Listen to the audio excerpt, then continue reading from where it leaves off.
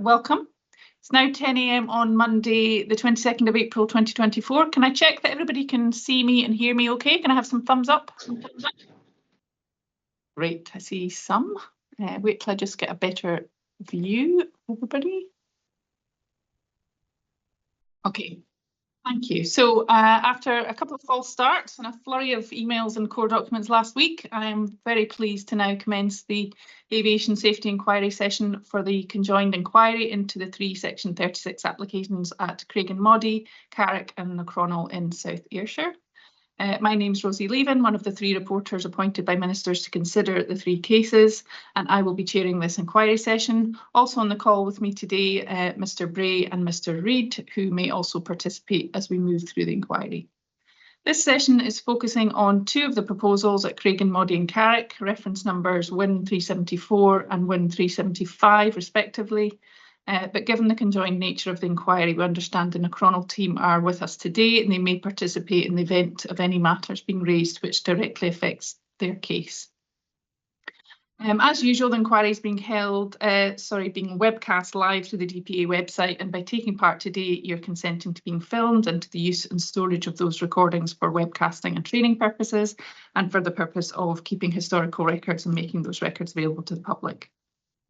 So could I start now by asking each of the teams to introduce themselves and their witnesses, and I'll start with the applicants. Craigenmoddy, please. Yes, good morning. So David Hardy, duly qualified barrister solicitor, but partner in CMS, and I've been involved previously, as you know. So I have a single witness, that's Mr Adam Parkinson, and he's a senior director of aviation with Aegis. Okay, thank you. Carrick. Good morning, reporters.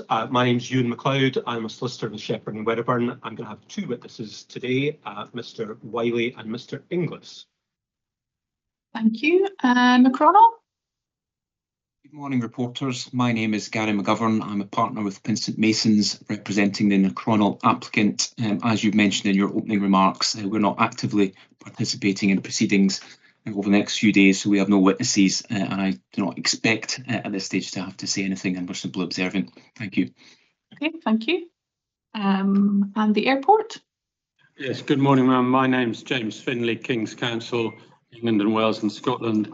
I have sitting to my left, although you may not see him, is Ewan Brown, advocate. I'm instructed by Sarah Wardle from Denton's.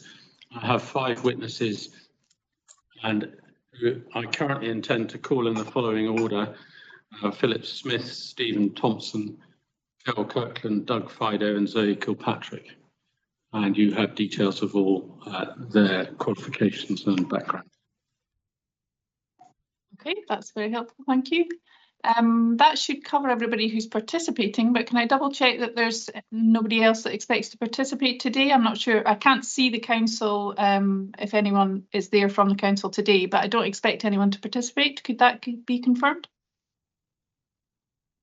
Okay, nobody is speaking. I'm not actually seeing everybody on my screen, which is my fault rather than yours, but can I just check, is the council actually on the call? No, I'm not hearing anybody. Okay, thank you. So for those that are actively participating today, if you could keep your video on and just mute yourself until you're speaking, but if anybody's just observing rather than participating, it'd be helpful if you could switch off your video once we've completed this introductory section and make sure that you're on mute. Okay, so today's session is to consider aviation safety matters. It's programmed to take place today, tomorrow and Wednesday. And following a sequence of further written submissions at the start of the year, the scope of the inquiry was established and communicated in advance, and that was set out in our email of the 8th of March. And the inquiry is therefore focused around the 3 matters that were identified in that email, which are the proposed mitigation for any operational impacts that's not already agreed by the parties, the probability of detection methodology, and the effects of VHF infrastructure on VHF infrastructure.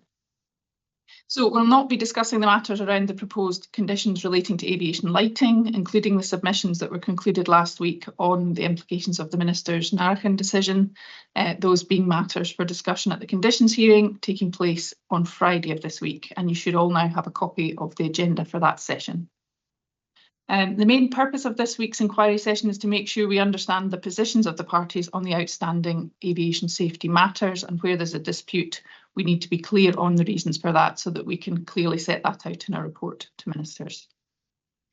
Thank you to the CARIC applicant and the airport for the submission of their updated statement of agreed matters. I think that's CD 11263. And we understand that this adds to the existing statement rather than replaces it. And we understand that no updated statement was agreed between the airport and Craig and Moddy, but if I could just be grateful if Mr. Hardy could confirm, and also the airport can confirm, that the entirety of that original statement still remains relevant. So I think that's CD 1517. Yeah. Yep. And Mr. Finlay, is that your understanding? It is. Okay, thank you. So those statements obviously reflect areas of common ground between the parties, for example, around the airport's area of responsibility and the surveillance system that it operates. So we wouldn't expect the inquiry to go through those matters in any detail. The inquiry statements, the updated statements, the precognitions, a wide range of supporting information has been submitted in advance of this week's session, including, as I mentioned, a flurry of activity last week. So thank you to all of those who've been involved in updating the CD list, including Keith at CEMS and obviously Chris and Morag in our office. So that is a rather mammoth task and it is very much appreciated. I think there's a couple of outstanding documents that have been flagged this morning as not opening up. It was a couple of documents from the airport, CD 1157 and 58, I think. I think they were identified as actually being confidential, so I'm not sure whether the airport wants to confirm now or will do so later, whether you want us to make those available on the CD list or whether you're happy for us to open them up from the emails. I think at least one of them was referred to in the list that was going to be for Mr. Parkinson's cross-examination. So I wonder if Mr. Finlay could just confirm what he wants us to do with those documents. Yes, they're both referred to, I think, by Mr. Parkinson in his evidence. I had intended, I had thought I might need to cross-examine them on them. I don't think I will do on the content. I may have a question about them which won't be necessary to go to the content. So at present, we're happy they retain the status they have. If that changes, we've just confirmed that in an email to your office. But if that changes, we'll let you know. But it's obviously not that helpful if documents are referred to by a witness that aren't available publicly, but it's not a point that we're taking or making at this stage. As I say, I may have a question about them, but I don't need to go to their contents. Okay. Is that okay with you, Mr. Hardy? Slightly cryptic, but yes, we'll see where we get. Okay. Thank you. And one other thing that I sort of was looking at was the airport's substantive report response from the 21st of September 2023. So that's the response that the airport made after the September inquiry was postponed. I couldn't find that on the CD list itself. So it may be that it's there under a different section and I haven't, or a different name, and I haven't come across it, but that's one that I'd like to check and add if necessary. So that was the airport's response from the 21st of September of last year. Ma'am, I have that as, at least on my copy of it, as CD 11219. Now that may not be correct because I don't pretend. Let's just check while we're there.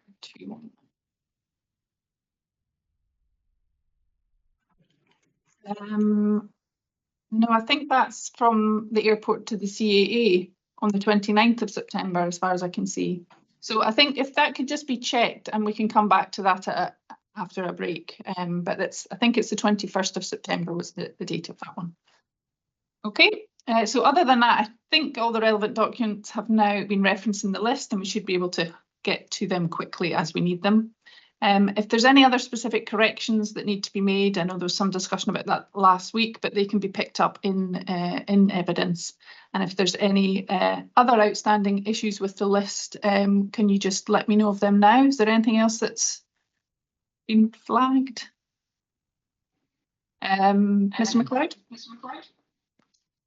Thank you, ma'am. Yes, just touching on the documents that were submitted towards the end of last week. One of them is a letter from Mr. Fido dated 18th of April 2024. And effectively it is a correction of his inquiry report and his precognition. Now, it's, I have to say, deeply regrettable that this has come to light so late in the process.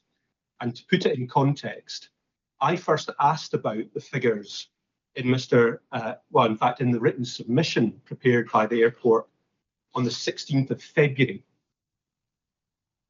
I then asked for, in fact, I can tell you exactly what I asked for.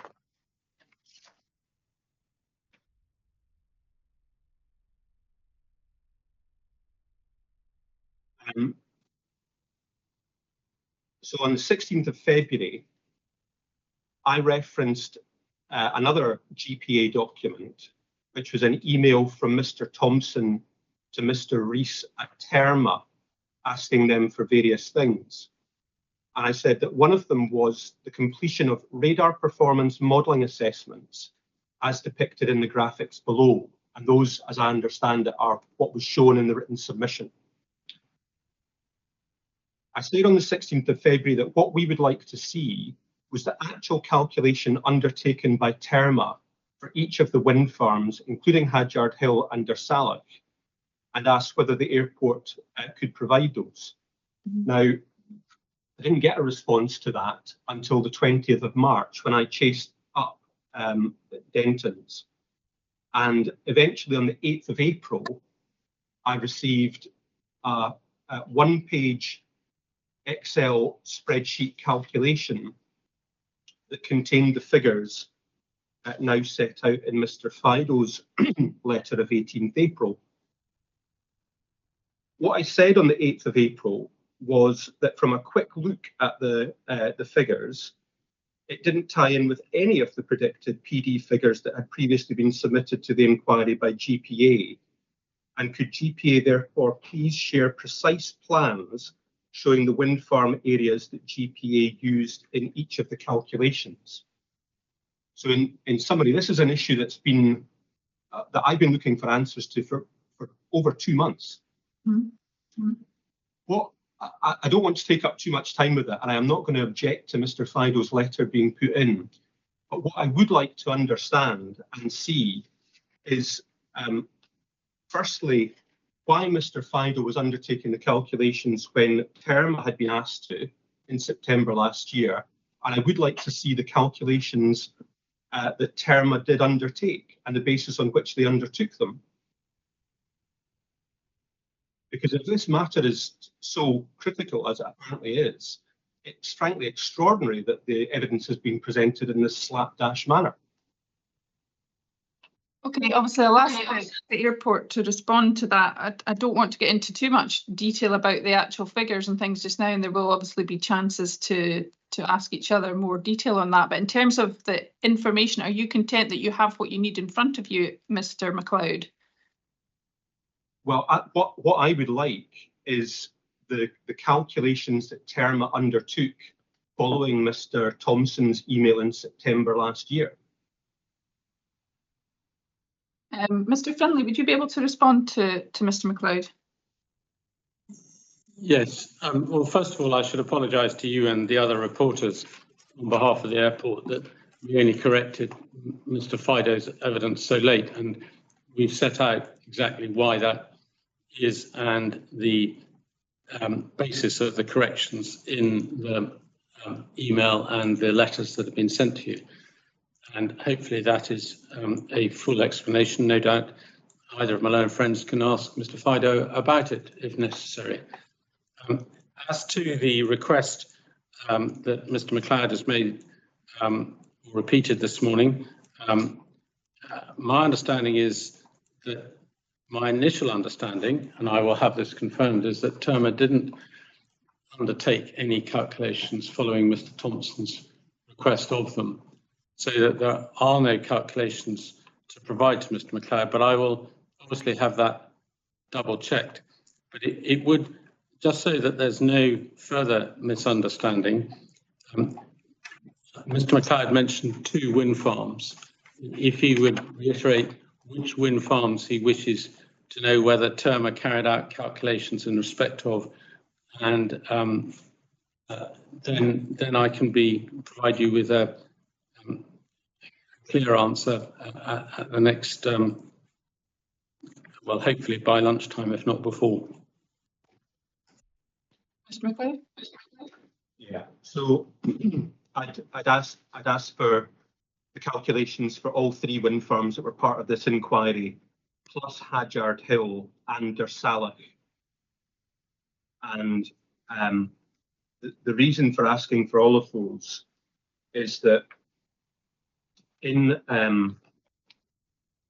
are various exchanges of emails between Terma and GPA. The one that I'm working from is CD 11.232. And that, I think, contains pretty much everything from September 2023 until January 2024. So that's CD 11.232. And towards the end of that chain of emails, there is an email from Mr. Thompson to Mr. Rees that says, can you do various things? And item 4 is, we request Terma undertake the following radar performance modelling assessments as predicted in the graphics below. And it then shows Hadjard Hill, Craigenmoddy, Carrick, Knockronal, and actually refers to one called Backfell. It doesn't actually refer to Salach. My apologies. So what I'm keen to understand is what happened in response to that request.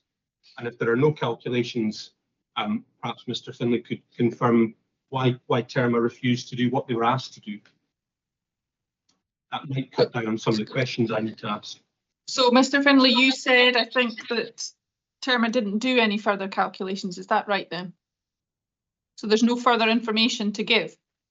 That's my current understanding, but if Mr. McLeod could, my copy of CD 11232 is actually paginated at the bottom, internally paginated. He referred to an email from Steve Thompson without giving a date or a page number. It would be helpful to have both, just so we could identify what he was asking. Yeah, I think it's page 14. Thank you.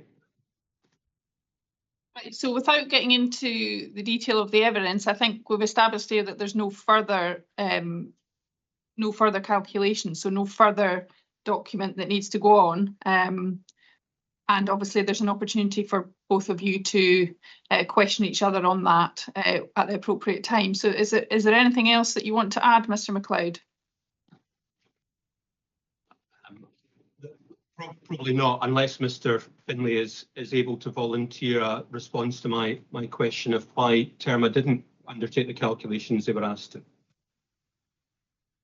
I'm going to volunteer that at this stage. You've, without due notice of the question, it would be unfair to expect me to do so, but I will seek to provide Mr. McLeod a response as soon as we can. Well, thank you. Okay, thank you, Mr. Finlay. Is there anything else to do with the CD list? Nope, I don't see any other hands going up. Okay, so as everybody should have everything they need in front of them, we don't expect the documents to be shown on the webcast. You'll all just access them themselves from your own electronic devices. The only exception to that might be any live mapping or videos that the airport wants to show us. I think that was flagged previously. It might be something that you want to do, and you may wish to share your screen with us for that. And I think that has been set up so that you are all kind of presenters, that you'll be able to do that if necessary. But my colleague Lucy from the IT team is available if necessary. So turning to the inquiry procedure, as we have a number of applicants and a number of witnesses, it is slightly more complex than normal. So it'll be useful now to go over the running order and the likely timings. We proposed that Craig and Maudie, as the earlier of the two applicants, would start with the evidence in chief, and then the airport would cross-examine. If we have any questions, we'll then ask them, and then the applicant may re-examine. This would be followed by Carrick's evidence and then the airport's evidence. At this point, can I just check whether the two applicants are likely to cross-examine each other's witnesses? No. Okay, thank you. Certainly no, not at the moment, no intention. Okay. And I see Mr. McLeod is shaking his head as well. In terms of the airport's evidence, as there are two applicants who will wish to cross-examine, I propose that this would be done in the same order, with Craig and Maudie first, followed by Carrick, unless you agree a different approach. But whoever does go second should focus on any additional points of cross-examination and not repeat the questions of the previous applicant. So are you happy, Mr. Hardy and Mr. McLeod, to do that in the same order? Yes, in principle. I mean, it may be when we get there, I'll speak to Carrick and say, look, do you want to lead with this particular witness? But I'm not fixed on that at the moment. Yes, in principle. Right. Okay. Okay, so Mr. McLeod, are you happy with that? Yes, I am. Yep. Yeah. Okay. So with all of that, we do have quite a lot to get through over the 3 days, as we know. But given the reduction in the scope of the inquiry and our understanding that some parties have other commitments, our preference is to very much stick with the 3 planned days and not into Thursday. So in order to get a better idea of timings, I did flag up last week that we would ask each team to confirm your timings or give an estimate of your timings, sorry. I think you've already given us the running order, certainly from the airport's point of view, and I'm presuming from Craig and Maudie that Mr. Wiley will go first, but you can confirm that. So if you can give us an estimate in a moment. And I should say here that to ensure that we make the best use of time, you'll have seen from the joining links that we already intend to start a little bit earlier tomorrow and Wednesday, so that'll be at 9:30. And in terms of finish times, depending on your estimates and how we're progressing, we are happy to be flexible each day. So rather than the usual finish time of around 4, we can extend till around 5 if that suits everybody. And we would like to be able to take an hour for lunch each day, but again, we can shorten that a little bit if necessary, but we will make sure that we keep stopping for short comfort breaks as and when required. So if I could ask each party now to confirm that you are content with that running order and confirm or provide an estimate of your timings if possible. Mr. Hardy? Yes, entirely happy with running order. I mean, inevitably going into this cold, there is a little bit of scene setting, which I think will be helpful with Mr. Parkinson as well, of course, for Craig and Maudie, not Mr. Wiley. Oh, sorry. No, don't worry. Evidence in chief. I assume that we'll be taking precognitions as read and therefore getting to the heart of the issues. I imagine between an hour and an hour and a half for evidence in chief. It might be shorter. What we've tried to do is break that down into a series of questions, which we think are the ones that are remaining for you to assist you. In terms of cross-examination, then, I think I'm going to reserve between 45 minutes and an hour for the first 4 witnesses. Miss Zoe Kirkpatrick, as you saw in my email last week, I'm really not sure about the relevance of that, much shorter. 15 minutes, 20 minutes. Okay, thank you. Mr. McLeod? So for both of my witnesses, probably no more than half an hour in examination in chief, and what we intend to do is really focus very much on the precognitions that the airport has lodged, and asked my witnesses to respond to specific points in those. In terms of cross-examination, it's always difficult to estimate when cross-examining second. As things stand at the moment, I reckon maybe about an hour for Mr. Thompson and Mr. Fido, or up to an hour for both of them. I expect Mr. Hardy will probably cover some of the territory that I want to, and I obviously won't tread on that again unless I absolutely have to. For the remaining 3 witnesses, Mr. Smith, Mr. Kirkland and Ms. Kilpatrick, significantly less. And again, bearing in mind what I've said about Mr. Hardy going first, I suspect I'll have very few questions for at least 2 of those witnesses. Okay, that's helpful. Mr. Finlay? Yes, if I deal with our witnesses first. Mr. Smith, half an hour. Mr. Finlay, sorry, your audio's gone a bit funny there. I don't know if you've moved position or. No, is that any better? No, it's got No. quite a bit of interference in the Um, background. I wonder why that is.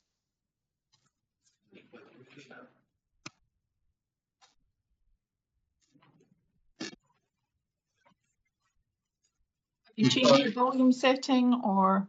Is that any better? Nope.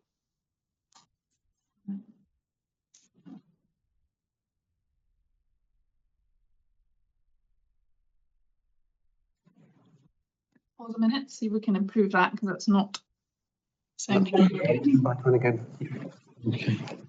Is that any better? Yes, that is better. Yep. I think, Carry on. yeah, loose connection. So for Mr. Smith, Mr. Thompson and Mr. Fido, I'm going to say half an hour to 45 minutes, because for those three witnesses, as you mentioned, there are presentations that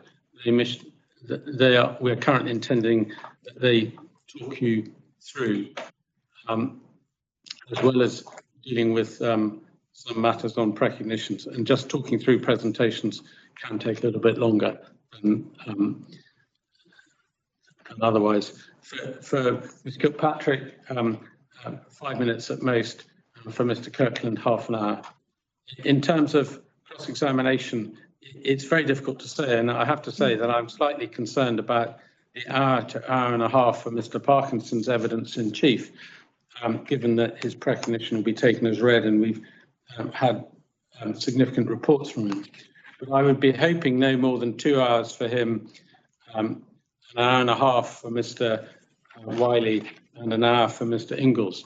But it depends on the witnesses. I haven't cross-examined any of them before. Those may be conservative or they may be accurate. But I hope they're more accurate than conservative. But I do raise a question mark over Mr. Parkinson if he raises new matters during his hour to hour and a half examination in chief. Okay, thank you. That's very helpful actually to get an idea of things, and it certainly looks like, on the basis of what you've said, that 3 days should be sufficient, and obviously we'll just try and keep track of that as we go along, and I will be trying to adjust break times, finish times appropriately, but I'm sure you will all be conscious of the clock as well. So yes, turning to the evidence, as Mr. Hardy said, precognitions will be taken as read, and we're not expecting them to be read out in full or in part by the witnesses. And the evidence in chief should focus on the elements of your evidence that relate to the scope of the inquiry. And cross-examination should focus on those essential matters that are still in dispute. And so if we consider that the evidence or the questions or the answers are not broadly relating to the scope, or they're covering areas where there is already agreement, or they're straying into areas that we don't feel we need to include in our reports, then we may ask you to move on, bearing in mind that we are fairly well read across the background evidence, the consultation responses, the other written representations that have already been submitted, and which will all obviously feed into our reports. If you could all please use the electronic page number on documents when making references, and we would ask for parties to flag up in advance the documents they expect to refer to. I see the airport's email in that regard from this morning, that's helpful. And particularly if there's a large number of documents, if you can at least identify the key documents, that would be a useful start. But hopefully everybody's got access quickly to what we need. I'm going to conclude my part by reminding everybody of the importance of being courteous with each other throughout the proceedings. Even if you don't agree with what's being said, please remember to be polite and respect parties' rights to have enough time to understand any questions or explain their positions. I'm going to remind you now to please turn off mobile phones and anything else that might make a noise, or set them to silent mode. And when you're speaking, please remember to switch your mute button off and on again.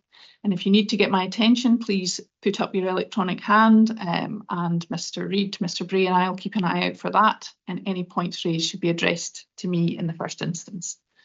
So before I move on to the start of the inquiry itself, are there any questions on procedural matters or any other preliminary matters that anybody wishes to raise? No? Okay, that's great. Mr. Hardy, would you like a short break before we start, or are you ready to get going? No, ready to get going. Great, okay, if you'd like to introduce your witness then, and we'll start the inquiry. Thank you. Yes, so if Mr. Parkinson can come on screen. Good morning, Mr. Parkinson. So you have written a number of documents, but most importantly, the report, that's at 11.264, and your precognition, which is at 11.268. Just by way of introduction, you are a director, senior director of aviation with Aegis. You're managing director of Aegis Aviation UK, and you are responsible for delivery projects by Aegis Aviation UK, as well as providing consultancy services to airports, air navigation service providers, industry and aviation institutions. Is that a fair summary? That's correct. You then set out in more detail your credentials there on page 5 of 38 of your report, so that's 11.264. Given time constraints, I don't think we need to read all of that, but can you just confirm all of that is correct? That's correct. Very much. Now, we've got 3 topics. We are going to focus on those. There's a little bit of scene setting, your first witness to go. Summary of agreed matters, which you deal with in section 3 of your report. Could you just give us a recap of what we are not talking about? So not going into these in any length, because you've heard reports are only dealing with things which are in dispute, but just to take those things out of contention which are agreed. Yeah, so it's things like the kind of airspace structure, kind of around the proposed developments, the uncontrolled or controlled airspace, the fact that Glasgow Prestwick are providing control services or different air traffic services in that airspace. Things like the responsibilities in controlled airspace and uncontrolled airspace, the differences between them. Also, obviously, things like the existing infrastructure that there at the moment and the fact that it's planned to be replaced with this new Terma radar and multi-radar tracker, together with the integration of the SSR data from that. That in summary, a very brief summary, was the kind of the summary of the statement of agreed matters. There are other kind of points that we sort of agree with and that I think have come up sort of since, which includes the fact that Glasgow Prestwick have part of the Scottish TMA airspace delegated to them, particularly the airspace from 5,500 foot to 6,000 foot, but also the fact that they provide radar controlled services outside of that airspace in terms of the higher levels, as detailed within the letter of agreement that they submitted recently. Can I just ask, Mum, in terms of acronyms, I mean, there are a host of acronyms in this case. And already we're into those. When they're introduced for the first time, do you want the witnesses to explain what they are, or do you feel from the materials that you've got enough information on those? And if you don't understand, then you'll intervene to say, look, could you please explain what that stands for? I think it might help just the first time to explain it, because I do notice that there's sometimes a slightly different term used for the same thing. So I think it would be useful just for your witness to say the first time, and then again, if we don't understand something later, then you can intervene. Very helpful. All right, so first one of those, TMA, then Mr. Parkinson, tell us what that is. So it's a terminal manoeuvring area. It's typically a lower level piece of airspace. You've got en route, which is the upper airspace, so the sort of the higher altitudes. But then obviously when aircraft are coming into land and you've got a busy area of airspace, so particularly kind of around Glasgow, Edinburgh, London, they're the 2 major terminal manoeuvring areas kind of in the UK, where they're designated typically with probably more stringent requirements, if you like, in terms of maybe the airspace class, in terms of the restrictions on aircraft that can go in there. So it's just a way of classifying different types of airspace, and you've got different classes of airspace with different requirements.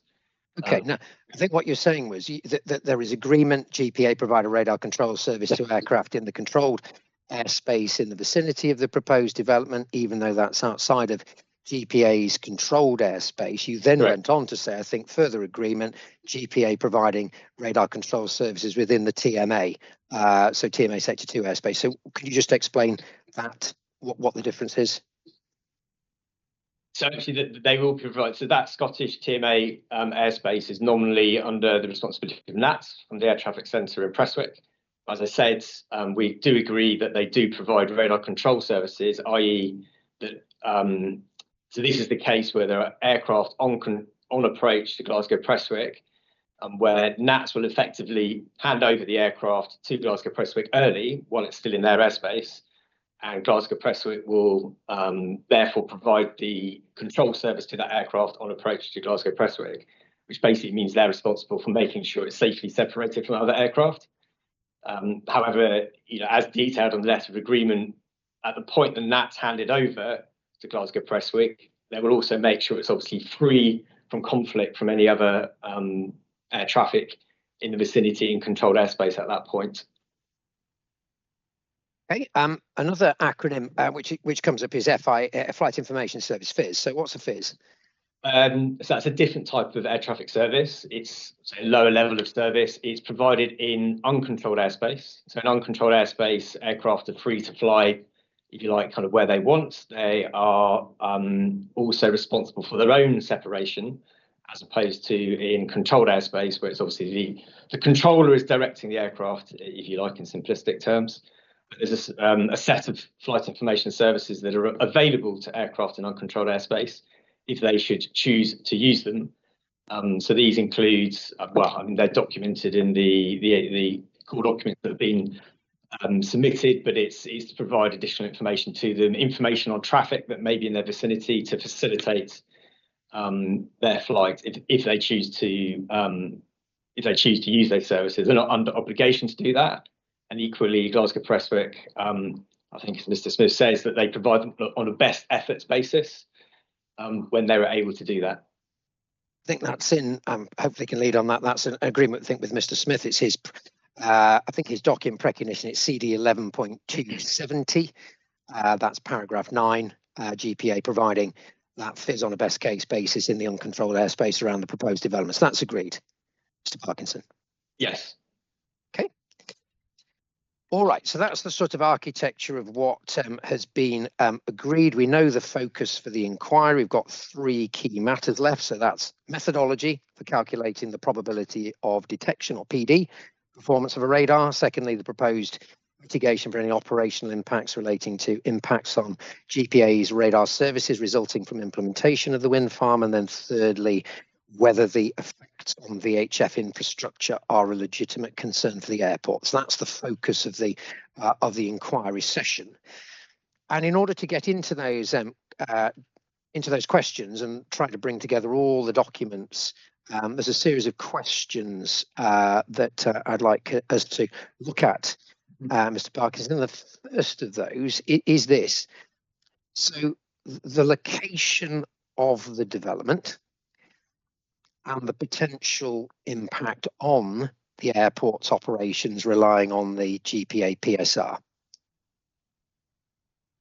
Okay, so the location, I think, as we already highlighted, is outside of Glasgow Prestwick's controlled airspace, but the airspace above that is uncontrolled airspace, but we agree that they provide flight information services in that airspace. And then above that, there is the Scottish TMA, which we also agree they do provide radar control services, which is the more, if you like, constraining. It's the air traffic service that would have the greatest requirements from a radar surveillance infrastructure point of view. In terms of the arrival routes for GPA, yes. Just help us in a general sense, how close or otherwise is the proposed development to that? So my understanding, it is close to an arrival route, and in particular, I think the arrival route that sort of comes from a hold or a fixed navigation point at Turnberry. So it's one of the standard arrival routes that comes into sort of runway 30, which I believe is the runway that is most typically used at Glasgow Prestwick. Okay. In terms of entry or otherwise into controlled airspace, does an aircraft need permission or not to enter controlled airspace? Yes, aircraft would need permission to enter controlled airspace. And as I said, typically these aircraft would be obviously coming from higher altitudes to be under the control of NATS to start with, within Scottish TMA Sector 2. And obviously they would have already been positively identified by NATS air traffic controllers. And then there are procedures for the handover of that aircraft to the Glasgow Prestwick controllers as detailed in the letter of agreement between them. Okay. Now you've talked about Class G or uncontrolled airspace. I think you said that that's ground level up to 5,500 feet AMSL. Can you just explain what happens in uncontrolled airspace? So I think, as previously you mentioned, it's by its name, it's uncontrolled. So the aircraft are kind of free to fly where they want. They're responsible for their own navigation. They're responsible for their own separation from other aircraft. So typically in uncontrolled airspace, you may get kind of more like general aviation. Pilots might get recreational pilots. They can, if they so choose, wish to request a flight information service. Now, the designated flight information service provider, I think, well, in the Scottish TMA is actually NATS. So NATS provide a service in that airspace, but it's also within the declared operational coverage for Glasgow Prestwick, which is this 40 nautical miles, where they provide a radar and communication service. So they can also request the flight information service from Glasgow Prestwick. Okay, so just in terms of surveillance, then surveillance radar data being used in proximity to the proposed development, what are GPA doing with that? Well, they're using it for two things. One is to provide the radar control service that I mentioned for aircraft in controlled airspace, but they will also use it to support the flight information services, and in particular the deconfliction service and the traffic service that are described in more detail in the CAA documents. Okay, so first time deconfliction service, I think, has been used. What's that?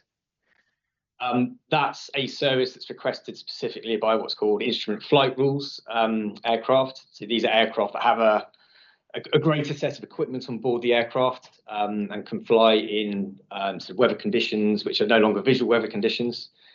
So they're relying on the instruments for flying, and the controller will give advice to the pilot to help them deconflict from any other nearby traffic. Okay, so bringing those points together, this is just a sort of scene setting point. We'll move on to the questions which focus down in a second.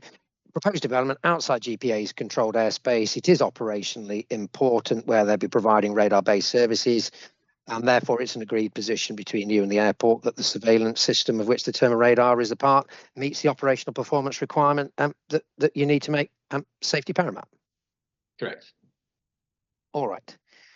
Second question then, really surveillance infrastructure at GPA, I think we can take as read it set out in the documents. The only thing that I want to pick up on is the date by which the Terma is going to come into or due to enter operational service. And there's no secret about this, Mr. Parkinson, you were involved in the Sankatu inquiry, been involved in the dealing with these issues now for 4 or 5 years. What is the current position in terms of your understanding of date of operational service? So understand now that the term is expected to be fully operational by mid-2024.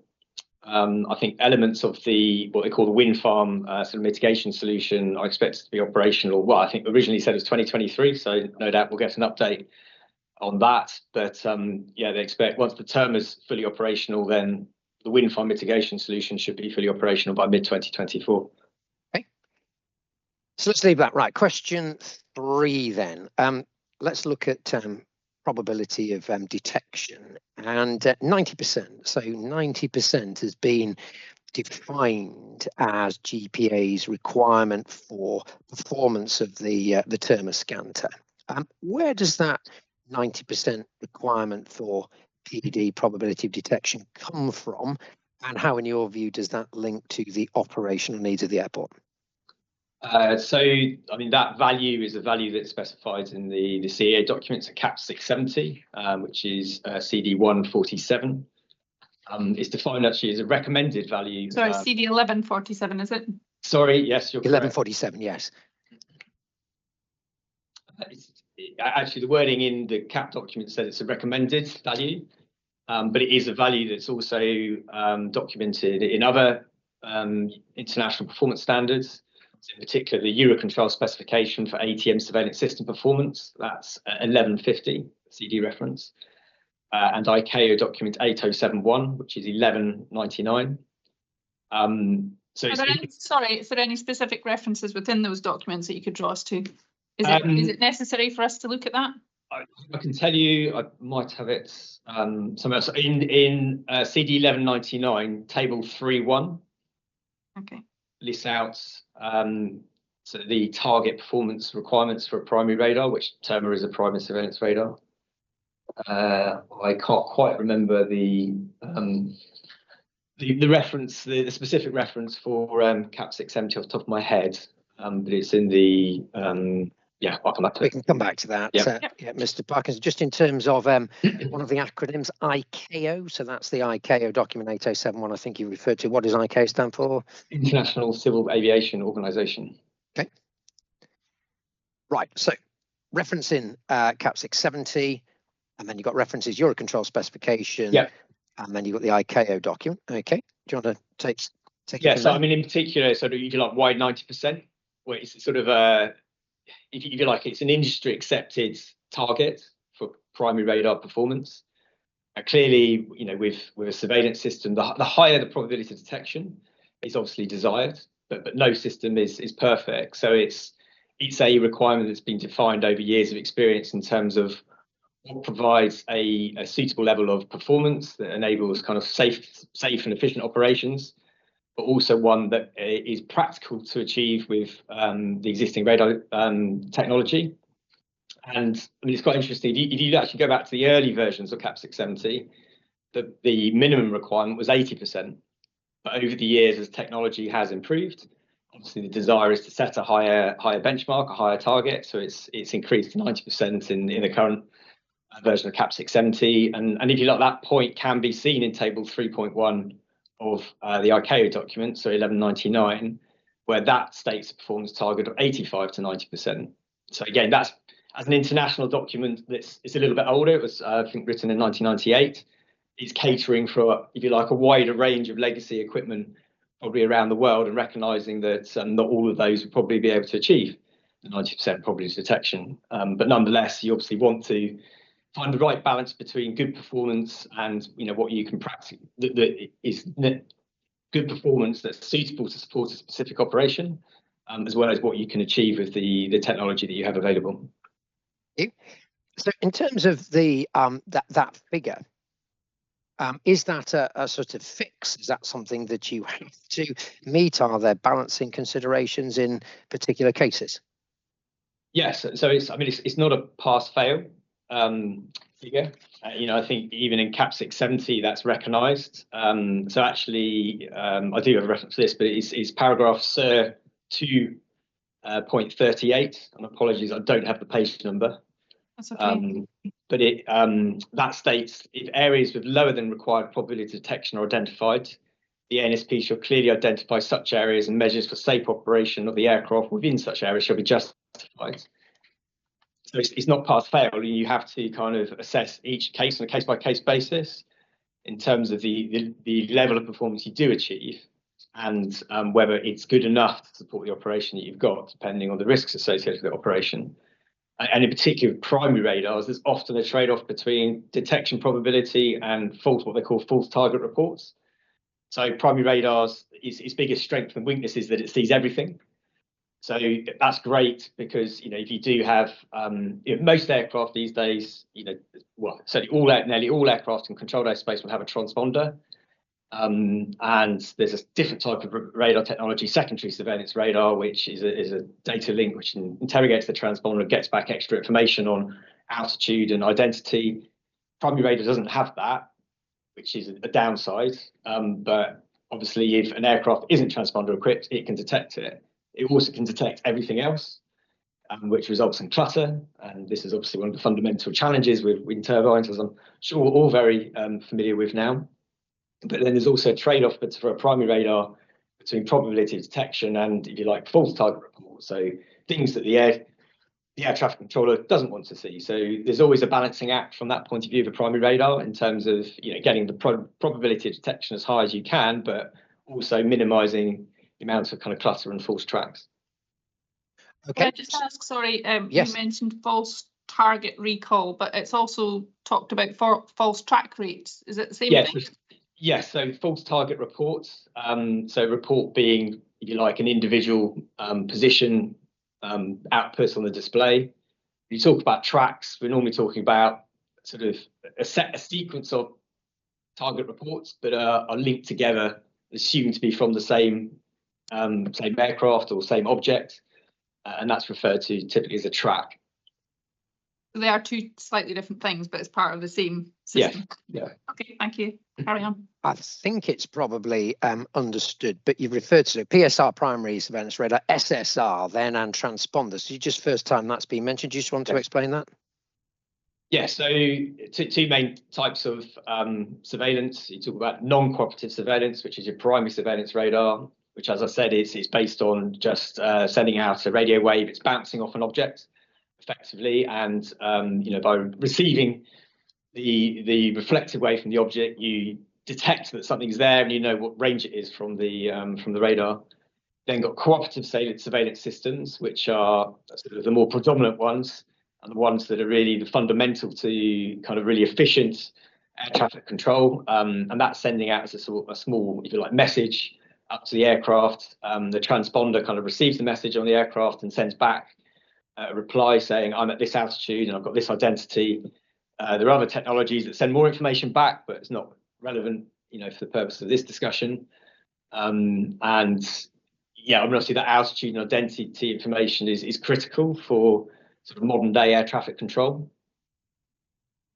Okay, so we've got PSR, SSR, we've got transponders, which we've picked up there.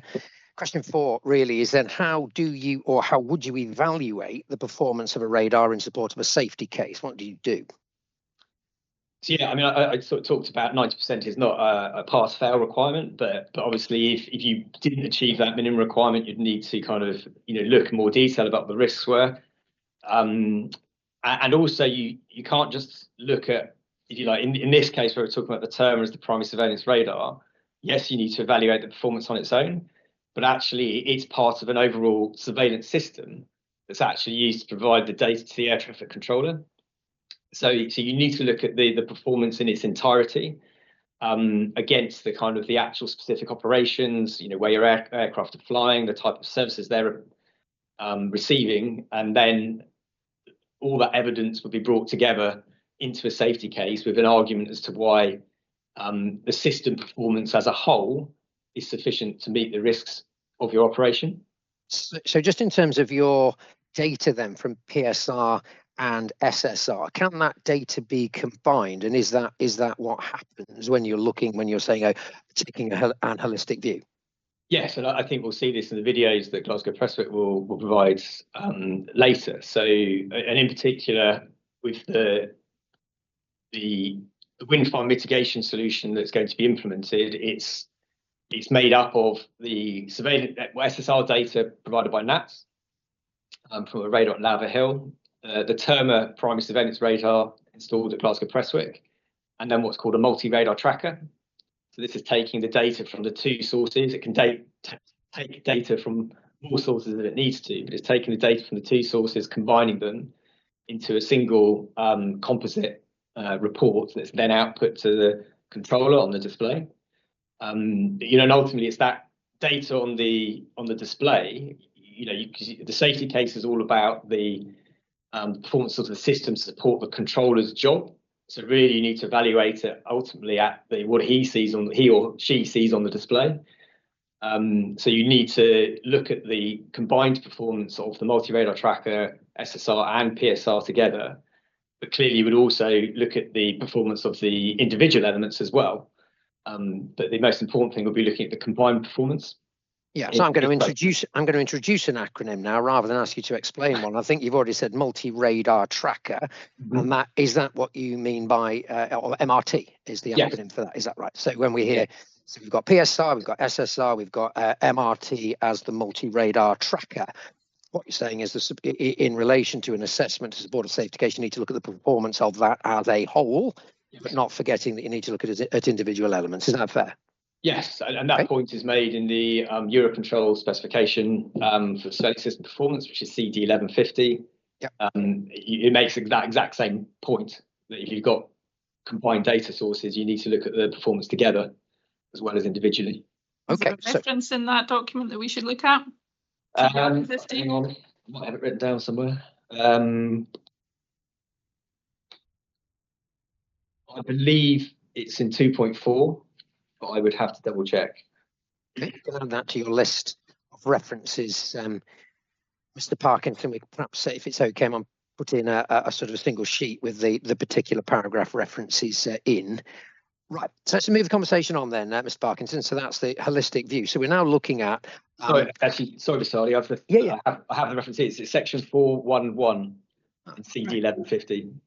Yes, yes, states the probability detection performance of combined PSR and SSR target reports should be taken into account. Thank you.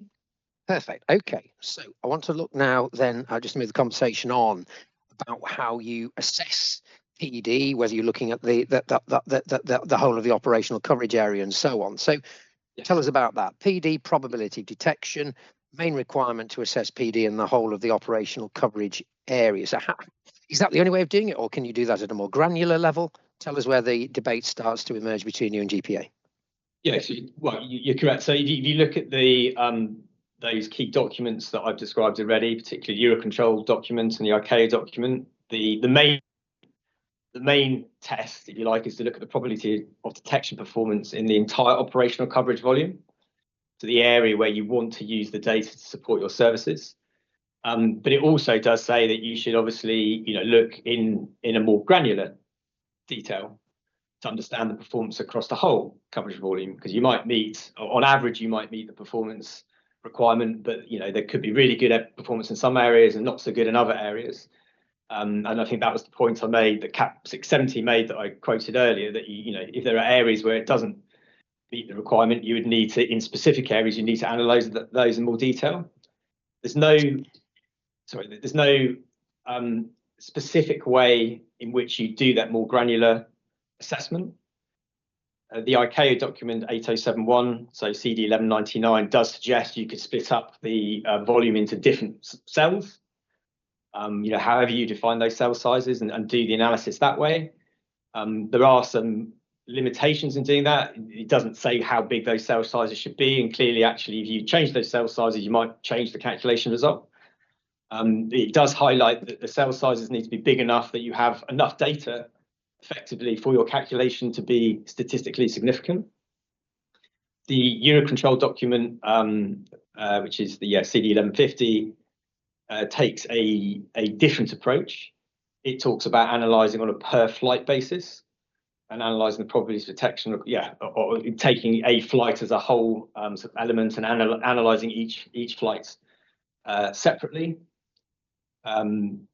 So there's no single way of doing that more granular analysis, but also probability detection on its own isn't sufficient to really understand the operational impact. Well, come on to that. That's the sort of next step, next question. But if you alter the size of the coverage area, from what you're saying, you may well get a different result. So defining that degree of granularity is important. Is that in a nutshell what you're saying? Yes, but also the fact you just taking the figure on its own, that's why it's kind of not a pass-fail requirement. You need to understand what the impact of that is. If you get a certain value in a certain area, what does that really mean? Yes. Yeah. And then I think in terms of the alternatives, what you're saying, look, another way is to do that is to analyse PD on individual flights. You've talked about that. What about focusing in greater or lesser detail on operationally significant areas? So you try and, in terms of cell, is that a way of doing it? Yes, and that's correct. And again, when commissioning a radar system, typically you use flight trials as part of that commissioning process.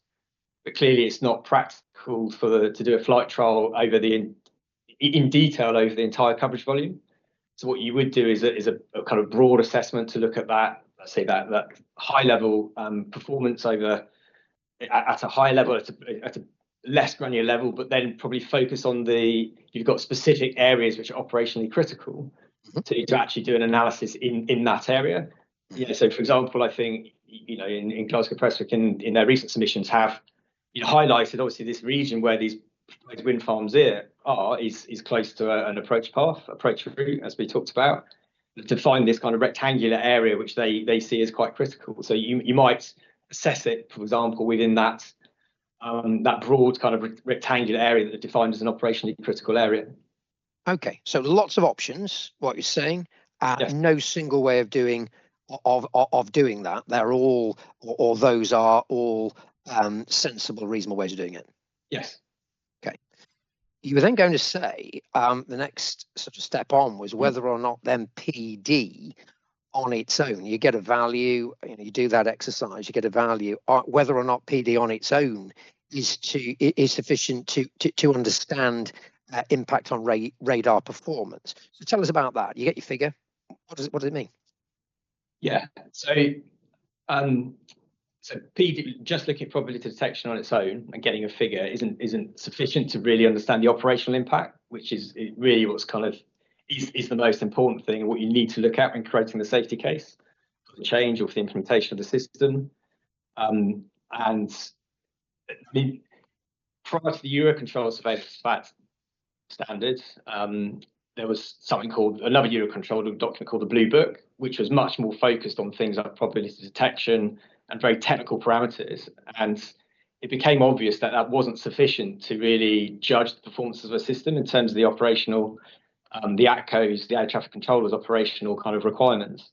So I was actually involved in work in creating this Eurocontrol, the current Eurocontrol specification, to make the requirements much more less focused on technology, much more focused on the operational need. And through that, there's another parameter which is basically looking at long gaps, where you've got long gaps of misdetections. So let's look at that. So PD, not on its own, you can't just look at that to look at impact. So you're looking at from an operational point of view then on other things which might include long gaps. Yes. Tell us about that. What's a long gap? Why is that important in relation to safety? Yeah. So I mean, the other thing to say is that all radars are misdetections because no radar is perfect. So just a single misdetection does not imply an operational impact. I think in terms of operational impact, you're normally looking at 3 consecutive misdetections, and there's different ways of kind of looking at that. But when and again, the original work I did when we updated the Eurocontrol specification and we sat down and spoke with controllers and understood how they might react in these situations. So if they happen to be providing a direct service to an aircraft, like one misdetection, okay, it happens. They wouldn't be overly concerned by it. If they had 2 misdetections in a row, they might start to kind of pay more attention. But after 3 misdetections, they're likely to then have to carry out kind of additional actions just to check the status of the aircraft. If they find that track has disappeared altogether, they might then have to make sure they keep other aircraft away. Also within the surveillance system, I talked about earlier the slight difference between target reports and tracks. If you had 3 consecutive misdetections, typically a multi-radar tracker would be configured to drop or terminate the track at that point. And therefore, it might therefore be no longer updated on the radar controller display, or it might change color to say it's an old track. And the other thing. So I can just stop you there. So for the reporters, if you're looking at a screen, you've got that in front of you. You could configure your tracker to terminate the track then upon 3 consecutive misdetections. So when you're looking at a screen, that would be what? It drops off, or it changes. What happens? Yeah, so I mean, different systems manage in different ways. And what I was about to say is, if there was one misdetection, what the tracker will do is actually predict where the aircraft would be. So it will still output a report to the controller display. It would change the symbol to show that it's what we call the track is coasted. So the controller will still have information on its display as to where the aircraft is likely to be. But after 3 consecutive misdetections, that's the point at which it would determine that maybe the aircraft, it can no longer maintain the track and coast it because it's too long since it had a kind of an actual position report from the aircraft. And it would either not display at all on the screen, or it would change the color to show that it's an old track, but at least there'd be some indication of where the last reported position of the aircraft was. Okay, so bring it back to GPA then. You've got the term PSR data. You've told us that that's going to get combined with the SSR data in the MRT and the multi-radar tracker before being displayed to the controller, and actually what the screen. So in terms of the safety case and the what that's concerned with, tell us how that all fits together. Well, I think the other thing is, again, worth highlighting is in that scenario that I just described, where you've got both primary radar and secondary radar data, for the track to be effectively terminated and lost, you'd need no detection from either the primary radar or the secondary radar. So, again, that situation is highly unlikely. I mean, the SSR radar performance has typically has a higher probability of detection, requirement compared to primary radar. So the requirement for secondary surveillance radars is set at 97%. But yeah, so you'd be looking at in terms of the safety case, you'd be typically looking at the combined performance. If you're obviously using the secondary radar data, you'd need to look at, are my aircraft equipped? And certainly in controlled airspace, where you're providing the most demanding service and the controllers are responsible for separation of the aircraft, I would expect the aircraft to be transponder equipped. And indeed, above 6,000 foot up to flight level 100, it's a transponder mandatory zone in the Scottish TMA. So a TMZ then, so transponder mandatory zone. What? Probably clear what that is. I think we've got what that is, to be honest. Exactly. Yeah, fine. Right. Next question then. So we know that 90% PD is not pass or fail in your view. So what happens if you've got areas with a lower than required probability of detection or identified? What happens? I mean, you'd have to assess. You'd have to look at kind of what type of services you were providing there. You look at the traffic complexity. How busy is your airspace? The types of aircraft that are in that vicinity. Are they transponder equipped or not? You'd also look at the operational impact. I mean, if as I said, it's looking at I guess how big is that area ultimately. Does it mean you will drop a track if you're consistently dropping a track in a particular area? That would not be ideal for an air traffic controller, especially if it was particularly if it was an aircraft that they were actually actively controlling. So yeah, it's looking at all those kind of factors together in terms of then how you put the argument into the safety case as to whether that performance for your operation was acceptable or not. Okay, just in theory, can you have a PD suggested requirement that's met at a global level, so on a broader level for the full operational coverage volume, but there may be specific parts of that airspace where that requirement is not met? Is that possible? Yes, and for those specific areas, you would have to justify why your operation is still safe in those areas. Okay, so bring it back again to GPA. You think you've told us the SSR minimum expected PD performance is 97%. Okay, so that's on SSR. Yes. The evidence that's being provided by GPA, what does that tell us about the number of aircraft that have got transponder equipment in them? From the evidence I've seen, it's high. The level of transponder equipage is high. Certainly from looking at things like the videos and the pictures that they provided. The fact that obviously the airspace above 6,000 foot is a transponder kind of mandatory zone. I haven't seen any specific examples they provided relating to where they're providing service to a non-transponder equipped aircraft. So there's always the possibility, which is one of the reasons why you keep the primary radar. From the air traffic control movement logs that have been provided by Glasgow Presswork, again, just looking at the types of aircraft. Majority of them are receiving a radar control service. So, and again, the size of the aircraft, therefore, I'd expect them to be transponder equipped.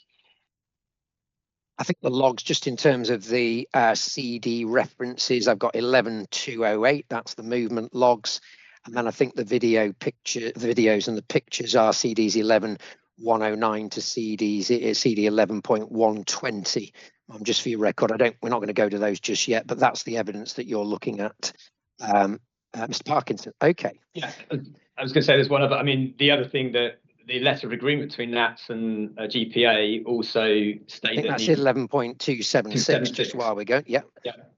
I mean, that also it sort of it makes it clear that the standard operation is with both primary and secondary data available, but it also defines fallback procedures for if primary radar wasn't available or secondary radar wasn't available.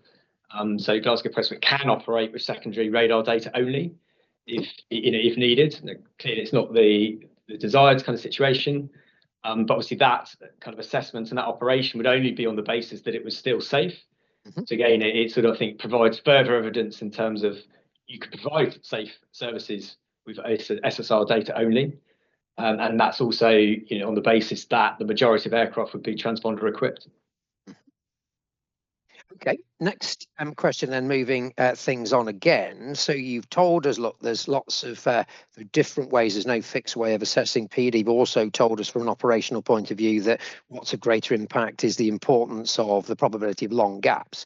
Yes. The difference, so the PD methodology then, the differences between you and the council as you now understand all the evidence, yes. Just look at that. So what is the PD methodology that you say the industry has been using to assess the PD in the areas around wind farms?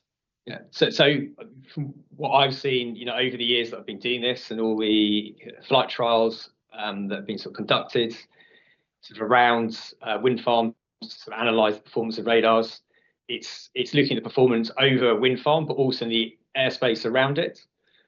And sort of coming in both into the Sankeyard 2 inquiry as well as this one, there's this kind of definition of, the disagreement is whether you use a buffer zone around a wind farm to define that area. Okay. So tell us about that then. So buffer zone, what is that? How might that affect things? So, I mean, a buffer zone is used to define the area, around a wind farm, which you're going to do your probability detection analysis. And the size of that buffer zone actually could affect your probability detection results. And this is what we're seeing, obviously, from the evidence that's been provided by sort of all the parties. So, Glasgow Prestwick is saying you don't need to use it, just need to kind of analyse just over the area of the wind turbines themselves. What's been done previously has been the use of the buffer zone.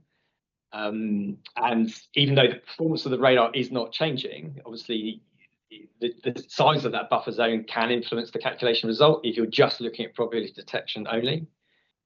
So just put very simply, Mr. Parkinson, is the airport suggesting a more tightly drawn space in which you do your calculation than if a party was suggesting you use a buffer zone? Yes. Okay. The zone is wider. In relation to that approach, have you seen anything new or anything that's particular to GPA which might suggest that sort of approach is required? Yeah. I mean, no, I haven't. So, I think taking a different approach. I mean, ultimately, actually, I think the specific approach you use in the end is not the key point, because it's about kind of understanding that number and how it links to your operations. But I believe that the buffer zone approach is a much better way of doing it because it has a closer link to the operational impact already. I don't see anything at Glasgow Prestwick compared to other airports, other wind farms, why they would do it differently, and why change something that's worked elsewhere that the industry has been doing throughout the time that they've been assessing performance around kind of wind farms. That's only going to introduce more risk, if you like, in getting your safety case accepted. Okay, so let's just explore that a little bit more. So your evidence is that the PD calculation approach, which has got the closest link to operational impacts, yes, is the methodology using a buffer zone. All right. Yes. Can you just explain to the reporter why? Why yes. is that? Yeah. So again, I think it's well documented in the evidence that if you even with the Terma, it's clear if the existing radar wind farm creates cluster on the screen, this has an operational impact. And even with the Terma, it will create some level of clutter or false tracks on the screen unless you optimize it, and that's the mitigation that's required. If you've got this clutter on the screen, the controller has to stay away from it. So he's going to keep the aircraft away from the clutter because you won't necessarily be able to see the aircraft going through the cluster. There might be other aircraft that are hidden there, and they would avoid it by at least 3 nautical miles. And I think Kel Kirkland in his inquiry report, which is CD 11262, paragraph 104, kind of makes this point that you have to kind of steer clear of this clutter or false tracks by 3 nautical miles, which is kind of the separation that's applied between aircraft at Glasgow Prestwick. So without mitigation, you've got an area of airspace that in effect is not usable, and that's basically a 3 nautical mile buffer zone around the wind farms. Now, obviously, the term is being the reason why Glasgow Prestwick bought the termer is to provide mitigation against the wind farms, so they can still provide a good level of air traffic service. And so once the term is optimized, you're going to re-enable that airspace. So the airspace that's defined by a 3 nautical mile zone around the wind farm. And obviously, as long as the performance in that area is meeting your performance requirements, which would be based both on the probability of detection performance requirement and the probability of long gaps. Right. So just to stop there, just to go back half a step. So what you're saying, if the term is not implemented or optimized, then the wind farm is going to generate clutter. I think you referred to Mr. Kirkland's inquiry report for a reference. There's going to be airspace around the wind farm that wouldn't be usable until the term was optimized and testing is carried out. So that 3 nautical miles is what you're suggesting. That's the origin, is it, of the buffer zone that you are suggesting? Yes. Okay. In terms then of, it's clear in relation to buffer zones, in terms of evaluation then of PD more generally, is that across the whole of the airspace that will be made usable again through terminal optimization, or should it be something smaller? Sorry, would you repeat the question? Yeah, so in terms of the calculation of PD, and are you looking at calculating that, evaluating that across the whole then of the airspace that will be made usable again by terminal optimization, or are you doing it in something smaller? No, you do it across the whole of the airspace that would be made usable again. Okay. And I think you've also already referenced the important consideration about assessing probability of long gaps. That's to give the full picture of the performance. Okay. Next question. If the termer did miss aircraft detections, okay, so on the assumption that it did, what's the operational impact? Well, as I said, there wouldn't be a direct operational impact unless there were 3 consecutive misdetections. And again, only then if you didn't have SSR data available. So you're really limiting it to cases where it's a non-transponder equipped aircraft and you get consecutive misdetections. And again, it's not, while it's clearly an undesired event and it will generate extra workload for the controller if the aircraft is in controlled airspace. It's, controllers again are trained to deal with that sort of situation. But as I said, I think it's negligible risk that's going to happen in controlled airspace where you've got both the SSR data and the primary data. So it's only a potential risk for non-transponder equipped aircraft. So you're now focusing probably on aircraft that are in uncontrolled airspace, where the controllers are only providing services on a best efforts basis. Yeah, let's just separate them out. So let's do with track being dropped where the aircraft is within controlled airspace, and then we'll move on to uncontrolled. So let's just start with in controlled airspace then. Track is dropped. What about other means of communication? So we've got VHF communications, which you're going to move on to very shortly. What about that? Does somebody actually try and make contact, over the blower? Yes. Yeah. I mean, they would if they were so if it was an aircraft they were controlling. I mean, again, the other thing to say, as I've already mentioned, is it would already be separated from other aircraft. I mean, the airspace around Glasgow Prestwick doesn't look like it's that congested. The level of traffic from the ATC movement logs provided by Mr. Smith is not that high. So it would already be separated from other aircraft. But if they did drop the track, they would obviously try and I mean, they're probably communicating with it anyway, but they would obviously establish communication with the aircraft, try and ascertain its status, if they realise for whatever reason they're not getting the track back, they would, they might move to a different type of service as well. So you can have a procedural service where it's not based on radar data effectively, and it'd be probably through the aircraft reporting its position with reference to visual references in relation to the airport. I guess if it's got, again, procedural service would be to instrument flight rules aircraft, so they would also have navigation equipment on board. So that there are other procedures the controller could revert to in the unlikely event that a track was dropped. Right, and in terms then, so we're still in controlled airspace. Last question. For a track to be dropped, what would you need in relation to both PSR and SSR? Well, you need 3 consecutive missed detections from both radars at the same time. Okay. Right, let's move then to uncontrolled airspace. So if a track is dropped and the aircraft is in uncontrolled airspace?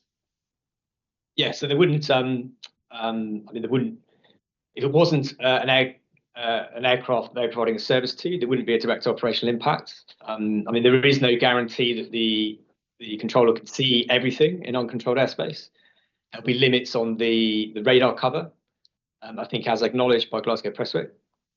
Also, if you have very small kind of aircraft gliders and things like that, they may not be detected by the primary radar, potentially because they're what we call the radar cross sections. The amount of power reflected from them would be not enough to be above the kind of minimum required. So, there would be no direct operational impact. As I said before, the pilots in uncontrolled airspace are the ones that are responsible for, separating themselves from other aircraft. The principle is called see and avoid. So they're looking at the cockpit to provide their own situation awareness. If the air traffic controller was providing, obviously, a flight information service to an aircraft and the track dropped and it wasn't expected, again, the controller would probably notify the pilot that was the case. And if that meant they would limit the service they could provide them, they would inform them of that. Okay, so again, you try and talk if you can, but there's no requirement for service and it's rather dependent. Okay, we'll come up to VHF in a moment. So the last point is in relation to SSR data only. So you've already referred to the GPA letter of agreement with NATS. GPA can operate only with SSR data. Just tell us a little bit more about that. Sorry, Ms. Hardy, can you repeat the question? Yes, so we've looked at the GPA letter of agreement with NATS, so about operating only on SSR data. So is that ideal? Is that optimal? Tell us how that works. Yeah, it's normal, obviously, for any service provision to look at, if elements of your infrastructure are not available, what your fallback procedures would be. And this is what we're seeing reflected in the letter of agreement between NATS and Glasgow Prestwick. It's clear that the nominal mode of operation is using both SSR data and primary surveillance and PSR primary data. But they do define what would happen if you only had primary radar data or if you only had SSR data, and how that would change the service that's provided, how NATS and Glasgow Prestwick would coordinate. But it shows, and obviously would expect that those situations or those scenarios have been safety assessed as well. Again, if there was a need to perhaps restrict the number of aircraft that were in Glasgow Prestwick's airspace, in that case, it might be documented in the letter of agreement. I don't recall seeing any sort of such restriction necessarily. So the fact that they can operate with SSR radar data only indicates that it's obviously been assessed as being safe, which again be on the basis of the kind of prevailing sort of traffic environment and the level of equipage in that airspace. Okay. One of the concerns raised by the airport, risk of unknown aircraft entering controlled airspace undetected. Tell us about that. Yeah, so as we've already mentioned, that actually aircraft need permission to enter controlled airspace, and obviously the fact that you have airspace is defined and maps are published, and pilots obviously have to consult the maps beforehand. All these sort of points are kind of strategic mitigations to aircraft entering controlled airspace when they shouldn't. Obviously, the risk is sort of still exists. Typically you might get someone that accidentally maybe has lost their bearings and might accidentally end up in uncontrolled airspace, in controlled airspace. And both Glasgow Prestwick and NATS, who are both providing radar control services into that controlled airspace, would use surveillance systems to help monitor and mitigate an event if it did occur. Okay, so in terms of responsibility, there it's not just GPA, there's NATS as well in relation to the team. Okay. Yeah. In terms of the evidence that the airport has submitted, are there reports that you have seen of airspace infringements happening in the vicinity of GPA? No, I mean, I've looked for some as well, and I've also looked at, because you do get, there are certain like general aviation hotspots kind of around the UK, and it's in those hotspots where the risk of infringement is higher, and where you've got a lot of activity and maybe the airspace is quite constricted.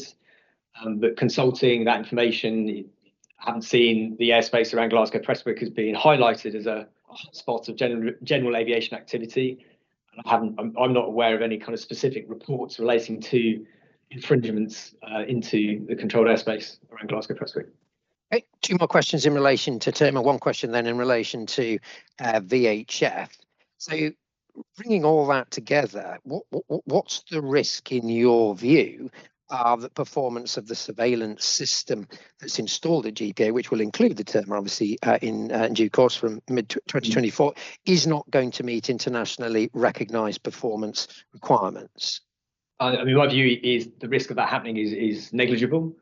I mean, you look at the fact that Terma is installed and operational at other airports, providing wind farm mitigation solutions.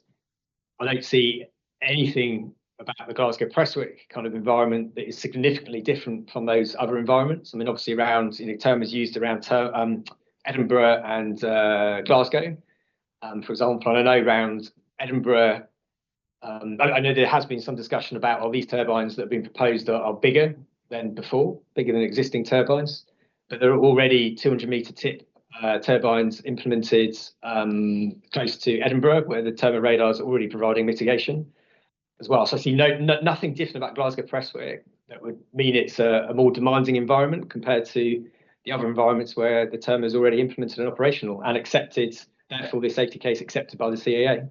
Okay, so in terms of the surveillance system, that is the architecture, if you like, of the surveillance system, how would you describe that? Is it fragile? Is it robust? How do you? Yeah, well, it's a very, I mean, what they're proposing. So I was going to say earlier, what's defined as the wind farm mitigation solution at Glasgow Prestwick. I mean, it's just a very typical surveillance architecture for an airport. So I wouldn't be surprised if I walked into any other airport and saw it there. To give flexibility, because the multi-radar tracker can accept surveillance data sources from a range of different data sources and combine them together. It's presenting a very clean picture to the air traffic controller. So, and again, we'll see, I'm sure, later with the videos provided by Glasgow Prestwick in terms of what they have now, which is obviously quite an old system with the current S511 primary radar installed in 1995 or something. So what they've got now is quite old technology. They're going to get something with up-to-date, modern, in line with kind of current industry, if you like, best practice for a robust and resilient surveillance architecture. Okay, so it's robust in terms of its overall design. We've talked about combination of the PSR and the SSR data. Those I think are understood. Even on its own, so just considering the term performance on its own, the risk of, or the risk or otherwise, of 3 consecutive missed detections or 3 dropped plots is what? How do you describe that risk? I'd say, again, it's negligible. It's very, very low. I mean, I haven't personally seen any examples of it actually happening, the Terma radar, in terms of, the evidence that I've obviously seen in terms of the flight trials. Certainly discussions with others around its performance, and we've done other due diligence for other ANSPs, other wind farm providers, and had direct discussions with Terma. I mean, Terma themselves states hang on, I might be able to find it. There's an illustration of the implementation of their probability of detection reduction methodology. Mm-hmm. I'm sure will come out. I'll try and find the reference. But in it, they say, and we'll obviously come on to talk in more detail about these areas over the wind turbines where the turbine can't resolve the aircraft from the turbine, you might lose detection. The Terma make the point that even if you miss detections, that the probability of track drop is very, very low. So I mean, they make that point themselves, and I said I haven't seen any evidence of it actually happening. And the evidence from things like the flight trials, so again from the flight trial results that were presented at Sankhya 2, so CD 1159, I mean, they were showing probability detection results greater than 95%, and indeed up to no doubt. 99%. Yeah. I was going to say, we'll come back to those. So CD 1159, we've got some flight trials, so that's actually on the ground. This is what happens, and the PD returns then from that. Those flight trials were what? Were they in excess of 90%? Yeah, in excess of 95%, and in many cases up at 98, 99%, which is obviously very high for a primary surveillance radar, and indeed higher than the requirement for a secondary surveillance radar. So, I mean, my view is, you know, you look at what the airport are going to get with the new system versus what they have now. I mean, it's going to be an improvement in performance overall, even considering the presence of the wind turbines.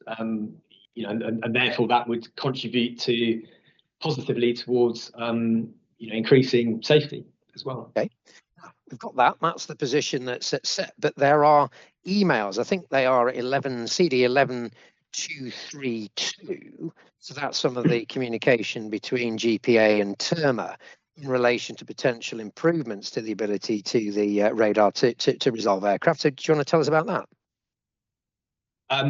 Yes, so that was an exchange between Glasgow Prestwick and Terma, again relating to their approach to the calculation of the reduction in the probability of detection in and around wind farms. And I think, you know, in that Terma said they're actually refining their methodology from the one that was currently used and presented. And then actually I've got that reference now. So it's CD 1160 was the reference that we had in terms of how Terma do it at the moment. And at paragraph 5.1, they make the point on the difference between detection probability and track probability. You just pause for a second to get those references. Yes. So CD 1160, it's a document titled Modelling of the Terma Scanter 4002 Performance in the Wind Farms Afton and Distollock. And it describes the Terma approach to modelling the probability of detection reduction due to the fact you can't detect the aircraft in close proximity to the turbines, or you can't resolve, but you can't distinguish between the turbine and the aircraft. Okay, and then you referred to CD 11232. Which page in particular of that? That was the exchange between GPA and Terma. Yeah, I don't have a specific. It's an email exchange over a couple of pages. I don't have a specific page reference for that. Okay, I see it. But within it, I think Michael Rees of Terma explains that they're actually improving that methodology for how they calculate the probability of detection reduction factor, and that's on the basis of improvements in they obviously continuing to develop and improve the processing within the radar.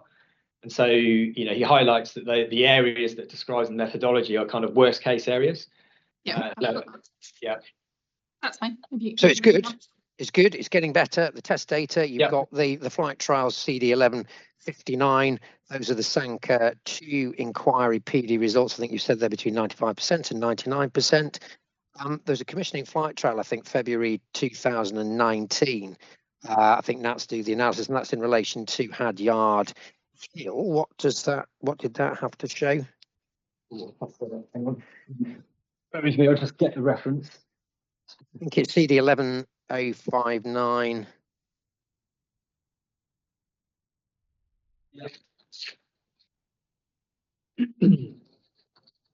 Over Hadyard Hill, the commissioning flight trial in February 2019 showed a probability detection of 98.7%. Okay, so high figures. I want to bring all of those points together in saying, what's the degree of confidence then that you have in all of this? Very high. I mean, it's a proven wind farm mitigation solution that could support air traffic services at airports. Okay, so last question in relation to sort of PD in this area, the risk that Terma then, the risk that the Terma performance is not going to be sufficient to support safe and efficient operations at GPA. What's your overall take on that? I mean, my view is that risk is negligible. There's nothing that I've seen that suggests it won't meet the surveillance performance requirements, sort of as defined in the ICAO and Eurocontrol documents that I referred to previously. Okay, so last issue then is in relation to VHF. That's the VHF infrastructure. Tell us about that. Does a GPA or any airport operator need to be concerning itself with changes in the VHF infrastructure environment? Well, look, any responsible airport should obviously consider the risks of any changes in their environment.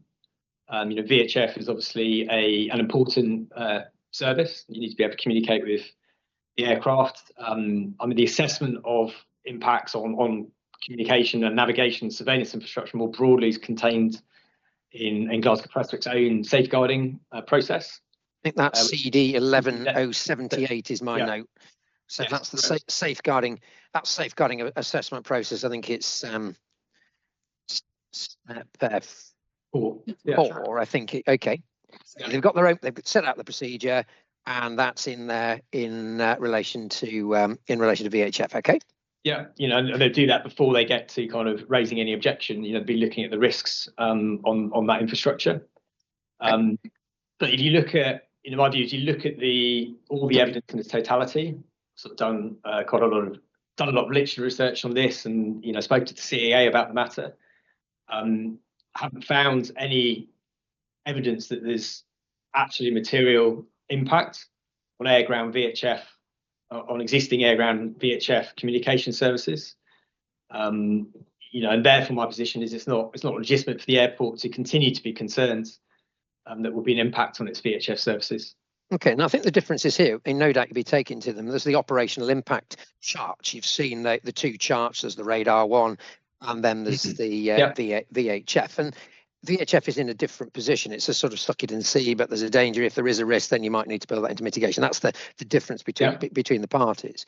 So what you're saying is that negligible risk, and you say therefore the point of departure between you and the airport is that it is not then legitimate for the airport to continue to be concerned. So have a look, but there is no requirement for anything further. Okay, tell us then about the history of this, other airports, whether or not this has been a problem elsewhere, and what what have other providers been more interested in relation to the impacts from wind farms? Look, I think it's clearly acknowledged in the industry, both aviation and maritime. Actually, the biggest impact is on radar and not on VHF. I mean, the literature review that I did do, there are some studies that have looked at this and done trials. Quite a lot of those are in the maritime environment, but there's a couple of references I can give you to the CD 1161. Okay, let's just take it. So 11061. Yeah. Yeah, I mean, page 28 is a good page to look at. CD 1162, page 5. CD 1163 on pages 3 and 18. And basically all of those documents are highlighting the bigger impact on radar, not expected to be any impact on, or not any impact on VHF. And in fact, they demonstrated VHF communications, in and around wind farms, including trials done with a search and rescue helicopter, service in and around wind farms. Right. So in terms of real life situations then, so VHF reception in and around wind farms, is that or is that not possible based on the literature review that you have undertaken? Yeah, it is possible. I think you also look at the fact that you look at offshore wind farms, they tend to be bigger than the onshore counterparts. And helicopter operations are an important part of maintaining and inspecting, and part of the operations of the offshore wind farms. And those helicopter operations rely on VHF comms. They wouldn't be possible if VHF comms was materially impacted, if it wasn't reliable. We even work with drone operators who do beyond visual line of sight operations over wind farms using VHF command and control links. And there are some drone, I think, operators that, their business is to do maintenance, remote maintenance of wind farms using drones, using VHF command and control links. Again, all of these things wouldn't be possible if your communication link wasn't reliable. And, again, discussing the CAA in terms of before you move on to see it, just want to ask then, is it, you've lots of real life examples, you're looking at real life trials, you're looking at drone flights. Is there, in your view, or not, a mismatch between what you might theoretically predict in relation to signal degradation with VHF and what is being experienced in those trials in the real world? Yes, I think so. I mean, there is. And again, I think one of those references does highlight, it was looking more at shadowing relating to communication systems, but again, highlighted that the theoretical shadowing was much worse than the actual reality. It was highlighting that theoretical predictions, tend to be worst case and more conservative. And I forgot where I was going with the rest of that.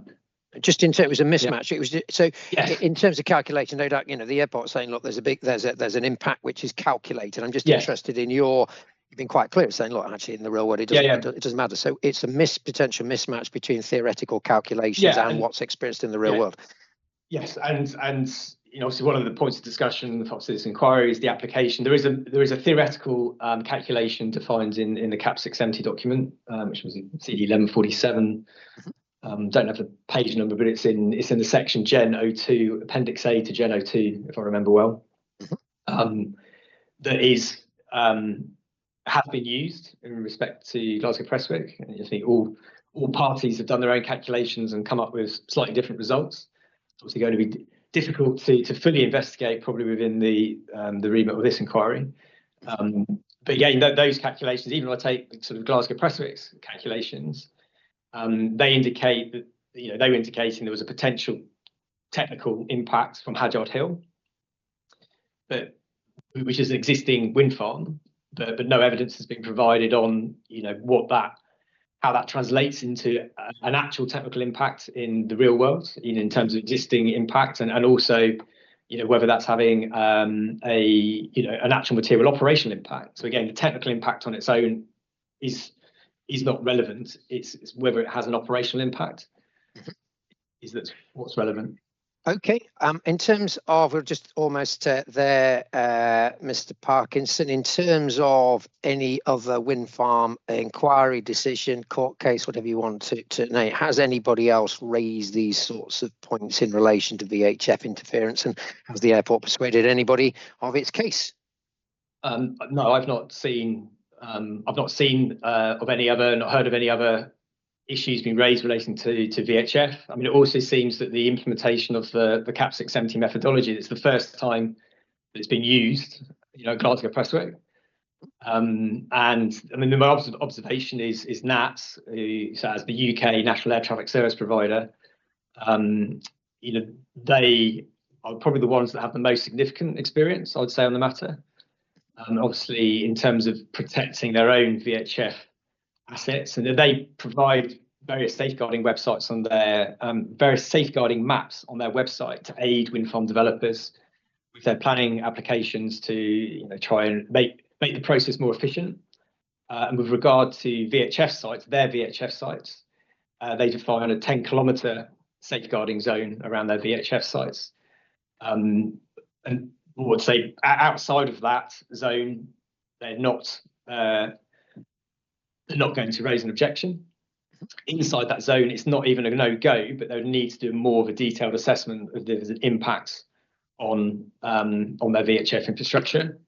It's worth noting, I mean, NATS are providing the same types of services in the airspace around Glasgow Prestwick, so both the radar control service, as we talked about previously, but also flight information services. And NATS are the designated provider of flight information services in the airspace around the proposed developments. And in fact, there are two pairs of NATS sites, and actually you can see these safeguarding maps. The VHF safeguarding map is CD 11-205. actually one pair of sites is very, very close to the airport. I believe so. It's going to be subject to similar theoretical interference. But obviously, NATS have not objected to the proposed developments on the basis of VHF. Okay, there's some differences in relation to modelling. I'm going to leave that. It may be that you're questioned and come to the sort of overall question, which is what's the risk of operational impact to GPA's FHF communication services? Where does this take us? Well, I mean, even if I look at the theoretical modelling, obviously, looking at it holistically, my view is there is no material risk of interference based on all the evidence. But even if you look at the modelling that's been done, yes, there are differences, but if you look at the similarities, I think it's acknowledged that any theoretical impact is low level. So it's only going to impact, if there was an impact, it would only impact in uncontrolled airspace. And, again, I think Glasgow Prestwick acknowledged that they may not even have radar cover, at these levels. So really, the only service you provide in that case would be the basic service, which is literally just providing information. So, as we've already talked about, flight information services are provided on a best effort basis, also provided by NATS. And again, we can see from the ATC movement logs that the number of aircraft, I remember well, I think it was the number of aircraft below 5,000 feet was about 10 over a 5.5 month period. So there's not many aircraft actually that they're providing a service to at low levels. So even if there was a theoretical technical impact, my view would be that there would be no operational impact to the safety and efficiency of the operations at Glasgow Prestwick. Okay, last question then. So your view is, look, negligible impacts, not, and you're satisfied. See, safety is paramount. What will be urged, no doubt, precautionary approach. That's why the airport has taken the view in relation to later identified problems. So if any impact was identified at a later date, what would be the mitigations? What justification is there or not for doing something more that GPA are seeking? So, I mean, if there were areas of poor communication, you could include the information into the what's called the Aeronautical Information Publication. So this is the document that contains kind of all the maps of Glasgow Prestwick's airspace, the procedures. It's AIP, is that another? Yes, AIP, that's the AIP. Yep. Yeah, and this is the one that they document that their radar and communication service is provided to 40 nautical miles. You could notify areas of poor communication in there. So that could be one mitigation, to make users aware that there are some areas where the communication service is not as, the quality is not as good as it could be. But also noting that they would never be able to provide the communication service all the way down to ground level. There'd always be, there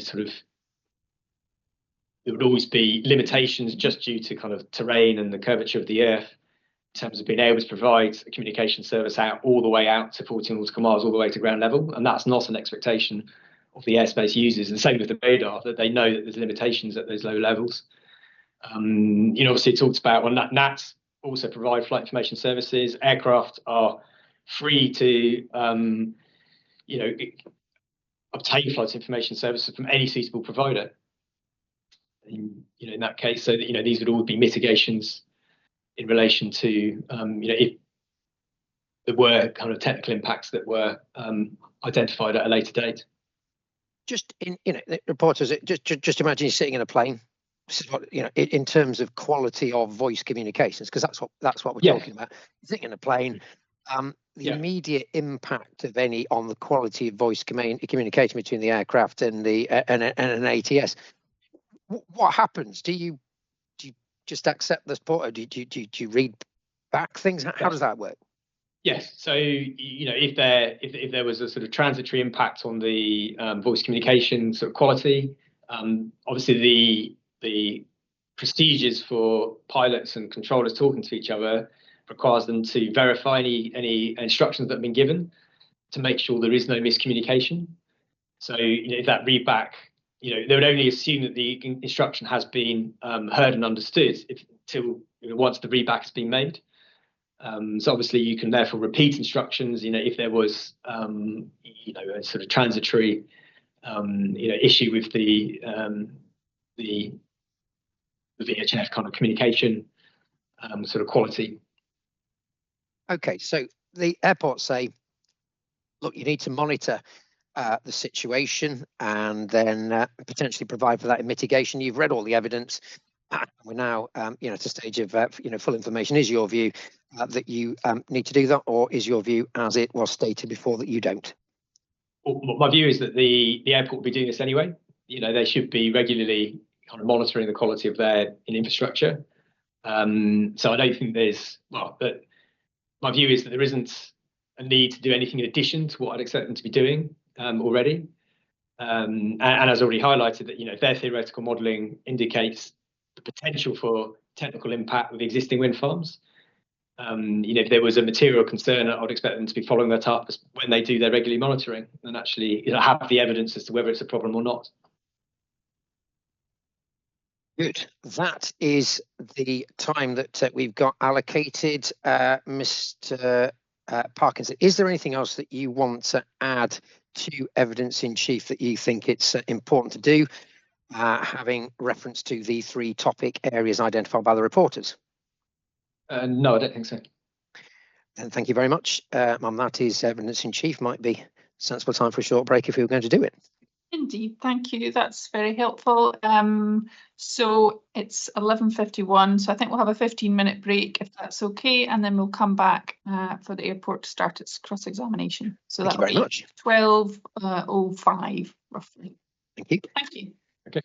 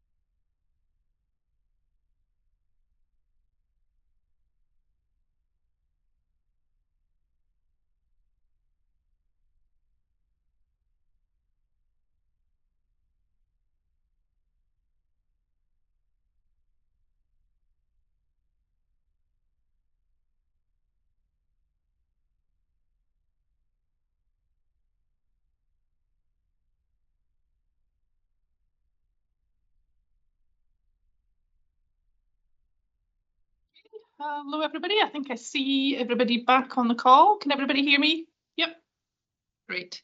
Okay, so I just wanted to make a couple of points about CD list there. So thank you for the clarifications about CD 11, 57 and 58. Well, they are okay as they are, so that's fine. We don't need to do anything with those. And the GPA letter of the 21st of September, I think it was supposed to be an appendix to CD 11219, but it hadn't been added on, so that was the issue. So that'll be sorted out later, but we all have copies of it, so that's okay. So I was just going to ask, if I can't quite see Mr. Finlay, it's a strange angle. There we go. Zoom in a little bit. That's better. I just want to check with Mr. Finlay whether you were revising your estimate for cross-examination, or does that still stand around the sort of 2-hour mark that you mentioned? Mr. Finlay? Hopefully around the 2-hour mark.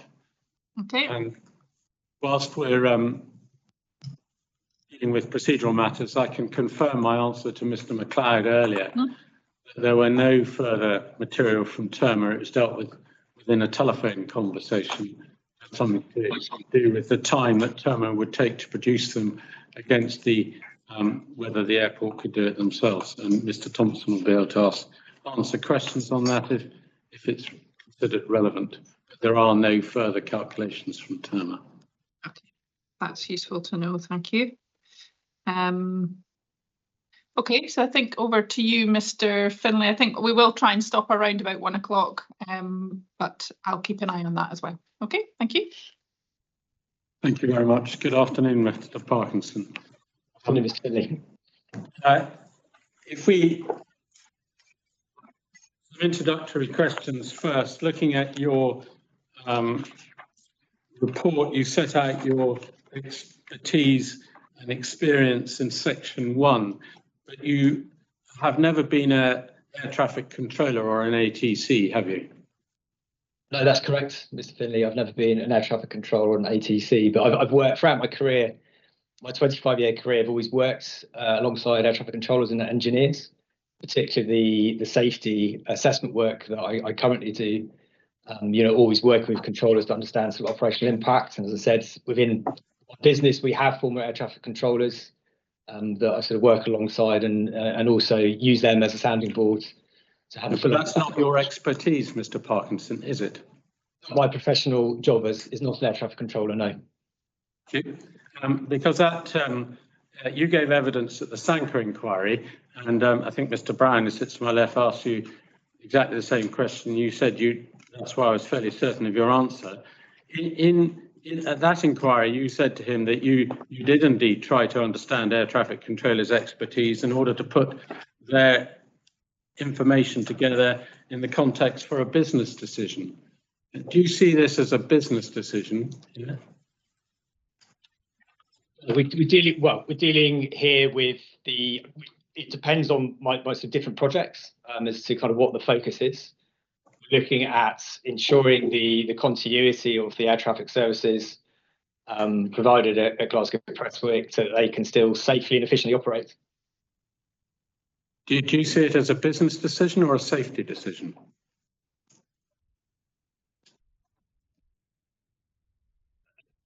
What I do is both aspects are important. There was a business decision in terms of what they procured. But clearly, the infrastructure that's been procured is around the provision of air traffic services. But even that in itself has a business impact for Glasgow Prestwick. So you can't distinguish the two necessarily. So it's always a balance. But safety, as I think I said before, safety is important. It's paramount that they can continue to provide air traffic service safely. Well, that's very helpful. I was going to come on to that. I'm not sure I fully understand your last answer, but it's just introductory. But Mr. Hardy referred to safety being paramount, and you've just agreed that safety is paramount. So that's the way the reporters should approach their task. He also mentioned that a precautionary approach should be taken, and presumably you'd agree with that too. Would you like to expand on that question? Precautionary in what matter? When you're assessing, well, first of all, are you not familiar with what a precautionary approach is, Mr. Parkinson? No, I am. I just wanted to understand more fully the context of your question. But my question is, when you're assessing questions of air safety, do you take a precautionary approach or not? I take an approach that's based on the evidence available. But there is within. If you take you can take a too precautionary approach, in my view. Such that if you want to take a precautionary approach and want to minimise risk altogether, you wouldn't allow aircraft to take off at all.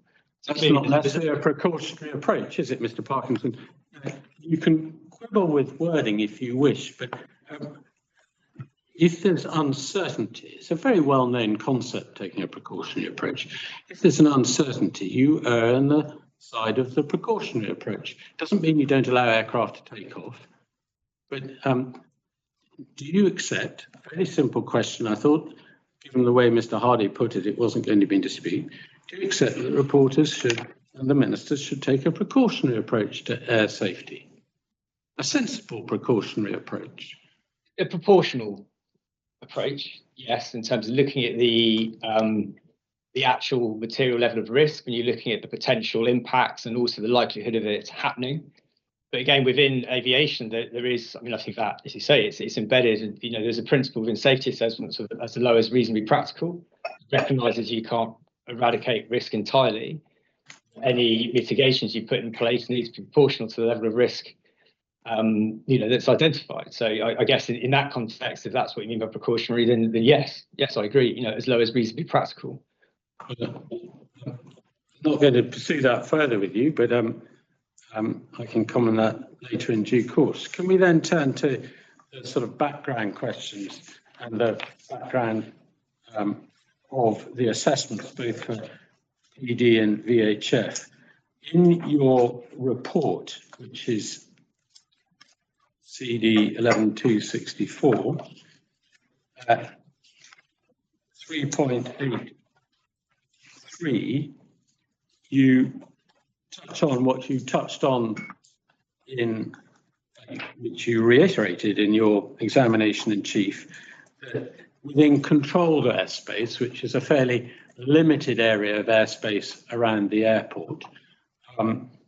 First of all, that's where, my apologies, Glasgow Prestwick Airport has a controlled airspace where it provides radar services, which is a fairly limited airspace. The NATS Prestwick en route centre also has a controlled airspace, but it may hand over planes or aircraft to Glasgow Prestwick Airport within its controlled airspace. So Glasgow Prestwick Airport would have responsibility for them. That's correct. That's what you set out at 3.8.3. We know here we're in uncontrolled Class G airspace, which above the wind farms, I think is up to 5,500 feet. But if there wasn't an area of controlled airspace above it, or in other locations, it could be up to 19,500 feet. Is that correct?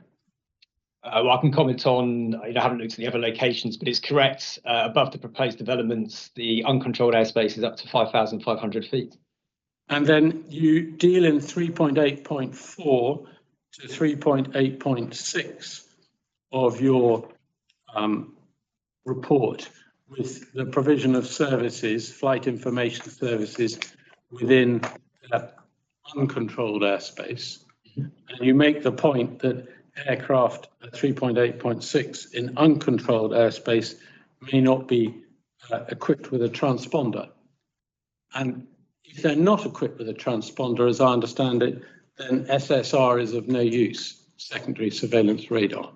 That's correct. So, grateful. Now,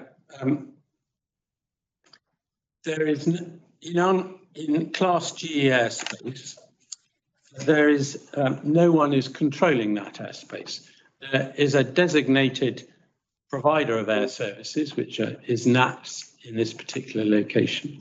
But that doesn't mean that other ANSPs may not be providing the flight information services. Is that correct? That's correct. And indeed, I think there are only two ANSPs whose designated operational coverage area includes the area over the wind farm. Is that correct? I don't know. I couldn't confirm that one way or another. I'd have to do that offline. It's certainly not unusual to have more than one service provider providing flight information services within uncontrolled airspace, is it? Yes, so the aircraft could request flight information services from any available air traffic service provider that was offering that. Yeah, I may be told later that Glasgow Airport also provides services in this location. I'm not sure, but it may depend upon what the particular aircraft is doing as to whether it will require or seek flight information services from either NATS or from Glasgow Prestwick Airport. If it's going to Glasgow Prestwick Airport, it might well prefer to get its flight information services from Glasgow Prestwick Airport. I think that would be a fair point, a fair assumption. And if we look at, just to assist the reporters with this further, if we go to CAP 1434, which is CD 11234. Just hold a second till I get that. Did you say CD 11234? 234. Sorry, 274. 274. My apologies. At least it's one of the. I couldn't read my own writing, so I've given you the wrong reference in the CD list. That's it. So, which part of this? Sorry. Well, we'll come to that in a moment. This, I understand it again to assist the reporters. This, as it says in the introduction, the purpose of the leaflet is to provide pilots guidance to pilots on air traffic services within Class E, which we're not concerned with, but Class G airspace. And it sets out the types of services, and then if you go to page 2, it provides a summary of the 3 types of services that can be provided: basic service, traffic service, 4 types of service, deconfliction service, and procedural service.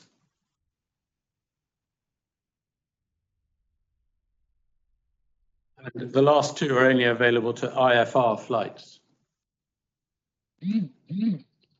And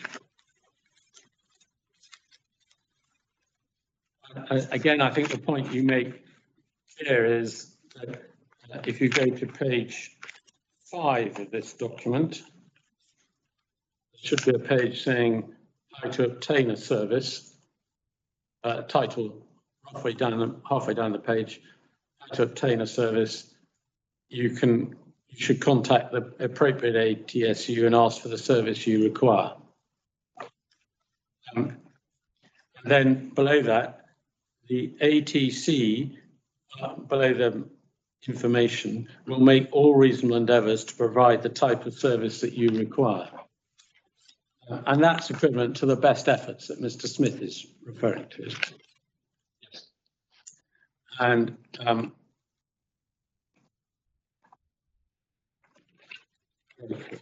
there's nothing inherently unsafe about different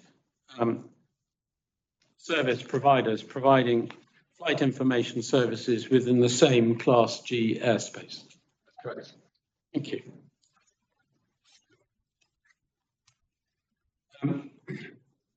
Now, in this case, I use the words designated operational coverage.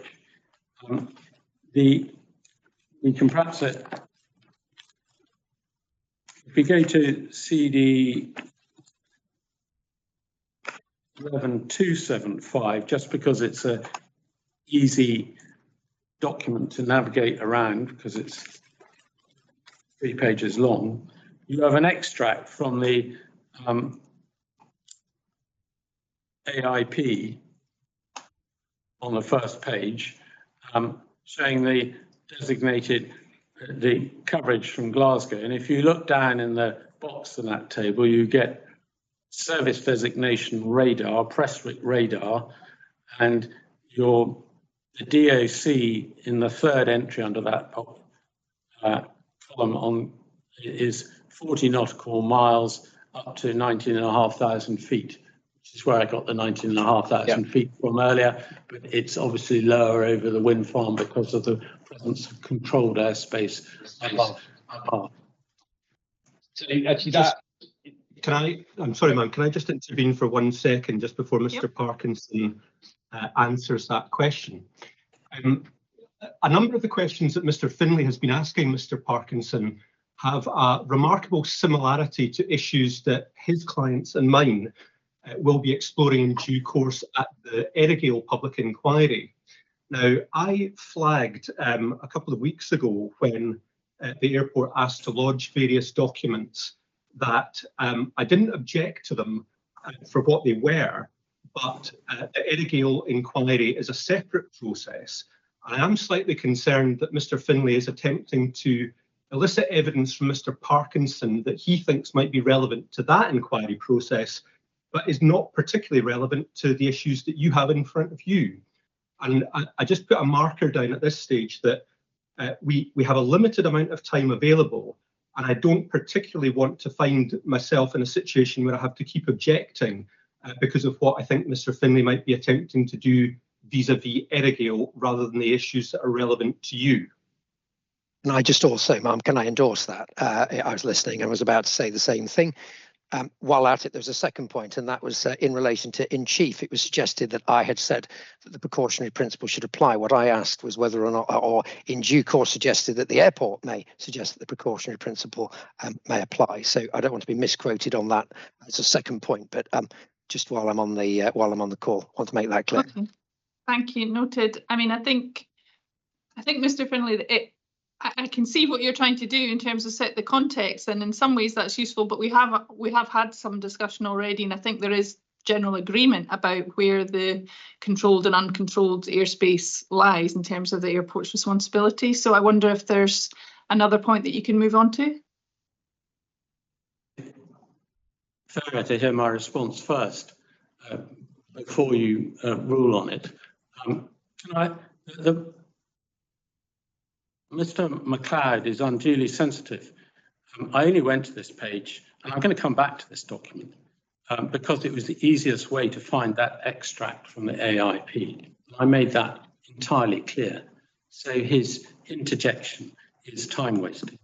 Secondly, both Errigal and this wind farm are in Class G airspace, so there are clear similarities between the two. And thirdly, and most importantly for your purposes, is the extent of responsibility or otherwise for the provision of FIS in uncontrolled airspace and the extent to which that is important. And both Mr. Parkinson and Mr. McLeod's witnesses touch on that in this case too, which is why I'm asking these questions, so that there should be no uncertainty as to the proper approach to provision of services in Class G airspace. And we were making fairly swift progress, and I propose to continue to make fairly swift progress on this. But it's important that the assessment, your assessment, has the correct starting point. And our submission will be in due course that neither of Malone and Friends witnesses provide that correct starting point.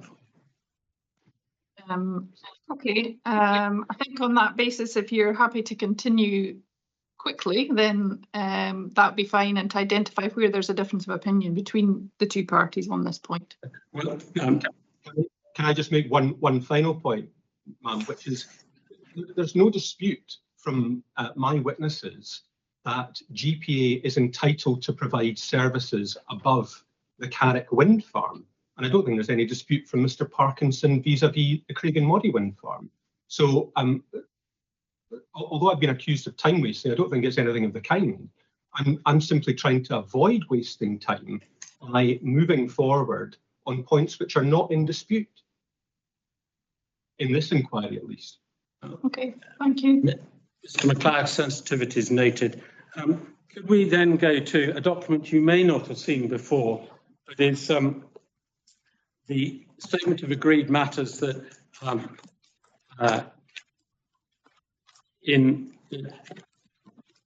Mr. McLeod's clients have agreed to. It's and I'll explain why I'm taking you there in a moment. 11263.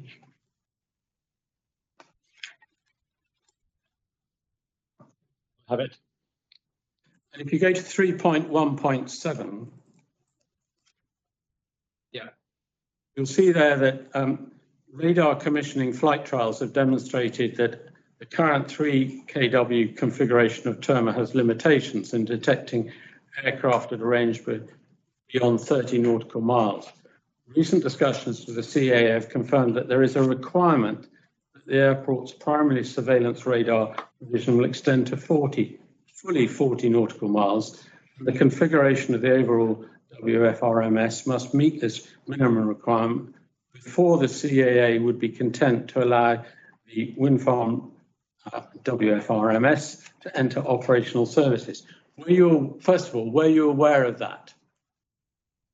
which Position by the CAA? I've seen it. I've seen it in some of the correspondence or the information from Glasgow Presswick. I haven't seen evidence that sort of backs that up. It's also contradictory to statements made by Mr. Thompson in his original inquiry report, saying that it's subject to obviously the Terma being kind of upgraded, where it couldn't achieve 40 nautical miles. They'd have to reduce the range of their operational declared operational coverage. But I mean, the point about the radar being upgraded isn't relevant, certainly not relevant to Craig and Moddy. But a 3 kilowatts. So it was always intended that they would buy a Terma that could provide a shorter range to start with and upgrade at a later date. So these discussions around the upgrade of the radar to provide 40 nautical mile are nothing new. They were always intended to be done. And also not the purpose of my question, Mr. Parkinson.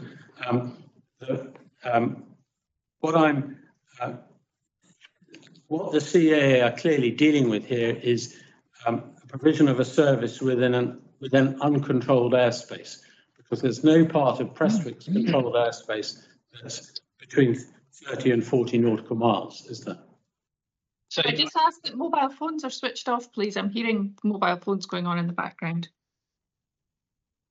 Thank you. Carry on. So actually, what's in the AIP and the 40 nautical mile declared operational coverage that you highlighted? So yeah, 40 nautical miles to 19,500 foot. That doesn't refer specifically to uncontrolled or controlled airspace.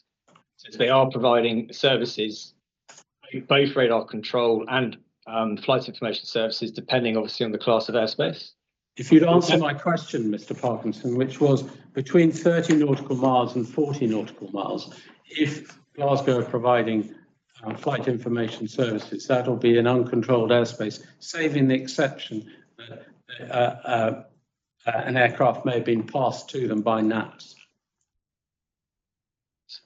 Yes. So if right, so within and I think the 40 nautical mile is kind of derived partly from the extent of the Scottish TMA, in the sense that I'm not asking it. It's not a technical point I'm asking you. Could you let my witness finish, Mr. Finlay? He clearly was interrupted at that stage. Thank you. If you could let him finish, please. Progress, Mr. Hardy. If you want to interrupt it, please do. No, but if you ask a question, Imam, it would be helpful if my witness was allowed to answer it. Yes, let's just take a second and let Mr. Parkinson finish that point, and then we'll come back to Mr. Finlay. So the 40 nautical miles is a typical declared operational coverage range that is based on the performance of older surveillance systems. So, except that's the service that's been provided at the moment. In terms of why it's needed to support actually Glasgow Prestwick's own operation, so the aircraft coming into and out of Glasgow Prestwick itself, which is really in controlled airspace, it's not been completely clear to me from Glasgow Prestwick's responses why it needs it to 40 nautical miles, because they talk about handover up to 30, maybe 35, and certainly evidence that's been provided before. I think the maximum extent of the Scottish TMA, of which they have some delegated airspace, is, I think, in one corner it's 40 nautical miles. But you would be correct that in saying that outside of that requirement, there would also be the ability to provide flight information services out to 40 nautical miles based on the information that's in the AIP at the moment. Mr. Parkinson, your cross-examination could take a lot longer than 2 hours if you're going to give me answers to questions I haven't asked. What that I suggest tells you is that any suggestion that the provision of radar coverage within Class G airspace is of secondary importance compared with controlled airspace would be misleading, because the CAA won't allow TERMA to come into operational service unless the primary surveillance radar extends to that full 40 nautical miles, which is equivalent with the DOC. So I haven't seen the details of their discussion, and no specific evidence has been provided. Again, you'd need to, if there were potential limitations in range, and I'm not saying there are going to be, you could create the argument through the safety case as to why that would be applicable. So I don't see why there is a need certainly from the safety and efficiency of the operations at Glasgow Prestwich, why you'd need to maintain it to 40 nautical miles.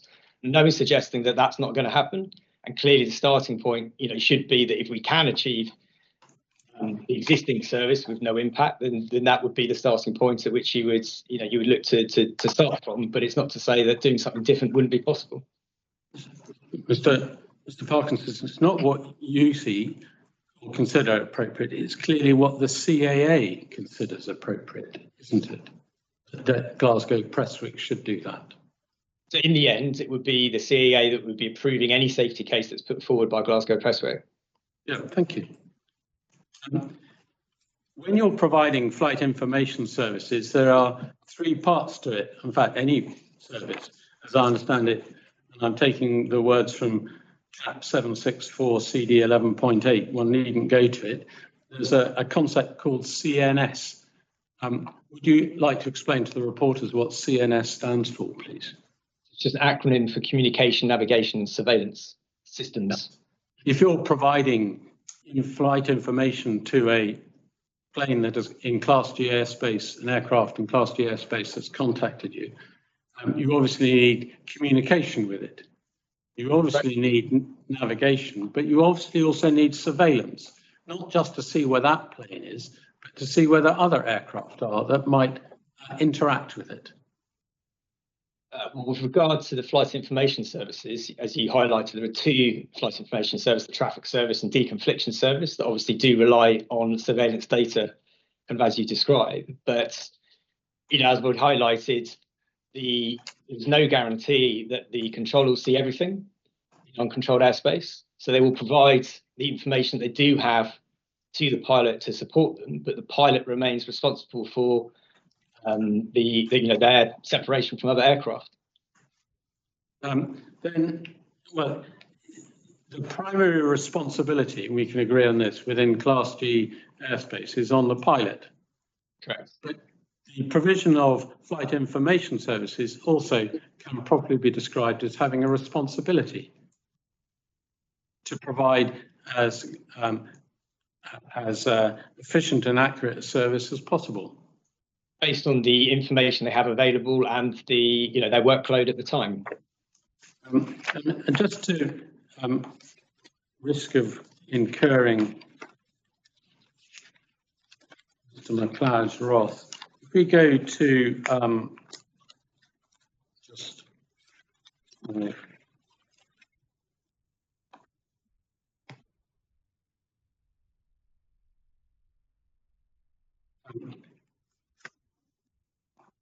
can you go to CD 11252, please, and the last page. This is a document emanating from the Erigale inquiry, but I'm taking you to it to a view of the CAA about the provision of air traffic services in Class G airspace. Mr. Finlay, is that something that we have separate to, have we got that evidence submitted to this inquiry as well? Yeah, it is. It's CD 11252. Right. I'm going to ask the witness whether he agrees with it or not. Sorry, can you repeat? I don't think anyone's going to suggest that it's an inaccurate indication of the CAA's view, but if you look in the first paragraph on the last page, it says the fundamental issue is not whether airspace above a wind farm is controlled or uncontrolled airspace, but the ability of the air traffic service provider to provide a full air traffic service continuously in its notified airspace. Do you accept that as the fundamental issue of provision of service in Class G airspace?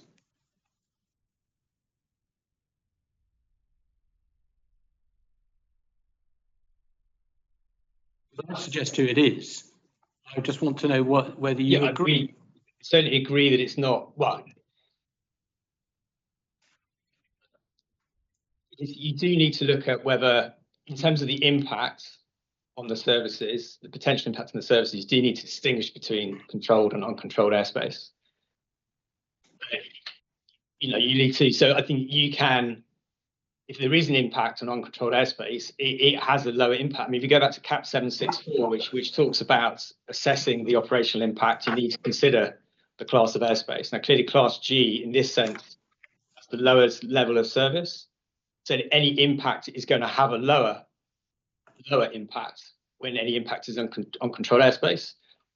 But I think it's absolutely fine to look at the just because it's an uncontrolled airspace doesn't mean you shouldn't look at what the impact could be. And this is what we have done. And what we have done in relation to this inquiry is looked at the impact on both different parts of the airspace and not just dismissed uncontrolled airspace. So in that sense, within that context, yes, we need to look at the moment, the service provided, the service declared by Glasgow Prestwick is out to 40 nautical miles, up to 19,500 feet. Within that, they're providing services both in uncontrolled airspace and controlled airspace. So need to look at the impacts on that and whether there's any additional mitigation required. And we have done that, both at the operational side, but also we're not saying that there is going to be any material impact on the flight information services that could be provided, and certainly none that would affect the safety and efficiency operations at Glasgow Prestwick, which is the fundamental Mr. Parkinson, I'm going to interrupt you. I know what your case is. You've just summarised your case. I know which wasn't an answer to the question I asked you. I asked you whether you agreed with that statement or not. The fundamental issue of provision of air traffic services in Class G airspace. Do you agree with it or not?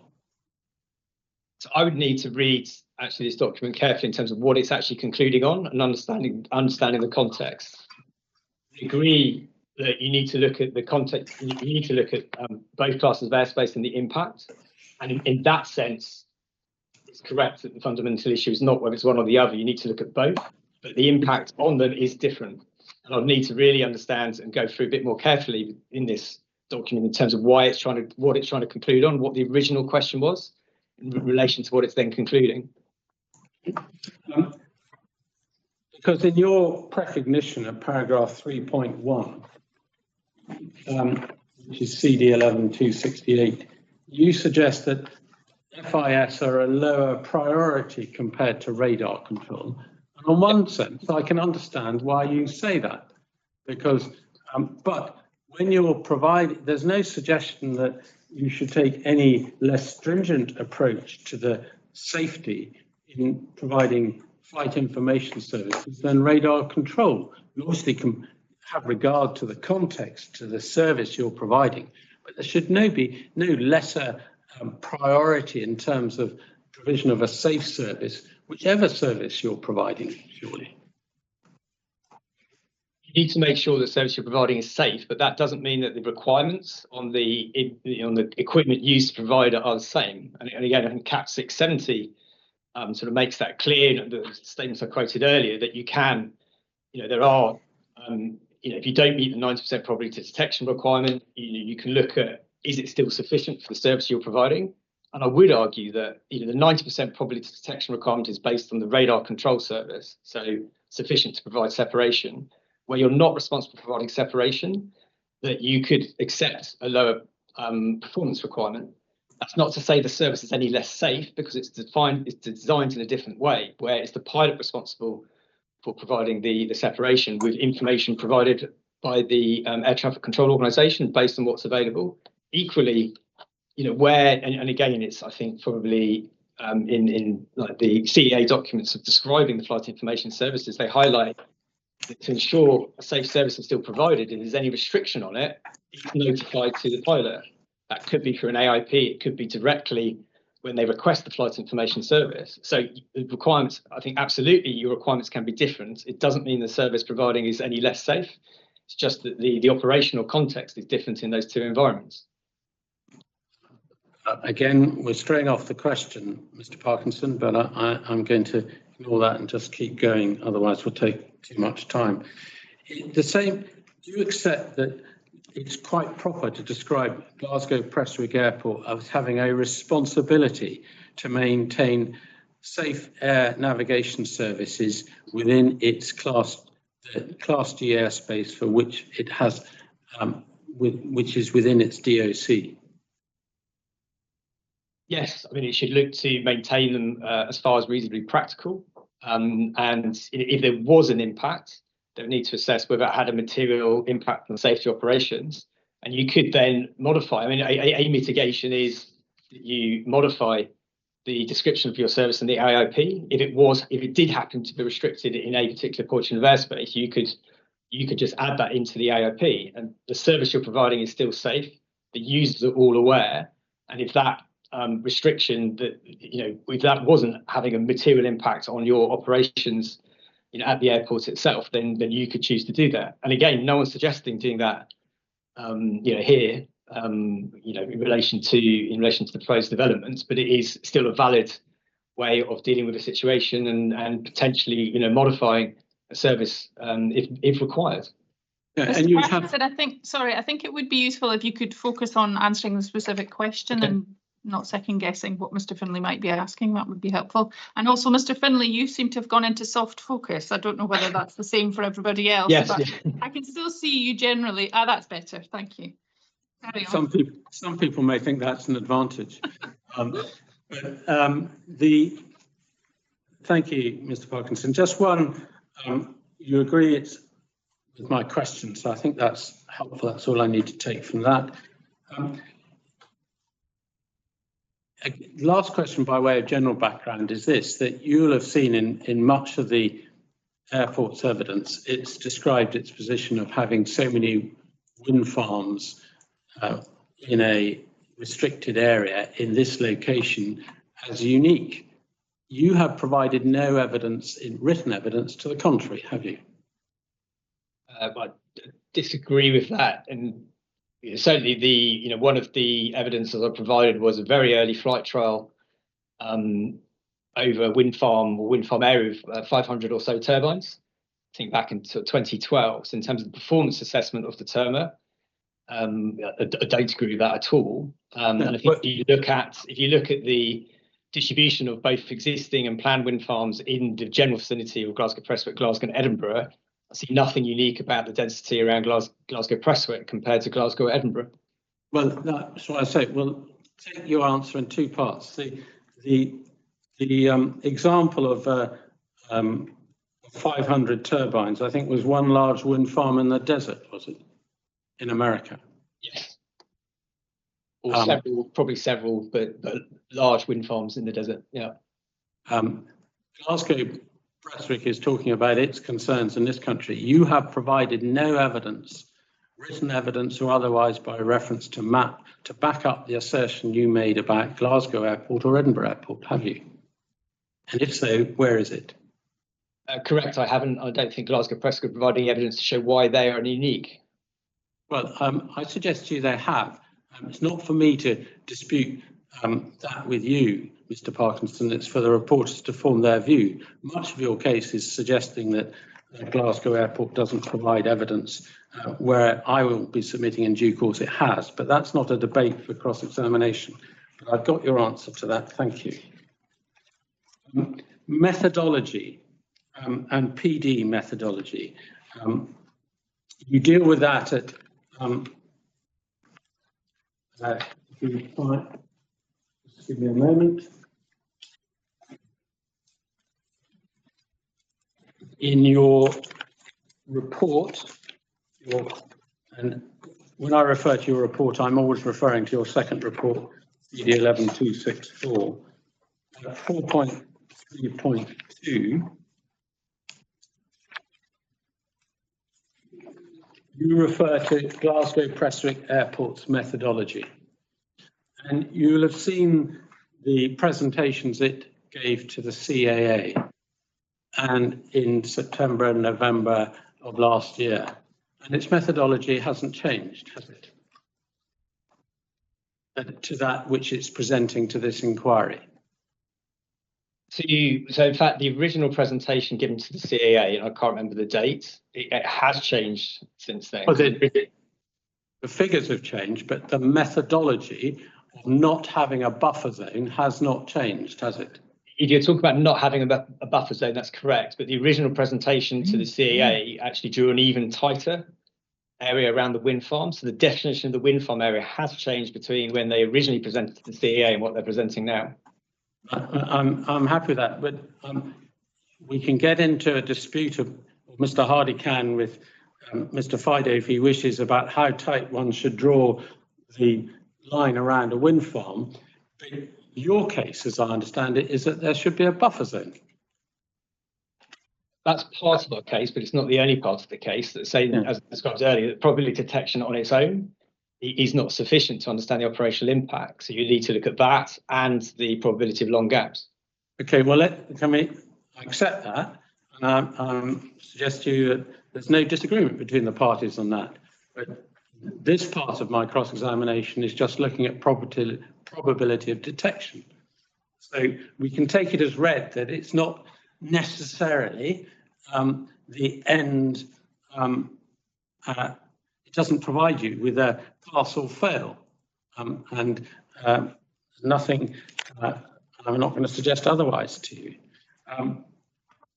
But I come back, in terms of the methodological dispute about PD between you and Mr. Fido in particular, the most significant one is whether you should or should not include a buffer zone. Would you accept that? Yes. And in that sense, the methodology that the CAA have reviewed has not changed from September or November to that which is being presented to the inquiry this week, has it? The detail may have, but the principle of the methodology has not. Still depends what you mean by principle, but certainly accept the point about not including a buffer zone. Okay. And if we go to CD 1116.118, which is the CAA's response to this inquiry. What was that reference, Mr. Finlay? 16.118. Okay, thank you.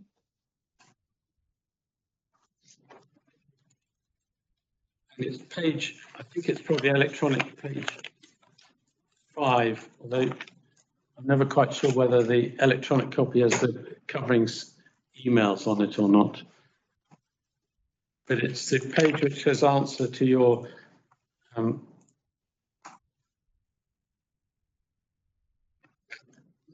start with electronic page 4 just to. Page 4, yeah, I think it is. That's where it starts. So there's a box, that's where it starts under introduction. There's a box, there's a table on page 4. Yep. Grateful. The second entry is air traffic services, and the areas outside our responsibilities, the column, which the third column, third paragraph of that, said we require air navigation service providers to manage the safety of all of its services and mitigate risks to as low as reasonably possible. That picks up, first question, short question, that picks up your ALARP point from earlier. It doesn't distinguish between services between controlled airspace or uncontrolled airspaces, does it? No, it doesn't. And you would accept that third question, I presume. That's the basis on which the CAA require their ANSPs to act. Yes, and that would be, as I said, included the arguments and the safety assessment associated with any change. Yeah, thank you. If we turn over the page, they answer the questions the reporters asked them in this particular case. And the first question is about PD. they say the probability of detection calculation methodology was outlined to the CAA on 10th November in a virtual briefing by Glasgow Prestwick Airport. And we're now agreed that that did not include any buffer zone. We have reviewed the probability of detection calculation methodology and conclude that it is an acceptable way of determining the effects on Craig and Moddy and Carrick proposals Glasgow Prestwick Airport's operation. Do you accept that it's an acceptable way of doing it? It's an acceptable way of technically calculating probability detection. And I think, as highlighted elsewhere, there is no one way of doing it. So there are many ways that would be acceptable. And what's important is actually how that's used, incorporated into the safety case to show that the services are still safe. Well, again, I'm just taking this step by step. So you agree that with the CAA that is an acceptable way of calculating whether the probability of detection is over 90%, which I think is what the technical term in the CAA document is. Grateful. So Glasgow, you could not describe Glasgow Prestwick Airport's approach to removal of the buffer as unreasonable, could you? My view is that it is, because it's as I said, it's not an approach that really makes it clear what the operational impact is. And also if you look at with the difficulty of what they've done is it's going to be difficult to get enough data statistically calculate probability detection with enough confidence. Actually, if you go to the Eurocontrol, within the Eurocontrol standard, it actually deals with cases where potentially you've got small data sizes, and actually proposes a way of dealing with that. And in fact, so typically if you've got less than 100 data points, I think within Glasgow Prestwick's written submission, they obviously give the to the DPA, they gave the example of a flight where there were 2 missed detections over the wind farm area. Said if you did the PD with the buffer zone, it would be this. If you did it with the new, their definition of the wind farm area, it would be 85%. But there's only 24 data points within that sample. If you follow the calculation methodology in the Eurocontrol document, actually you come up with 95% as the probability of detection. So, Mr. Parkinson, I'm struggling with this. Do you think that the CAA was unaware of those documents to which you've just referred? No, they're referenced within CAP 670. Okay. So you're saying that Glasgow Airport's approach is acceptable but unreasonable in not including a buffer zone. I suggest to you that is illogical. I'm not saying that they can't do it. What you need to understand is how they take that information and put it into the safety case. And obviously that's what's not being sort of described. But that's not what I've asked you, Mr. Parkinson. I asked you whether their approach of calculating it without a buffer zone was acceptable. You agreed it was. I then suggested to you with exactly the same question that was not an unreasonable approach. You said it was unreasonable. I'll give you one further chance to change your evidence on that. No, I do believe it's an unreasonable way of doing it in support of a safety case. Do you disagree with the CAA then? No, it is a way, an acceptable way of technically calculating probability of detection. Are you suggesting the CAA is being unreasonable in the answer they gave to the reporters? No, I don't, because I mean they are not going to make a decision one way or another on kind of what is the most appropriate way of doing the probability detection calculation. So it is an acceptable way along with other ways. And what's critical is, and this is highlighted in the discussions between Glasgow Prestwick and the regional CAA inspectors. In fact, he quoted he's less concerned about methodology. What he wants to understand is the operational impact. You're moving on to stage 2, Mr. Parkinson, and you weren't at that meeting. And the selective quotations from those meetings will be something we comment upon in closing. But can we come back to the specific issue I'm asking you about? It's about not how you make use of them, but about whether in applying the test that we're all agreed has to be applied in calculating probability of detection, it is unreasonable or reasonable to use a buffer zone, to omit a buffer zone. Now, I'm suggesting, hang on, I haven't asked you the question yet. You've accepted that it is an acceptable method to use to omit use of a buffer zone, but you're suggesting that is unreasonable. I suggest to you that is illogical, Mr. Parkinson, and that you're in conflict with the CAA. I disagree with that. Then you can helpful. I'm hoping we can deal with this question. Terma, do you accept from the correspondence, which we needn't go to in detail, that a buffer zone has been no part of Terma's advice as to how probability of detection should be calculated? I think in that correspondence you referred to, they do say they don't define a buffer zone, so they will take inputs from the customer as to what they want to do the calculation, whether that's a buffer zone or not. So Terma, it's not Terma's methodology, which I think one of Mr. McLeod's witnesses has referred to. It's not Terma's methodology to include a buffer zone. We're agreed as to that. We are aware of, and you've pointed to many instances today where tests have been done including a buffer zone. In fact, I think every single one of your references in terms of, for instance, CD 1160, I think it was. Yes, I think you started off by calling it 1159, but it was 1160.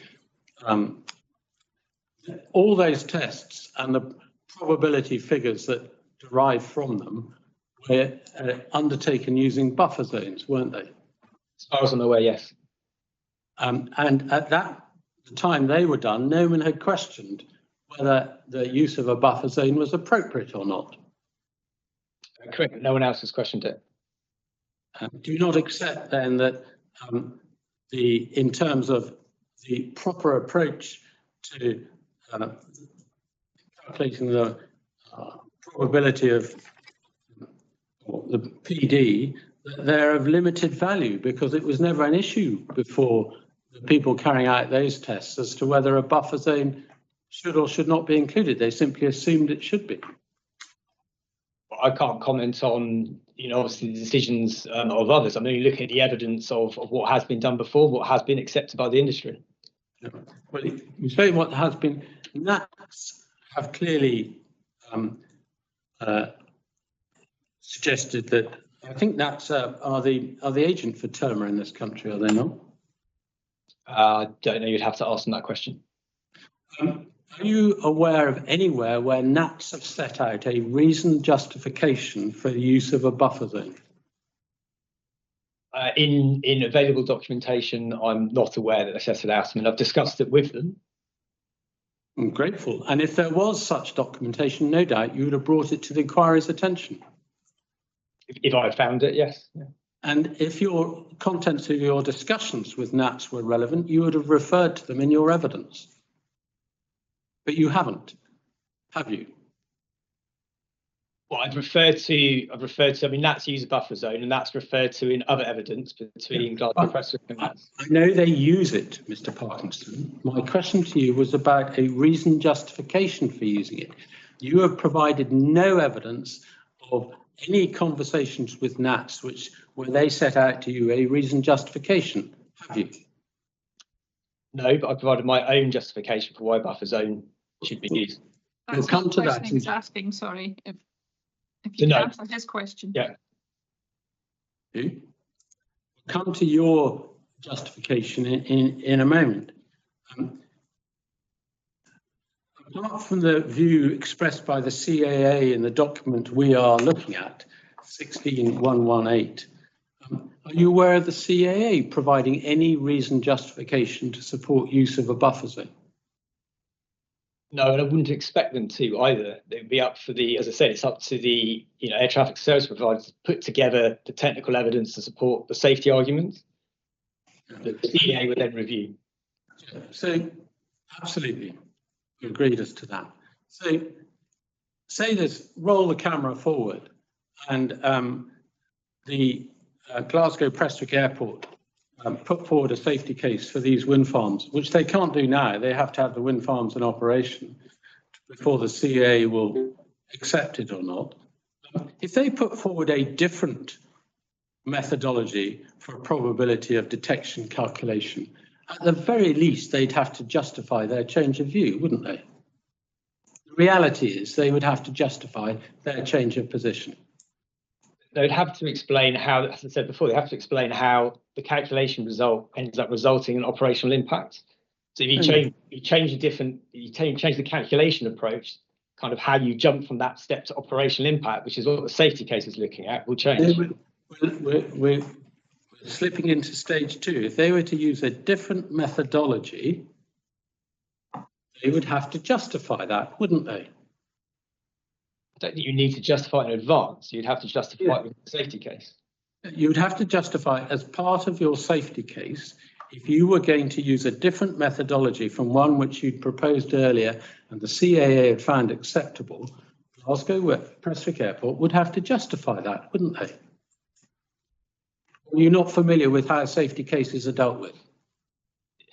No, I am. As I described in the safety case, they'd explain how they got from whatever technical assessment they did to the operational impact. Absolutely, but they need to, you're again, and I understand why you want to avoid the question, Mr. Parkinson, slipping into stage 2. The stage I'm talking to you about is the methodology of seeing whether the test in the relevant CAP document and other documents to which you referred has been passed or not. If the Glasgow Prestwick Airport was to put forward a different approach, it would have to justify that. Do you accept that or not? Having proposed one approach, so they then go down a different one, they would have to justify it. But equally, they haven't explained to the CAA how they're getting from the technical assessment to the operational assessment, which again is what the CAA regional inspector was saying was the most important part. Mr. Parkinson, we are going to take longer if you insist on reiterating your case on something I haven't asked you about, but you've finally agreed with me on the point I was putting to you. It's just after 1 o'clock, I think. That might be an appropriate moment to pause. Yes, I was just going to say that's probably quite a helpful point. I'm wondering if we could perhaps go for 45 minutes lunch, just because we want to keep things moving on, if that's okay to everybody else. I can't see everybody else's faces, but nobody's putting their hand up. So if everybody's happy with that, we would come back at 1:45. Can I just say, ma'am, I'm still within my time limit. Yes. So I don't think we're going to exceed that, Okay. Notwithstanding the length of some of the answers. Right, okay, but if that's okay with everyone, we'll come back at 1:45 and just give us a little bit of flexibility. Okay, thank you very much. See you then.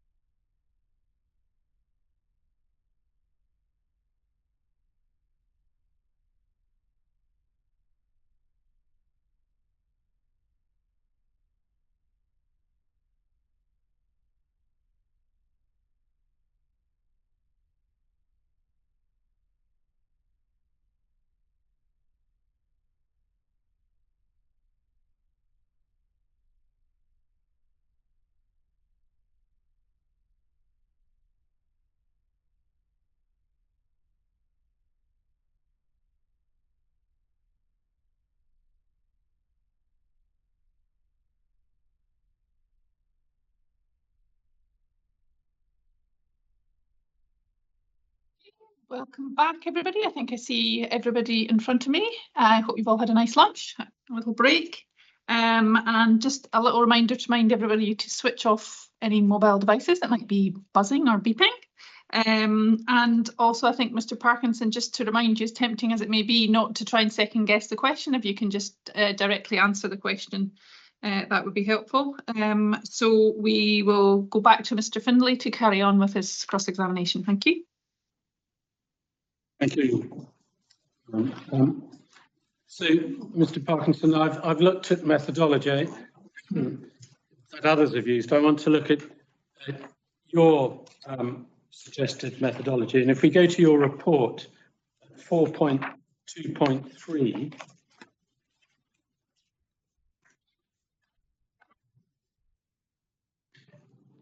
just by way of background, and I don't think there's going to be an issue here, but you'll tell me otherwise. It's necessary to analyse whether performance requirements are met over the entire coverage measurement volume. As I understand it, in general sense, if you're testing a radar, that is one of the things you have to test. But if you're testing the impact of, and so there's no disagreement about that. But if you're wanting to test what the impact of lost detections or probability of detection over a specific location, you have to look at that location. Do you accept that generally? Yes. Great. That's very helpful. Then if we go to, you mentioned the ICAO document, which is CD 1199. You go to electronic, I think is electronic page 53.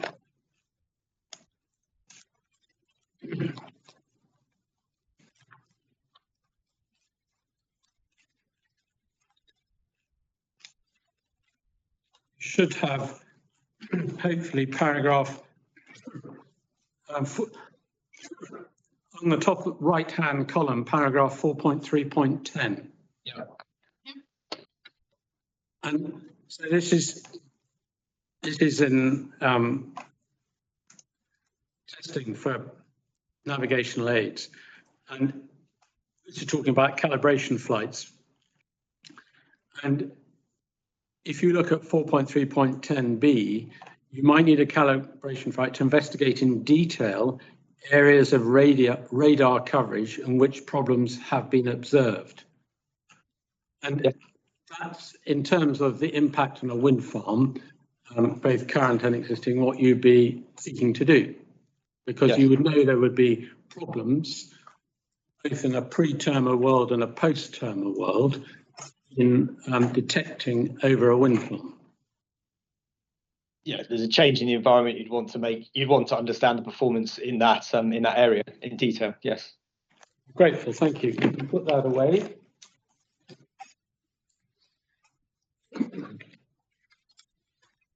In a pre-terma world, i.e. the current world, and this will become clearer when, if the reporters haven't looked already, Mr. Smith takes the reporters through some of his radar clips. Turbines produce a material amount of clutter. But in a post-terma world, when it's optimized, that clutter almost completely disappears. Yes. Grateful. What we are concentrating on for the purposes of this inquiry, as I understand it, given the timescales of the wind farm being built and terma coming into operation, and the lack of dispute about optimization of terma, is a post-optimized terma world. That's what we've got to be focusing on. That's correct. Grateful. Your justification for a buffer, as I understand it, is primarily set out in 4.3.8 and 4.3.9 of your report.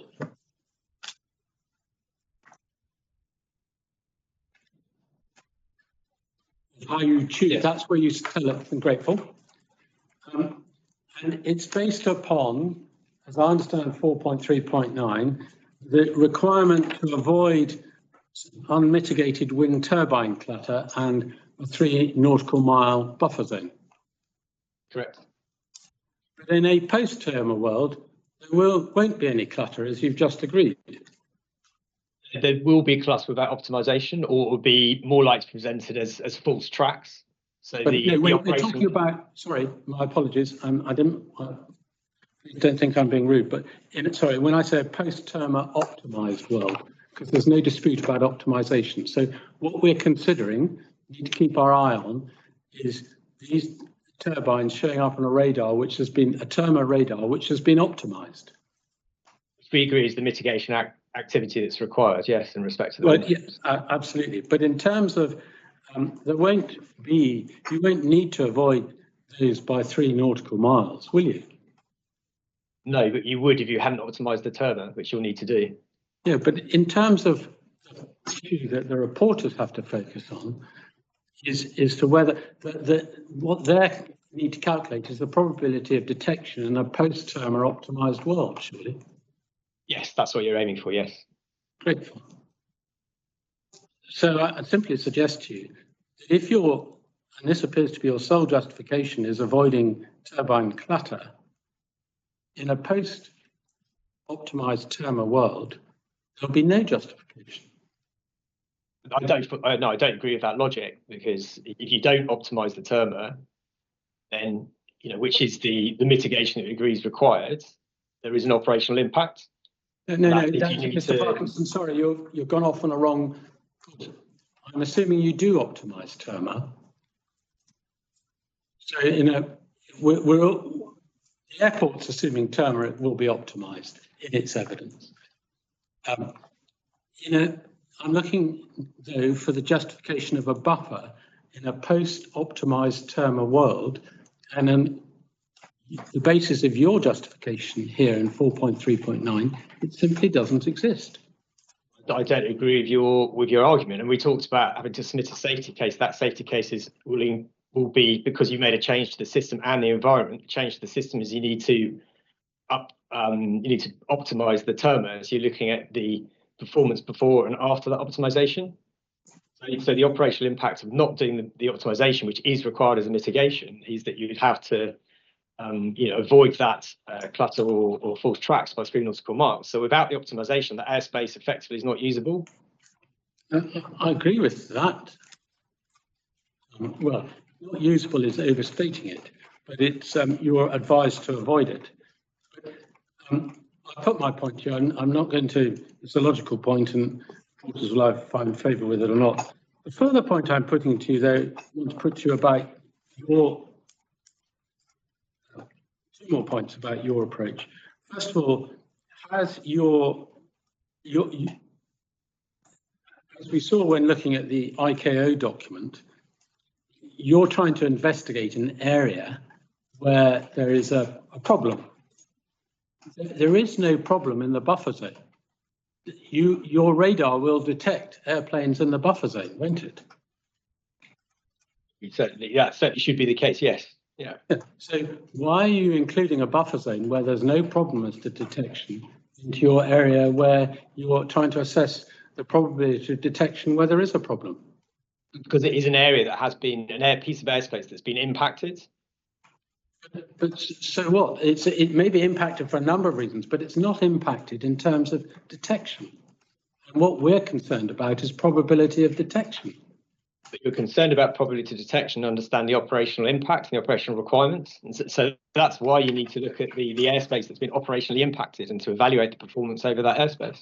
Well, I think focus just on the technical. I mean, this is an issue in the industry, often focusing too much on just the technical kind of methodology or the technical parameters without really understanding the clear link to the operational impacts and the operational requirements. I mean, maybe this is the key point of difference. Well, I don't think it is, because I'm not. The airport realises you have to do both. But if you look at paragraph 1.2 of your report, the issue which the reporters want us to debate about methodology is the methodology for calculating the probability detection performance of a radar. The first issue is, effectively boils down to, do you include a buffer zone or not? And I put it to you again, there is no problem in the buffer zone that you've described that derives from the airport's evidence with detection? There isn't, is there? Well, you don't know until you've actually assessed that area. Yeah. But well, the only reason that you're avoiding that's an area of impact, I think, to use your phraseology, is because currently one would expect clutter in that area in a pre-terma, pre-optimized terma world. But we've agreed that's not the world we're assessing this in. The last question on on this issue is you've based your approach on the airport's evidence. Has your approach to identifying a buffer area, let me just,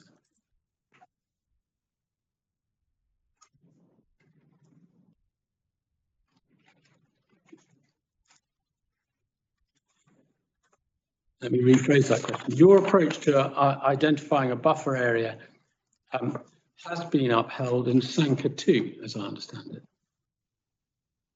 The Sanka 2 wind farm decision. Yes, the principle of using a buffer area, yes. The position of the CAA well, there was no position for CAA at that inquiry, was there? No, not that I recall. We didn't know, in your terms, it's acceptable but unreasonable position on PD. That's not my position. Well, it is your position that it's acceptable but unreasonable.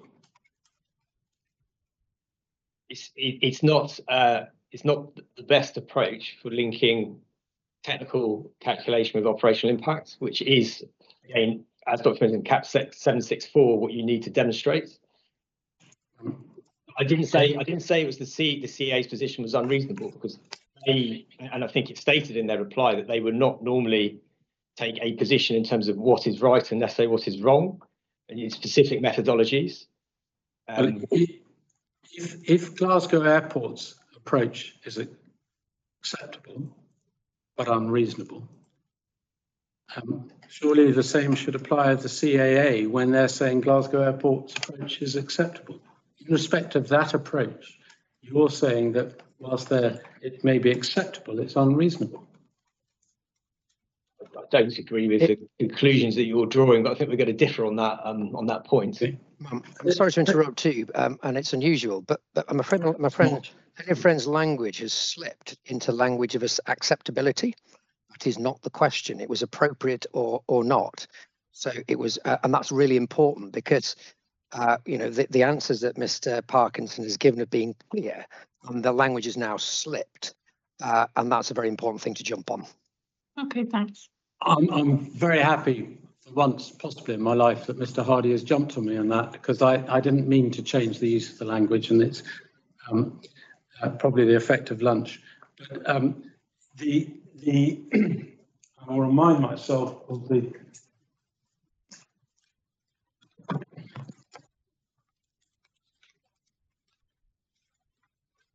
I didn't mean to change the basis of my questioning, so that what was acceptable to Glasgow Airport you think is unreasonable. What was acceptable to the CAA must surely be unreasonable too. That's the problem with Mr. Finn. It was appropriate. It's not the language of acceptability. The questions were all put on the basis of, on the notes, whether or not that's an appropriate thing to do. With respect, Mr. Hardy, the language I put to this witness beforehand was the language from the document, which is acceptability. Got the notes. There is a difference between appropriate and acceptable, and we'll let the reporter look back at what's been said. Okay, well, and just in case there's any doubt about it, let's go to CD 16118.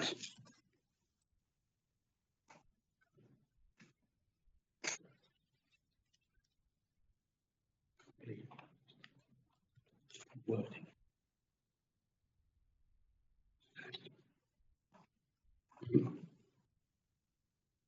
see at the top of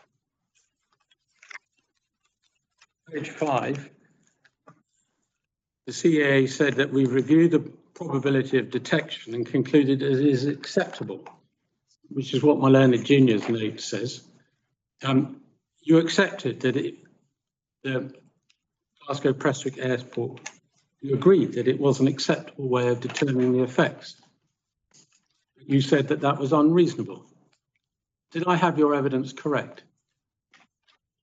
It's not, in my view, it's not the best way of doing the technical analysis to link it to That's the a change of position, Mr. Parkinson. Is it, are you resiling from your view that it's unreasonable? Yeah, I think it is an unreasonable way of doing it.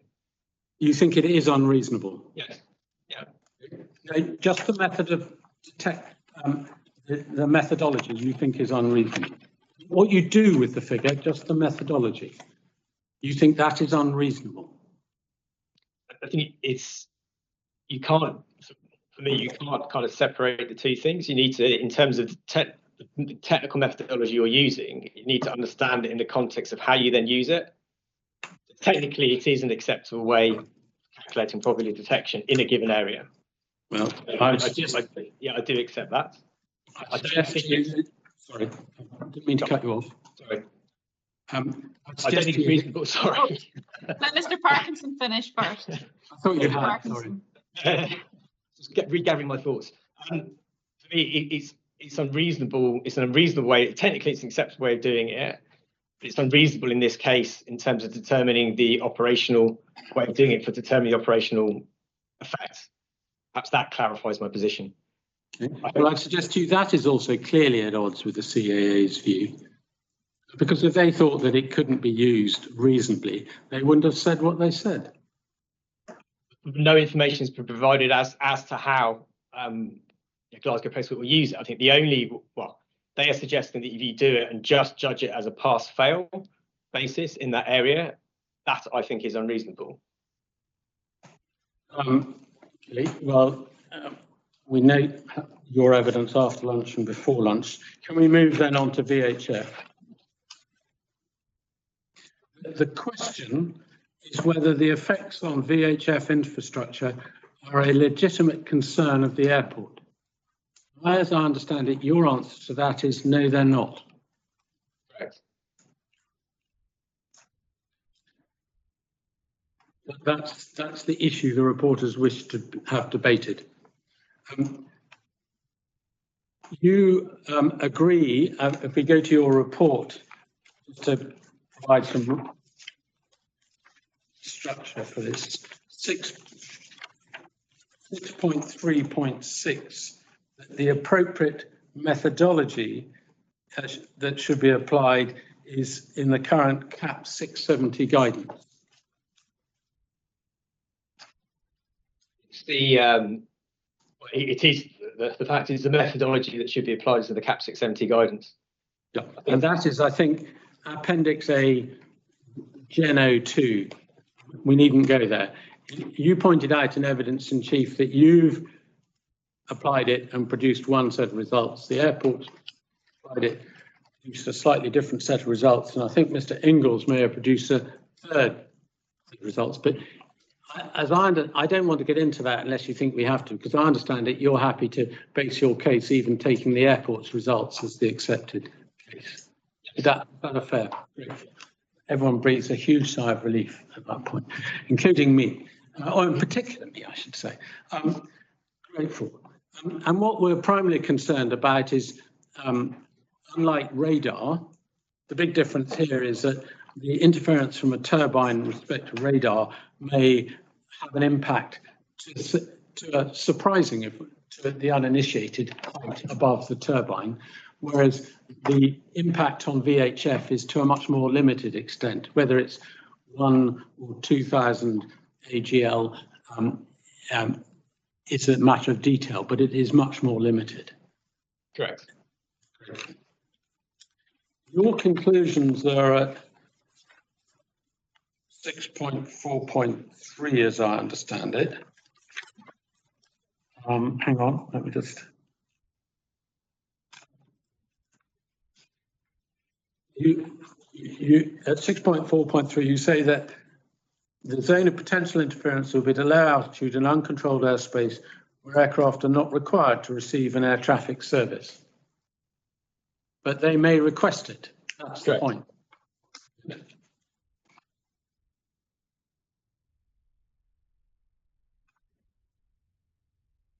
Let me just check the reference.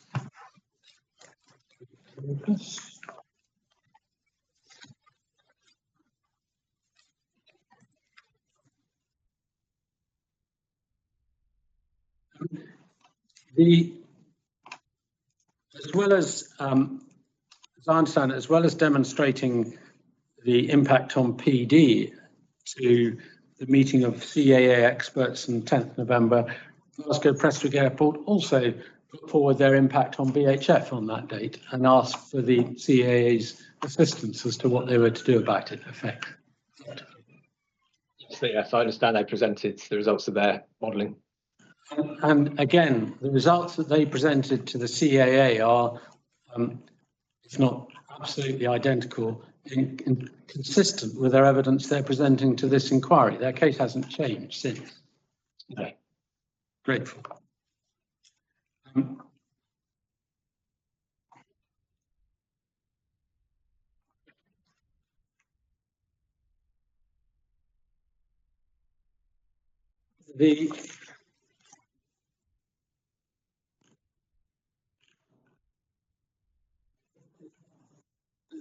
There was an initial response from one of the CAA experts to the airport, which is at CD 11-226.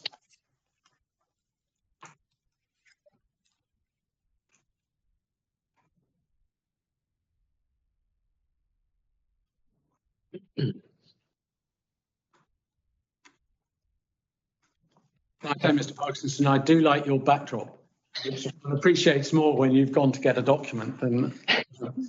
It's a real backdrop, not even a fake one as well. So this is a letter from a Stuart Rankin from the CAA, and he reviewed an O'Connell report from I think a Dr. Plum, but he may have been a Mr. Plum, looking at VHF communications and impact on VHF. And he says the CAA limits are offered as guidance and are open to assessment of proposed threshold for the individual case described. Then in the third paragraph, by all means go back to it in the second paragraph if you want. In the third paragraph, he said, I would raise that there is currently little indication of a safety margin. And this should be considered when judging the risk that ATC service precision could be compromised. It would be useful if the report considered the airspace location potential interference as discussed in our meeting on the 10th. May also be useful. But the current little indication of a safety margin is an important point, is it not? I don't have the background to that specific conversation and why he was referring to safety margin. I mean, in CAP 670, they do say that the thresholds that have been defined do include a safety margin. And then in the fourth paragraph, many thanks for the editorial issue raised. I suspect that since this guidance was included in CAP 670, this case has been the first to fully test it. Many thanks for the feedback. The CAA would undoubtedly have been aware of the, if not of the specific tests of the VHF tests that you'd referred to, in terms of, which I think in your evidence in chief, all related to wind farms at sea.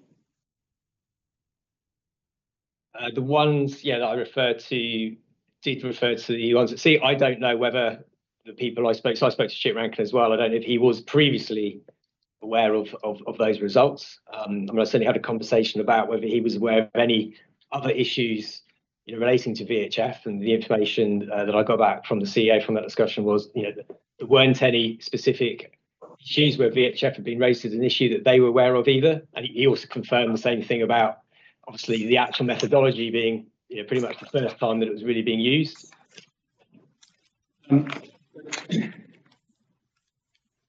what he says at the end of that is, having said there's little indication of a safety margin, the onus is on the airport to demonstrate the installation is safe and provide evidence and support. So there's no suggestion there that it's not an issue that the airport shouldn't be concerned about. Yeah, and highlights that it's part of their safeguarding process that those consider those issues very early on when considering wind farm applications. Yeah. So they're a legitimate concern of the airport, aren't they? As I said before, it is reasonable for the airport to consider the risk. Looking at all of the evidence available, there is no evidence that it's a material concern. Of communication. So I don't think it's legitimate for it to continue to be concerned about the potential for the impact. Well, see, I'm not sure that's necessarily the case. If you go back to the minutes of the meeting, which you're fond of quoting, which are CD 11221,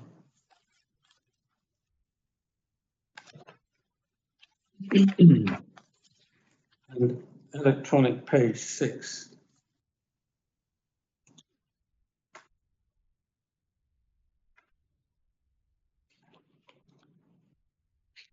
One should have at the top of the page 4.3, the consequences of VHF carrier to interference ratio results. About the middle of that page, just below it, I don't know whether, ma'am, you've got there. Yeah. There's an entry TK stated that ignoring or saying flat no to CI ratio bus not really an option. Now, I think you've quoted part of that, but you missed out the word ignoring. Busts there, that's presumably a non-technical jargon for the threshold being failed. I would make the same assumption, yes. Grateful. So you can't ignore the failure of a threshold. You need to understand the context of operations, which is what I think TK says again at the end of the page, where the main question is at what point we say a bust is unacceptable. We need to understand the operational impact. Absolutely. And grateful. And if we go back to CD 16.118, which is CA's evidence that this inquiry, and that was page 5 we're looking at. And the answer to question B.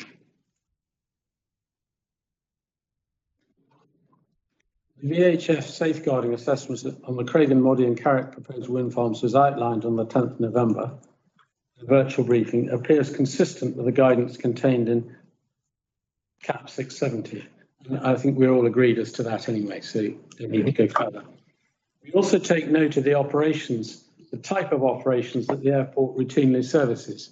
So that's something the CAA had regard to. You don't know what they had regard to, but for them to say that, they presumably knew what they were talking about. We are concerned with the potential impacts on the air traffic services and therefore the ability of Glasgow Prestwick Airport to maintain safe air navigation service in the area of its responsibility. So let's just concentrate on the last word. Do you accept that in and around this area of Class G airspace is, in the terminology used there, an area of responsibility for Glasgow Prestwick Airport? Yes. Grateful.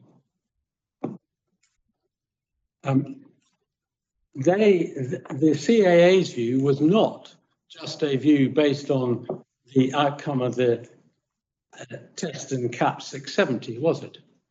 They've had regard to the operational impact. Obviously, I can't talk for the CAA. I'm not aware that any detailed kind of assessment of the potential of the operational impact had been presented to the CAA in that case. But clearly, they were expecting more information would need to be done kind of in that regard. Yeah. Well, they were expecting that, but actually, that's what they may have said at the meeting and in that letter. They say we take note of the type of operations that the airport routinely services. and then they then say they're concerned with the potential impact. Your position is contrary to the CAA's. That's, yeah, I mean, that may be true. I've certainly taken a firmer position based on the kind of my assessment and the evidence, all of the evidence available. That's very honest of you.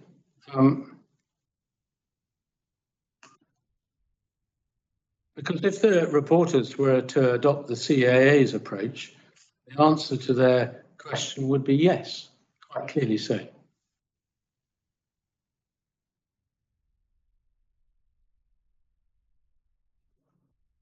I mean, the CAA are clearly expecting more information in relation to the, in relation to the results that have been presented. I think they don't say that. My apologies, Mr. Parkinson. They don't say that in their answer to the reporters. They don't caveat it by saying we're not sure about the operational impact, or that this answer has to be understood that we're waiting more information for Glasgow Prestwick Airport. I think they refer, let me finish, Mr. Parkinson. They refer to the information they understand Glasgow Airport routinely services. Now, routinely doesn't necessarily mean regularly, doesn't necessarily mean every week. But they will have an understanding because they have close communication with Glasgow Airport over, well, consistently, because they are who they are.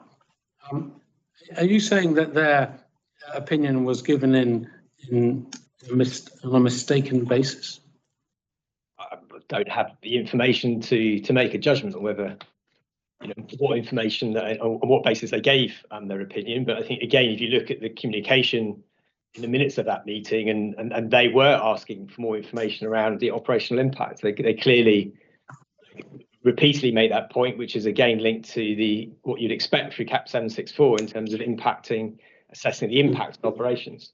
Yeah, no doubt they would do and would continue to do so if they're being asked to accept a safety case. But they're not accepting or rejecting a particular safety case before the reporters. They're answering their specific question. And they haven't caveated their answer, have they? Not in this response, no. Thank you. Final issue for cross-examination. Alerting services are an integral part of FIS, aren't they? Yes, yeah, it's service provided by all air traffic service units, yes. Yes. And if you don't have VHF communication, you cannot provide an alerting service, can you? Correct, yeah.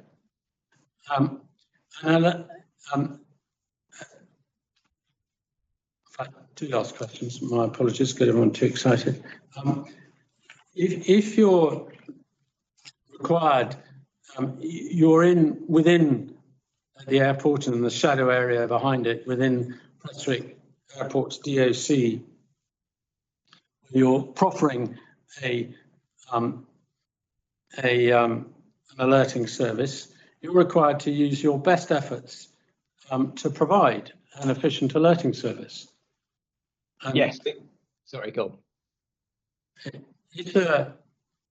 Imagine that I'm just doing this on a simplistic basis at the moment. No wind farms there. The only thing that's going to obstruct primarily the provision of a alerting service is going to be terrain. And anything built on it. And anything built on it. But post the introduction of a line of wind turbines, creating a significant cumulative shadow, there will be a very significant change to the low-level alerting services that can be provided. So can I just clarify something? You talk about shadow. We're not talking about shadow. There is no evidence of any shadow from wind turbines communication systems. So the evidence that I have provided shows that you can communicate both in and around and in close proximity and behind wind farms and wind turbines. You can do, but the failure of the test in CAP 670 means that you don't know the level to which you can communicate. It might be good, it might be poor, you don't know. And you cannot, with putting your hand on your heart or even using your professional expertise, indicate that that would be safe and there'll be no impact on alerting services. Could you? I disagree. The evidence that there is out there and the trials that have been done shows that good quality communication is possible. But the alerting service requirement actually states that you need to provide it to serve it to aircraft where you're already providing air traffic services. So it implies that you've already got a communication link with the aircraft. Well, someone could, no, with respect, as I understand it, correct me if I'm wrong, a light aircraft without a transponder in it could ask you simply, when entering your DOC, Prestwick Airport's DOC, to provide it with alerting services. Needn't ask for anything else. It wouldn't. Well, it would. That's perfectly possible, isn't it? It would ask any flight information, so any air traffic service unit, if it had an alert, it would make a request for any air traffic service unit that could support it. There are already limits. I mean, it's at really low level, which is what we're talking about. There are already limits on what you can, what communication. I mean, aircraft wouldn't expect to have a communication service at really low level because they know that there are limitations on the service at that level. Well, I suggest beg to differ, and we'll hear evidence from the airport accordingly. But you're getting off the point of my question. Come back to, if one accepts Glasgow Airport's evidence as to the impact on VHF, there will be the equivalent of an impacted zone, shadow area behind the radar, behind the wind turbines, where communications will be impacted to a lesser or greater extent. That's correct, isn't it? I mean, you put anything in the environment will have a technical impact, so that's not the issue. The issue is, can you still provide a service? And the majority of the evidence says yes. The only thing that's suggesting there might be a broader impact is the modelling. And the modelling does indicate that it's at low levels where the coverage is already limited. So there isn't an expectation of having the service at those low levels. Well, that's just, you're mixing two questions up, 2 points up, is whether there's an expectation of service and whether there will be an impact. There may well be an expectation of service from helicopters flying, just to give as I understand, an example of flying, for instance, pylon routes or rescue helicopters, or indeed light aircraft flying above minimum height distances, but still reasonably low to the ground, that won't have SSR and may just want a limited service. And the evidence, again, all the evidence I've looked at suggests that will still be possible. Well, again, even if the CI carrier to interference threshold is bust, you said it doesn't mean that communication is not possible. It just means that the quality may be impacted, but that's again only a theoretical modelling. And there are many worst case assumptions in that modelling, not least of which is the model used to predict the interference in the vertical plane. So the model used in CAP 670 is based on a model derived for assessing the impact on analog TV signals back from sort of the 1990s, and it only defines a two-dimensional sort of interference model, whereas clearly aviation is three-dimensional and it massively overestimates the interference in the vertical plane. Well, you're clearly far more confident about this than the CAA, aren't you? But you're not the one that's going to accept or reject the safety case, are you? That's correct, and I think I may well have looked at this in more detail. And as you'll see from the correspondence, the CAA are very open to the methodology being reviewed. Sorry, are you suggesting you've looked at this in more detail than the CAA? I think in the recent, in sort of recent times. What basis do you have for that, Mr. Parkinson? Just in terms of the discussions that I've had, and in terms of, I think there is. Certainly in terms of recent investigations into the sort of use of the methodology and sort of doing a more up-to-date literature review, So I think that's something that sort of I've done, which sort of obviously shared with the CAA. Clearly, they've done their own work and in the past, which I wasn't sort of party to, but isn't necessarily available in the public domain, which sort of also points to the fact that if there really was a problem, the information would be out there. Well, we've seen what the CAA said. You may not like it, but we have it. The last question I want to ask you about is, when giving your evidence this morning, you concentrated solely on aircraft that were in receipt of services from Glasgow Prestwick Airport. What type of aircraft are going to cause problems by popping up on radar that Glasgow Prestwick Airport is concerned about? You talk about pop-ups, talk about aircraft. I mean, all aircraft, in a sense, pop up. They enter the surveillance coverage at some point. I believe when Glasgow Prestwick are talking about pop-ups, you're really talking about lower level. What sort of aircraft? What are the aircraft that cause the practical issues? I'm not sure what you refer to about issues, but if you talk about aircraft coming up from low level, you're talking about probably helicopter operations, potentially. So no other examples spring to your mind? What about gliders or microlights? I'm not aware that there's any specific activity areas close to Glasgow Prestwick, but they wouldn't necessarily be seen on a primary surveillance radar anyway. And CAP 764 makes that point with regard to the flight information services, that not all traffic will be seen by the pilot, the controller anyway. So they only provide information on what the information they have, and it's why the pilot has to remain responsible for separation within uncontrolled airspace. And it's why Glasgow Prestwick Airport has to use its best efforts to identify pop-up traffic like gliders and microlights, and that it's clear the CAA require them to do that. I don't think that does refer to gliders and microlights, which I don't think nearly all primary radars would struggle to spot them because they're so small. So I don't think that's referring to necessarily referring to pop-up traffic. Well, I think Mr. Smith will give evidence that your lack of ATC expertise leads you to underestimate that issue. Do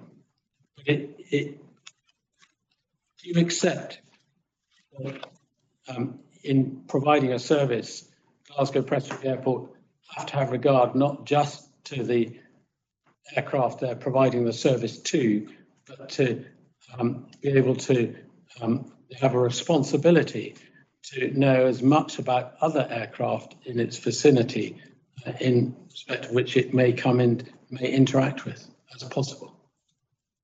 They would seek to understand the operation. So for glider activity, typically that would also be made available in terms of the areas of glider activity, put that into kind of airspace maps and sort of note information to other pilots.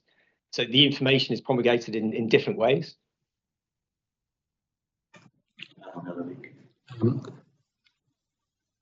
Just in case, what about military aircraft? They also can pop up unexpectedly, can't they? I mean, any low-level aircraft is going to pop up. I mean, that's the nature of low-level operations. And they won't have been requesting, or they may have been, but they may well not have been requesting air traffic services. You may not be aware of them. So if they don't show up on your radar because it's impacted by wind turbines or like. Well, but we're not suggesting that the wind turbines will impact the radar to impact on delay in detecting those low-level aircraft when they could detect them. Clearly, as I said, there's a limit in what they can detect anyway with the existing radar, with any radar, because there's a limit to low-level coverage. So the pop-up kind of problem, there will always be cases where any aircraft that's low-level coming up into surveillance coverage will inevitably therefore pop up. So I don't think that in itself is it is a fundamental problem. It exists. It's something that is just the nature of the surveillance systems and the controllers will sort of deal with. But again, it's why the traffic information services, deconfliction services provided in uncontrolled airspace, it's still the pilot that's responsible. They would provide information on the traffic that they have, but they never guarantee that it's complete. So your emphasis on that, Mr. Parkinson, underlines why I asked the initial series of questions I did about responsibility and obligations within uncontrolled airspace. I'd suggest to you that you've underestimated the impact of pop-up traffic, for instance, and overestimate that the answer to this question is simply to put it all on the pilot's responsibility. When an organisation providing FIS has to do it to the best of its ability. I don't agree with your conclusion, and I'm basing it on the evidence that's been provided, and obviously been looking at kind of the operations around Glasgow Prestwick Airport, for quite some time now. Obviously, with the inquiries and those specific evidence on pop-up and the impact on the risk of pop-up traffic has been actually provided in terms of very specific case studies at Glasgow Prestwick. Which, if it had been a material risk, I would have expected that evidence to have been put forward. It could be a material risk if it occurs once in the lifetime of a wind farm. That's once in 35 years. Do you accept that?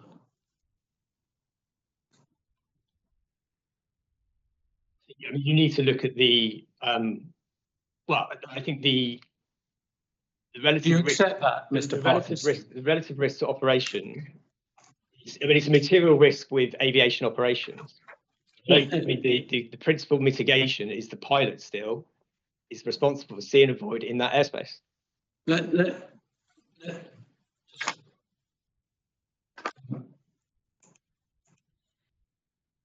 Just so that there's a basis for the question, go to CD 11254.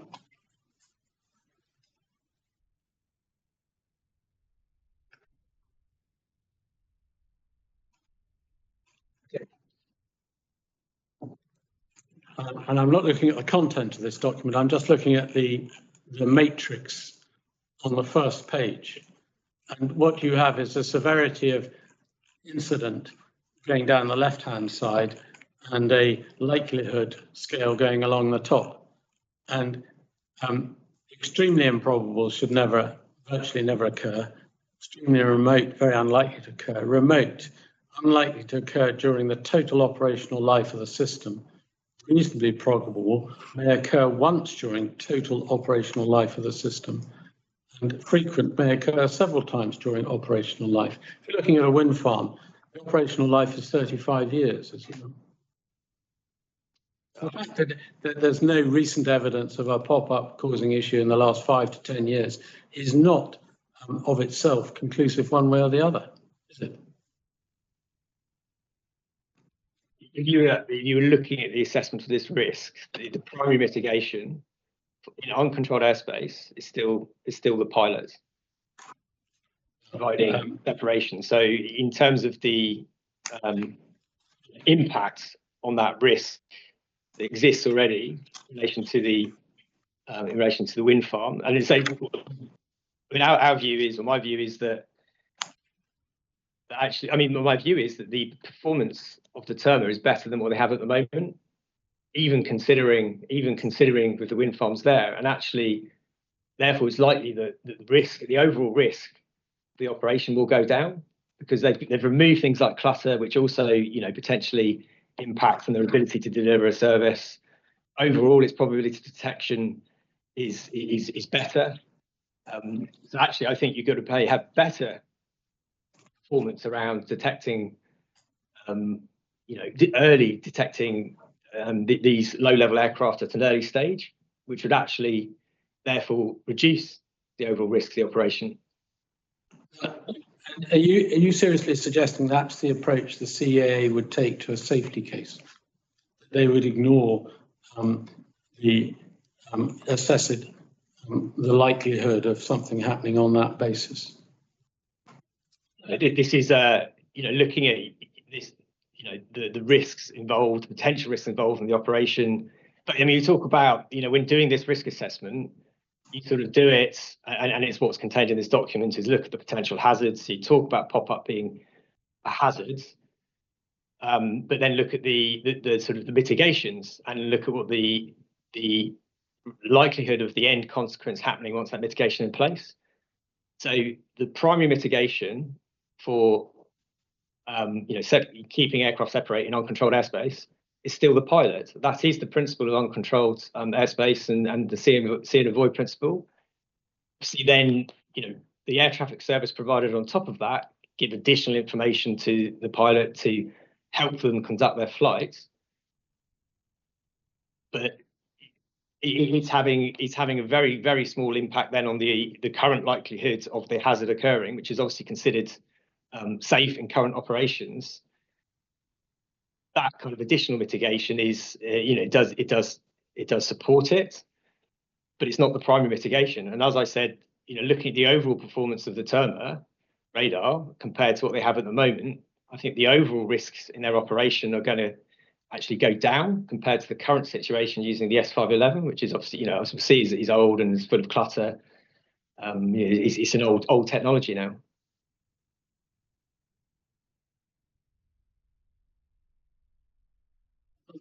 Thank you, Mr. Parkinson. That was very useful in identifying the differences between you and Glasgow Prestwick Airport and potentially even the CAA. I have no further questions.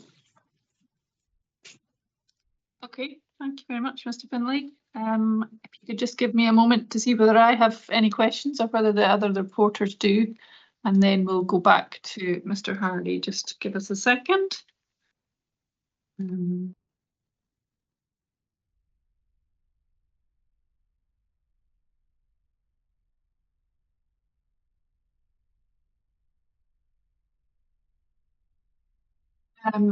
I don't think I have any. Mr. Bray or Mr. Reid, do you have anything you want to ask at this stage?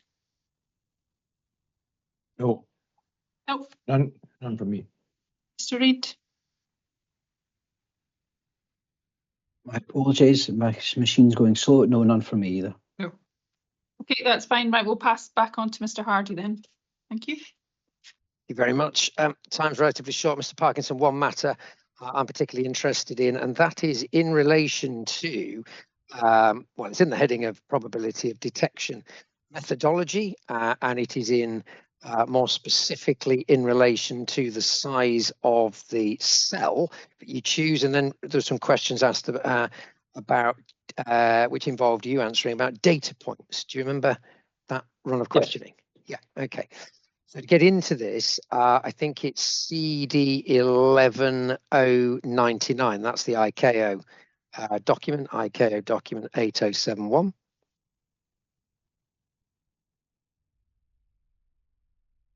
What 99 did you say? 11099, yeah. Yes. Got that, and a couple of paragraph references to start. So paragraph 5.3.38.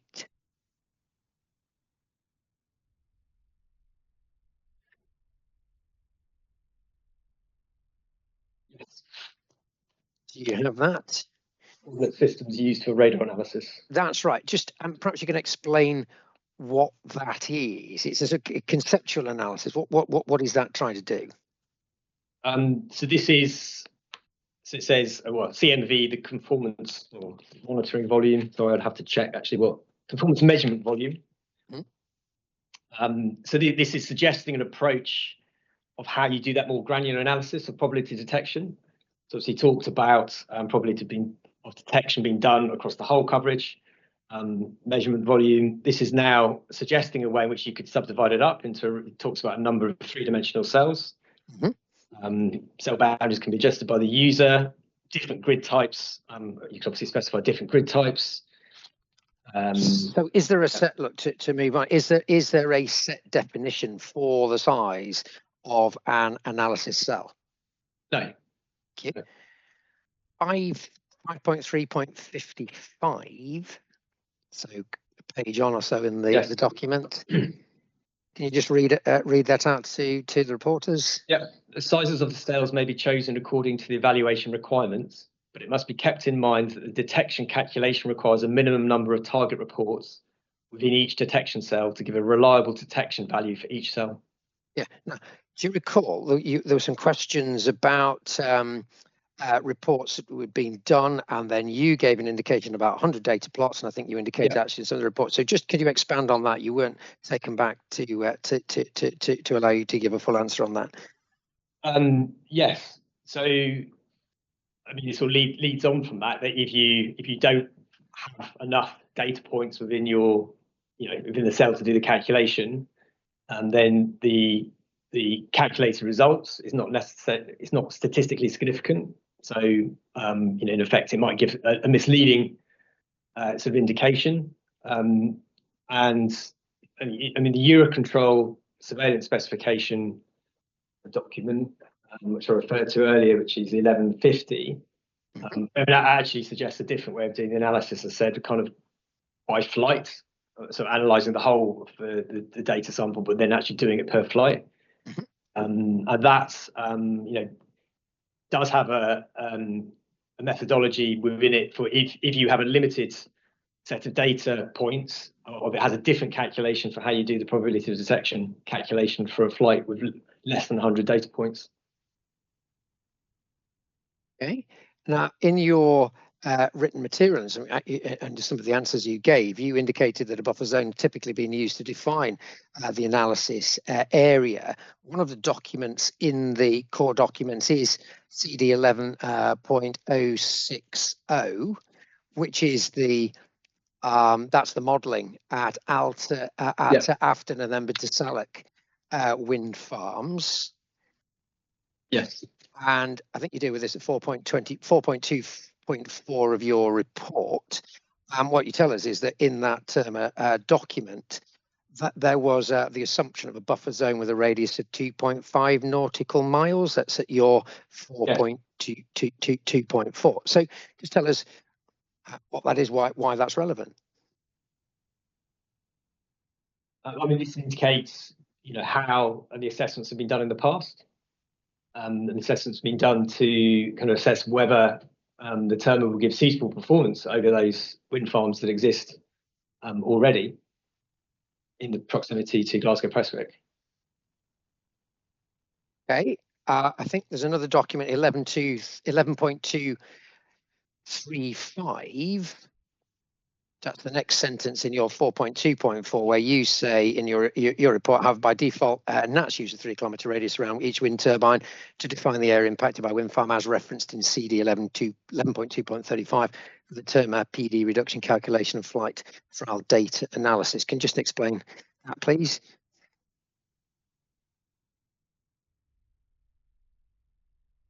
This was a reference to a discussion between Glasgow Prestwick and NATS that highlighted. I mean, it highlights that previously with the flight trials that had been done at Glasgow Prestwick, and that NATS were asked to analyse, and that they had used a 3 kilometre buffer zone in terms of actually doing the data analysis as part of that. And I think it's already discussed that 3 kilometre was the buffer zone that NATS use by default. I mean, they use other buffer zones if instructed by the customers they work with for these flight trials, but based on their own kind of experience and their own kind of assessment of their own controllers in terms of evaluating the performance of the Terma radar and supportive air traffic service operations, and that's the buffer zone that they have used when analysing the performance of Terma. Okay, that's an email. You can see the names there of Khalid, Mark, and Arno on that on the email. But that's a neat summary. Okay, so taking all those points together, in your view, has GPA produced any evidence, any actual evidence of why the technical calculation of probability of detection is overstated compared to the actual ability of the term to support safe and efficient operations? No. Good. Thank you very much. That's the question. Thank you very much. That's my re-examination. Thank you, Mum. Okay. Okay, so that concludes Mr. Parkinson's evidence. And I think it might be worthwhile just having a short break now before we then turn to, it'll be Mr. Wiley, I believe. So if people are content, we would have perhaps a 10-minute break now. Is that okay, Mr. McLeod? That is absolutely fine. I wondered if it would be helpful just to give you an indication of 3 documents that I'll probably refer Mr. Wiley to in examination in chief. The first is Mr. Smith's precognition.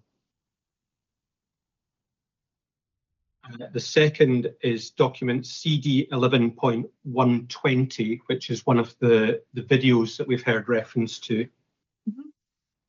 And the third is document CD 11.256, which is the safeguarding assessment for CARIC produced by the airport. And I think those are probably the only 3 documents that we'll need to refer to. Okay, that's very helpful. Can I just ask Mr. McLeod whether he's capable, not himself obviously, but of displaying a video clip, whether he would appreciate, whether he would, I was just going to offer our assistance in doing that, if that would be of help. If you're able to do that, it'd be very helpful actually, thank you. So it's CD 11.120. 120, yes please. Yeah. When the time comes, yeah, great. When the time comes, absolutely. We'll just have that set up in advance, we'll hopefully set up in advance. So we'll just have 10 minutes and come back at 5 to 3, please. Thank you. Thanks.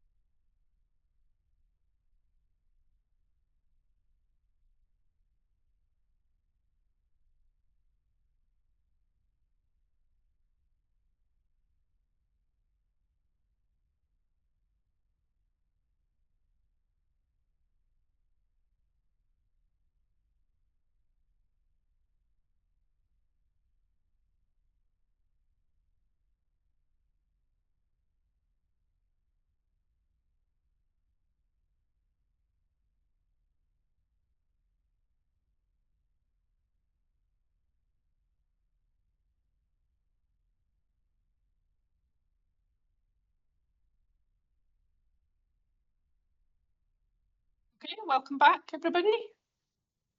Nice to see the full view of the airport's table there. Hope you all had a nice short break. We will now go through the same process with Mr. Wiley and do cross-examination and everything before we then move on to Mr. Inglis. So Mr. MacLeod, I think you indicated about half an hour for Mr. Wiley's evidence in chief. And Mr. Finlay, I think you indicated around 90 minutes for cross-examination. So could I just check whether both of those figures seem about right? Because obviously we've got the possibility we might be able to complete those today. We could have a short comfort break somewhere in the middle, but we could possibly push on and try and complete both of those. Does that seem reasonable? Get one thumbs up and a no, that's great. Okay, well, that's fine. If you'd like to introduce your witness, Mr. MacLeod.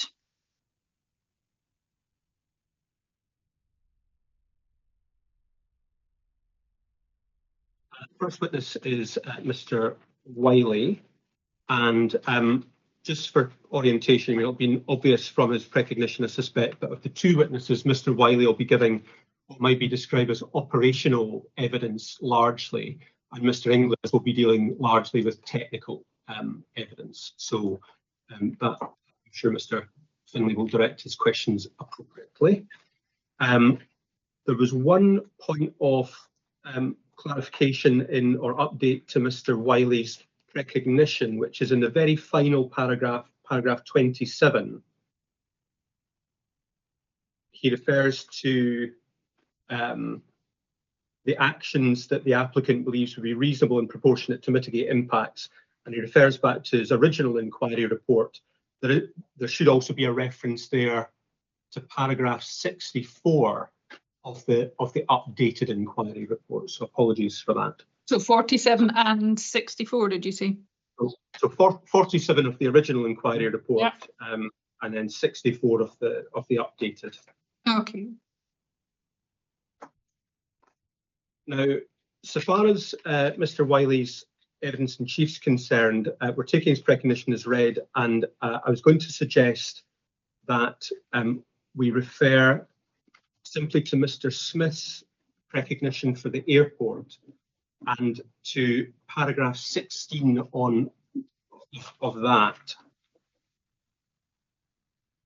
So that's CD 11272. Yes. Okay. So, afternoon, Mr. Wiley, after those brief introductions. So looking firstly at paragraph 16A of Mr. Smith's recognitions, what comments do you have on his concerns in relation to missed returns and the potential for sudden appearance of aircraft on the radar? So I think Mr. Parkinson actually covered a lot of this very well this morning. So in terms of missed returns, individual missed returns, these are not a major concern to controllers. You get that regularly on any radar. So individual missed returns, even a couple of missed returns together, is not a great issue. I mean, certainly from memory, we used to see it quite regularly on the existing S511. So in terms of the concerns around individual returns, I don't really see the major issue with it. Okay. And then looking at 16B and C, so 16B is focused on Craig and Moddy, but 16C talks about Carrick and Necronal and essentially says the same problems apply. 16B and C relate to tracks as opposed to returns. And can you just explain to the reporters when, in your view, the loss of a track would be a concern to an air traffic controller? So again, Mr. Parkinson actually covered this quite well this morning. A track is much more of a concern if you lose the track, because you do lose the identity of the aircraft. But again, to pick up on the point Mr. Parkinson made, it's only really a concern if it's a primary only return. So if the aircraft does have a transponder, which the vast majority of aircraft do these days, I accept that there are a few that don't. But if you've got primary only aircraft, the track is lost, then that does become a concern. more so if you've got other aircraft in the vicinity. So you would have to, as was explained earlier, perhaps move aircraft under your control out of the way, advise other aircraft, you would try and make contact. If it's not on your frequency, you would contact some of the surrounding units to see if they're in contact with it to re-establish. But again, it depends on how quickly the track would re-establish as well. So if it's only transiting, say, from east to west, it's only going to cross the box, if you like, Prestwick's box, if you like, over a short distance. So it's going to re-establish fairly quickly at the other side. So yes, it's a concern, but it depends on all the circumstances around it. Okay.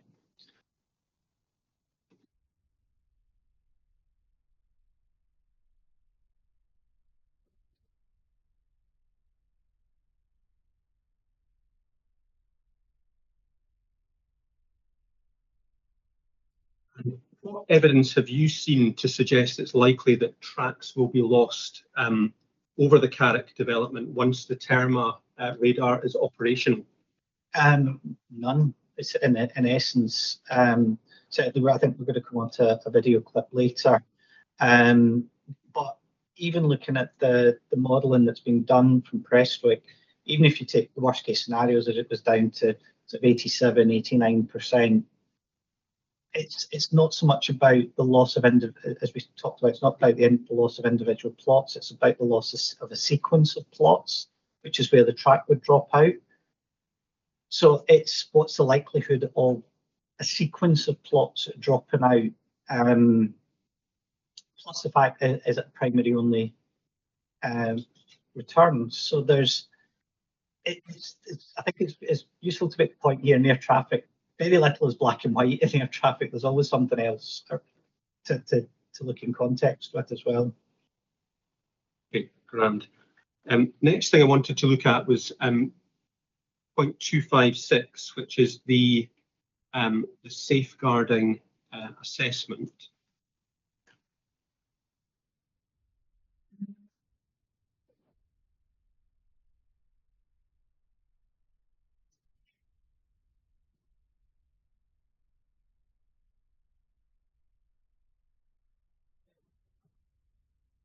Check the reporters have got that as well. Yep. Okay. So 256 is the safeguarding assessment for the Carrick wind farm. I think there is a separate one for Craig and Modern. Just continuing with Ms. Ed, it's not the safeguarding assessment. This is the safeguarding checklist. The safeguarding assessment is CD 11254. I beg your pardon. My fault in terms of terminology. Is the checklist that I wanted to look at. Right, so 256 is the right one. Yeah. Mr. Finlay, you've gone into soft focus again. Just it's not so important at the moment, but it will be later. Thank you. So I really just wanted to have you illustrate a point that Mr. Parkinson described this morning, which is the RNAV routes. And I think if you go to page 26 of 65, we should be able to see firstly the departure routes, and then on the next page the arrival routes.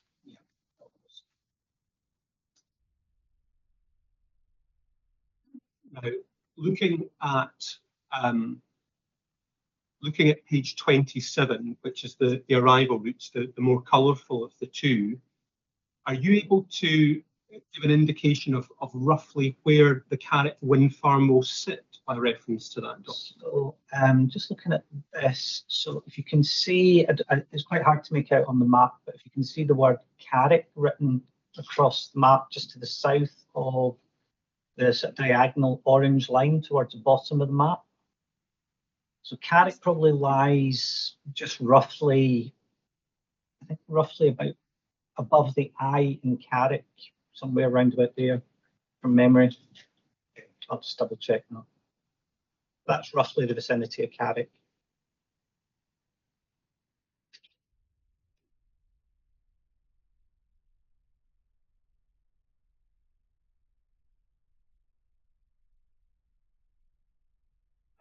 Can you just explain to the reporters, again, Mr. Parkinson did some of this Can you just explain to the reporters the nature of the orange line immediately above Carrick? Yeah. So the orange line is an arrival route. So it's called a STAR, standard terminal arrival route. So it takes the aircraft from the en route environment and it takes it to the initial holding point, which in this case is Turnberry. So if you can see the orange circle, that's the hold at Turnberry. So that orange route takes it from the en route environment to the hold. That's the initial part of the approach. And then same sort of issue, presumably, for the orange line that comes from south-southwest heading up towards Turnberry. That's yes. That's part of the RNAV system as well. Yeah, that's for arrivals coming up from the southwest from Ireland direction. Okay. Then flipping back to page 26, we can see the RNAV departure routes. Yep. And none of them in quite so close proximity to Carrick. No, I think from memory again, when these were redone, they truncated a lot of the original departure routes, which made them shorter. But most of them run well to the north. Plus the fact as well, you've got, for most departures, given the rates of climb, the most modern aircraft, most of them are going to be well up into the airway structure and passed over to NATS en route for the en route service well before they get anywhere close to the Carrick area. So when you come to consider the issue of potential conflict between aircraft under GPA's control on an RNAV route and an aircraft that's in uncontrolled airspace, are you equally concerned with departures and arrivals, or is there one that's of more concern to you? In this case, arrivals, definitely. They're lower down, they're closer to the area. The departures, like I say, are going to be 9 times out of 10 up and away before they get anywhere close to that area. Next thing I wanted to do was have a look at CD 11.120. So if Mr. Finlay could work his magic, and we can hopefully have a look at that. Luckily, it's someone far better qualified than me working the magic. Yes.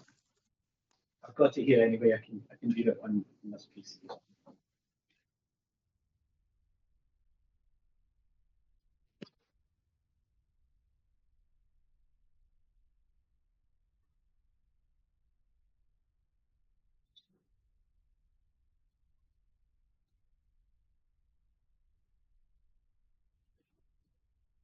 I'm not sure about everybody else, but the magic's not quite happening for us. It's not happening yet.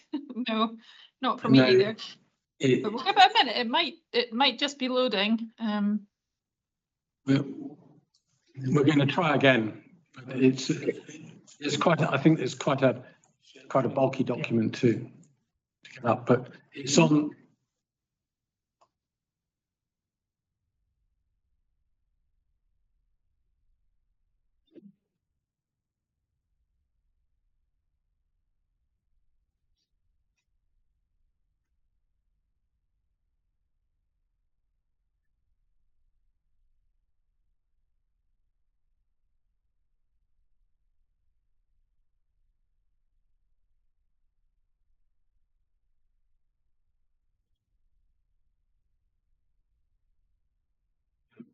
If it's not going to work, I wonder if it's worth us all just watching it at the same time, assuming that's not going to crash the DPA's website.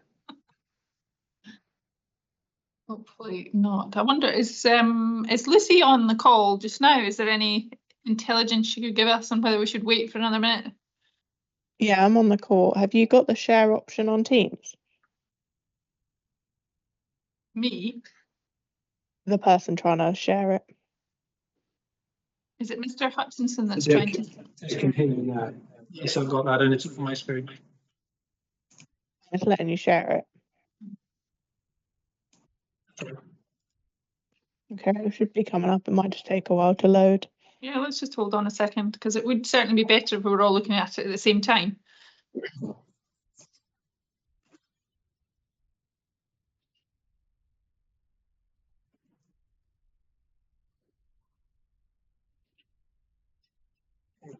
Get in touch with that.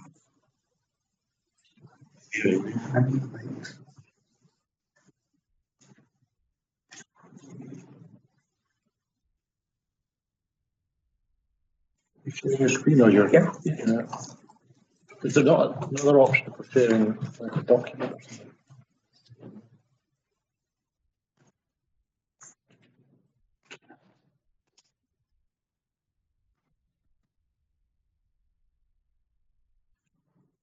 something?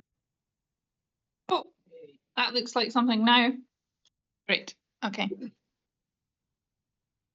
Have we just checked that everybody's not just drifted off to get a glass of water? No, everyone's still here now. Yeah. Okay. Right, carry on, Mr. McLeod. Thank you. So I wonder if that could be played, and if you could just talk us through what you can see on that document there, Mr. Wiley. So from what was submitted, this seems to be a screen capture from the GPA Terma radar. The blue polygon pressure set indicated the area that covers the bulk of the wind farms in question. So there's 3 aircraft that we can see. So the one at the bottom that's just about to disappear, the Ryanair 455 Kilo, that's probably out of Glasgow or Edinburgh, heading south, because it's way up at what's referred to there as flight level 299, or just shy of 30,000 feet, and it's still climbing. And just pausing there for 1 second. You've indicated it's climbing. You can tell that by the arrow pointing up. And the 299 is effectively the altitude. Yeah, yeah. And is that something that comes from the Terma, or is that something that comes from somewhere else? That's the SSR return. Right. So what is it that the Terma is showing for that particular airplane? What can you see on the Terma? The line of dots behind it is the history trail. But if you can see the star, so that'll be the combined plot from the Terma and the secondary radar. So it's a combined plot we're seeing. So this is what was described earlier as the MRT. This is the MRT in operation, with 2 data sources being combined to show the location of the plane and where it's been. Exactly, yes. Okay. Graham, sorry, I interrupted you. So you're talking about the Ryanair flight that's going off screen. So the 455, it's kind of neither here nor there. It's departing. It's way up, and it's way up. The middle Ryanair, the Ryanair 7 X-ray Tango, is coming up from the southwest. It's currently at flight level 7.1, or 7,100 feet, and it's descending. Again, it's a combined plot from the Terma and the SSR. Now, a couple of things to note on this one. So that will be getting kept inside controlled airspace. So that will have been cleared in the down to 6,000 feet to keep it inside controlled airspace. Because if you descend it any further, it goes out controlled airspace, and you don't want to do that. However, the thing to note is it's not pointing at Turnberry. So what that tells me is it's being vectored. So the controller is actually given that aircraft a heading to fly. So rather than let it run the RNAV arrival up to Turnberry and then follow the transition towards runway 30, the controller has actually chosen to take that off the arrival route and give it a heading. So the controller has chosen to put that aircraft right across the area where the turbines would be. Now, the other aircraft that we can see there that says FIR is again a combined plot from the Terma and the SSR with the history trail. And at the moment, I can't quite see if you could just run it just for a quick second to get the separation on the labels there. Yeah, that's fine. So it's saying altitude, so it's A36, so that's at altitude 3,600 feet and climbing. So don't worry too much about the altitude. It's just the pressure setting it's on, whether it's a flight level or an altitude. It's just to do with the pressure setting. What's important here is it's outside controlled airspace. So this is one of the aircraft that are outside controlled airspace. But the other thing to notice is FIR means it's being provided with a service from Scottish radar from the Scottish Area Centre. not from Prestwick Airport. So if anything was to happen, so if it was to do anything unusual, the controller could call Scottish, or Scottish would phone them if it was doing something unexpected. But because it's been provided with some kind of service, we don't know what kind of service from Scottish Control, or from Scottish Area Centre, you would expect that to remain outside controlled airspace. So again, there's no real conflict. But again, if the Ryanair 7 X-ray Tango had been allowed to fly the RNAV arrival, then it would be an even less of a conflict with that FIR aircraft.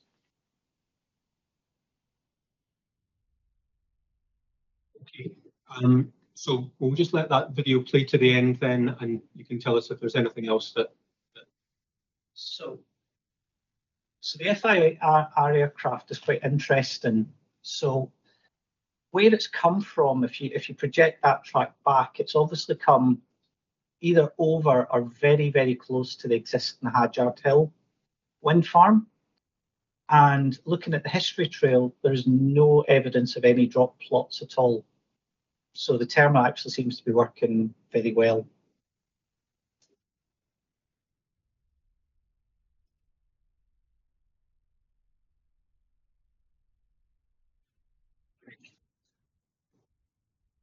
Okay, nothing else to take from that then? That's the main points. Good. Okay.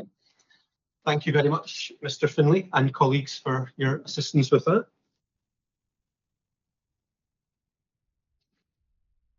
So just returning then to Mr. Smith's recognition, in 16D,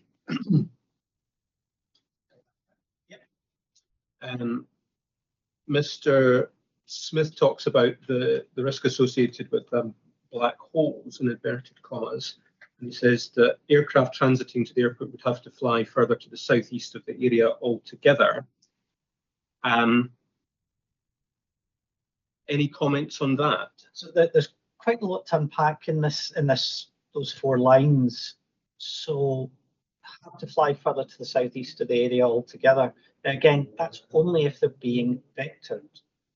The RNAV route takes them up and round to the north. The RNAV route, the transition route that goes across from Turnberry towards the approach, does go directly over the Dusalach wind farm. However, when the route was designed, Dusalach was never flagged as an issue, even though it was there before they put the route in. I'll maybe just look for some guidance here. Ms. Levin, would it be helpful for Mr. Wiley just to indicate where that transition route is? Yes, just do that. Okay. So, I think if you go back to page 27 of 65 of the safeguarding assessment logs again. So that's okay. CD 11256. Oh yeah. Yep. Okay. Yeah. So it's, if you go back to the Turnberry hold where those lines all converge, it's the green line marked Turnberry 1Z. Okay. That's the transition route, and it goes almost directly over the top of Dusalach. So in essence, when your understanding anyway is that when Mr. Smith talks about traffic having to go further to the southeast, he's talking about traffic that would otherwise be vectored through the word Carrick rather than flying the RNAV. Yes. And it would have to go to a further southeasterly direction before it could then make its approach to Prestwick runway. Yeah. So what he's saying there is this would result in unnecessary fuel burn, while at the same time resulting in additional work for the ATCOs and the aircrew on board the aircraft. It also reduces the flexible use of the airspace. So I think we need to unpack that almost bit at a time. There's quite, like I say, there's quite a lot in this sentence. So it would result in unnecessary fuel burn. Now, the RNAV routes are specifically designed to be the most efficient routes to fly, because you put it into the aircraft's flight management system, and the aircraft calculates the best descent profile, aiming where possible for continuous descent, which puts the least strain on the engines and the least amount of fuel burn. When a controller chooses to vector, he takes that predictability out of those flight tracks.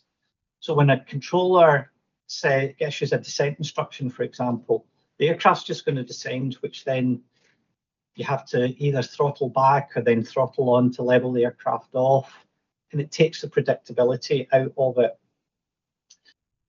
Additional work for the ATCOs, putting it on the RNAV route, the controller actually almost becomes a monitor for the flight, because he just clears it all the way down and he almost just monitors the aircraft. So by putting it on the RNAV, your workload is actually reduced, which gives you more time to scan the area around it and look out for other traffic that might affect it. And again, that goes back to the flexible use of airspace. If you've got aircraft flying fixed tracks, you've got more flexibility to do what you want with the rest of the aircraft rather than have to manipulate everything else around the aircraft that you are controlling, if that makes sense.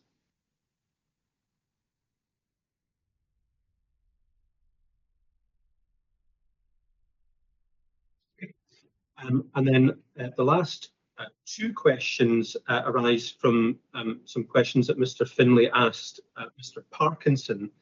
You'll remember his questions regarding pop-up, and he talked about different categories of aircraft, including gliders or microlights or military aircraft. So taking gliders or microlights, first of all, what comments do you have on the likelihood of those popping up above or out of the Carrick wind farm once constructed? Very low. Certainly, in my years at Prestwick, there was very little gliding activity. The nearest gliding site is well to the south, towards the south side in the Galloway. And certainly that's been backed up through the work we've been doing through the lighting consultation. The gliders have expressed no real concerns. They don't operate up there. Similarly with microlights, it's too far away from most of the microlight sites. Most of the microlight activity would be to the north of Prestwick using the buffer zone. And actually a lot of microlights now have have transponders as well, so would be visible to SSR. Military are most of the time have SSR or transponder equipped. Some of them aren't even VHF equipped. Some of them would be operating on UHF frequencies. So again, if there was something unusual happening, the military controller that would be working that would probably alert Prestwick that there was something untoward. Thank you. Those are all the questions I have for now. Thank you. Okay, that's great. Mr. Finlay, would you like to proceed? Yes, can you just give me a second? I'm not going to ask for a pause for a break, but just I want to check something before I start. Absolutely, that's fine.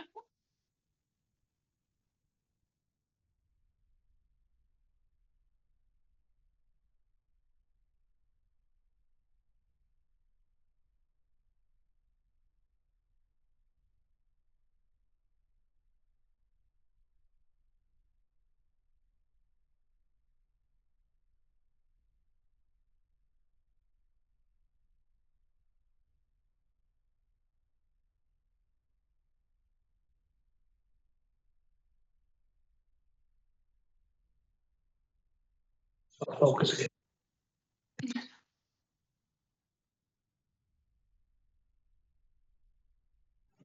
That's better. Afternoon, Mr. Wiley. You left the airport in 2015, as I understand it. Yes. And by that stage, the WMRFS, whatever it is, program was well underway. Yes. Wind farm mitigation scheme. When you were at the airport, in fact, I think you were saying you oversaw, just to get this right, the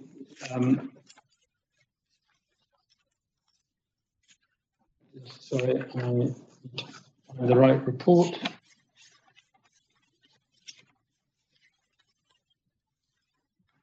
The wind farm safeguarding at strategic, operational and planning level. Yes. Did you ever describe the description that Glasgow Prestwick Airport used at the time as incongruous? Which description are you referring to? Yeah, the wind farm WFMRS. Did you ever, when you were overseeing its production, did you ever describe that as incongruous? Those advising me suggest you never did. It was never described as that at the time. It was just described as the mitigation solution. But you see, in paragraph 4 of your recognition, you say that that's incongruous. Have you changed your position since leaving the airport? The wind farm mitigation system in general was referred to as a mitigation solution at the time. It was only looking at a mitigation solution. The term wind farm, the W, whatever it is, they refer to it as must have came later. No, I'd suggest to you your memory is mistaken. That was the terminology used at the time. Just check. In my recognition or report, did you see that? Yes, it's para 4 of your recognition, where you describe the use of the wording WFMRS as incongruous. Yeah. Because it does, it's not just a wind farm mitigation system, it's a radar system. And I think Mr. Mr. Parkinson this morning, again, kind of alluded to that. You would go to any unit and it's the same component parts. Well, again, I'm not suggesting it is just, it may serve various purposes. It's your use of the terminology incongruous. It was called a wind farm radar mitigation system when you were overseeing it. And if you dispute that, we can provide the documentation to show it. I'm sure that it was. Mr. Wiley, you never described it as an incongruous description at the time. I'm wondering why you do so now. Because personally, I only ever referred to it as a mitigation solution. When the first report in this case was written, you were a consultant. Yes. You're no longer a consultant now, are you? No. Have you given any thought to whether you've retained your independence? Yes, I certainly have. Where do we see any recognition of your change of status in any of your documentation? You now work for the applicant. Yes, I do. Are you giving expert evidence or are you giving factual evidence? Giving factual evidence. Right. Well, if you're not giving expert evidence, that's fine. Thank you. I don't need to pursue that line of cross-examination. In terms of, that's very helpful, it may shorten matters significantly. In terms of provision of FIS and Class G airspace, hopefully given you're clearly attentive listening to Mr. Parkinson this morning, we can take this briefly. Cap 1434, which, just to remind people, we don't need to go there, is CD 11274, makes it clear it's the pilot's choice as to which particular aspect of FIS is requested and whether he requests it at all, and from whom he requests it. That's correct. Thank you.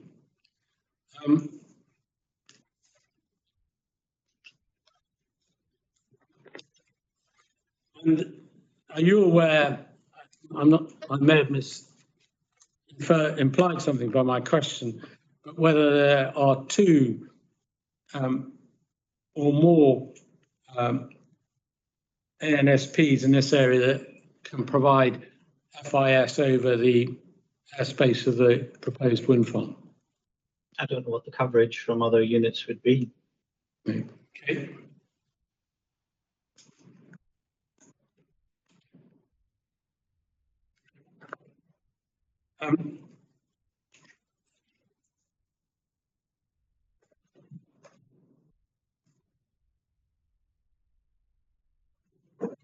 Except that a pilot on an IFR flight in Class G airspace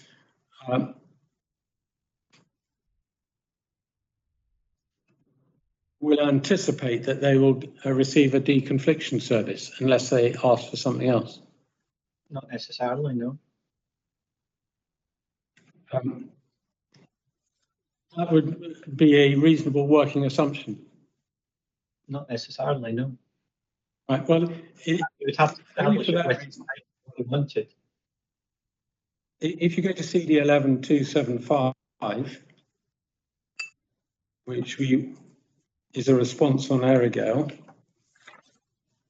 275, sorry, did you say? Yeah, 275.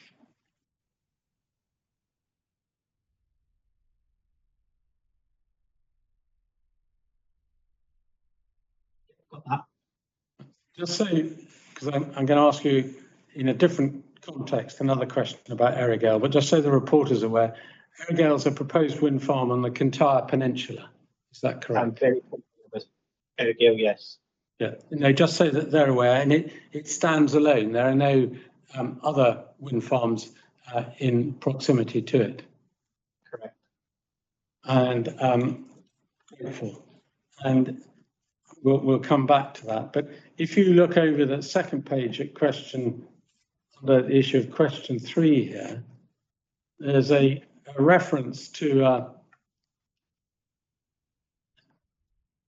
quotation that the CAA had used that I'm just picking up the last sentence in the quoted text. Controllers are only required to advise pilots when a procedural service will be provided, as pilots assume, unless otherwise advised, that the type of UK FIS they will receive will be a deconfliction service. Is that not a reasonable working assumption? That no, only in the very specific context of the rest of the code. Righto. Well, we can agree to disagree about that. Right.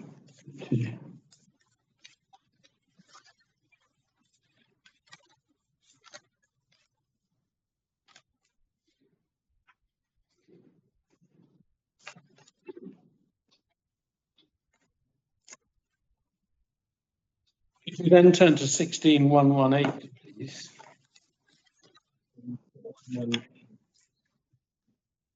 Which is the CA's this inquiry. Can you just pause a minute till I just get the document? 118, did you say? Yes. CD 11118? sorry, 16118. Sorry, apologies.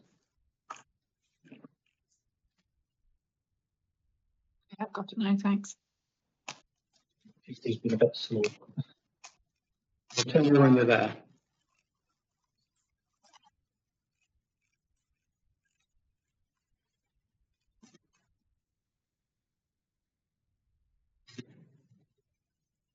Okay, with you.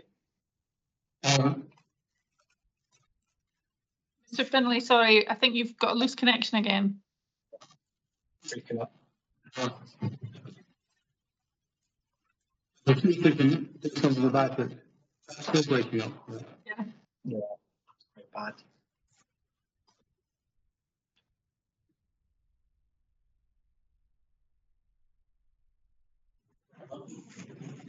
Any better? That is better, yes. So yeah, Yep. I can hear you loud and clear. Thank you. Readability 5, as we say. I was just looking at the last sentence of the answer to question B. This is a question I asked Mr. Parkinson. And it's not VHF specifically related. But it's, do you accept that Glasgow Prestwick Airport can be said to have a responsibility to maintain safe air navigation services in Class G airspace? That is within its DOC. Within the limitations of geographic and technical capability, yes. Okay.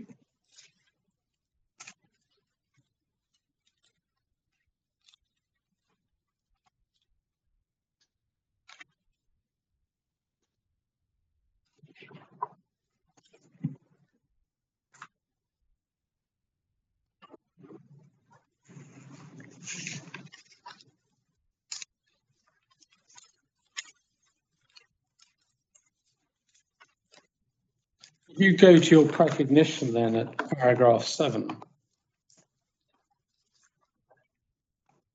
Paragraph 7.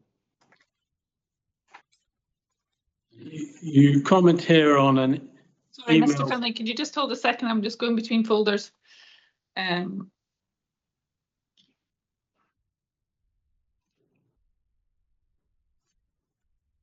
thank you. You comment here on an exchange between Mr. Thompson and Terma.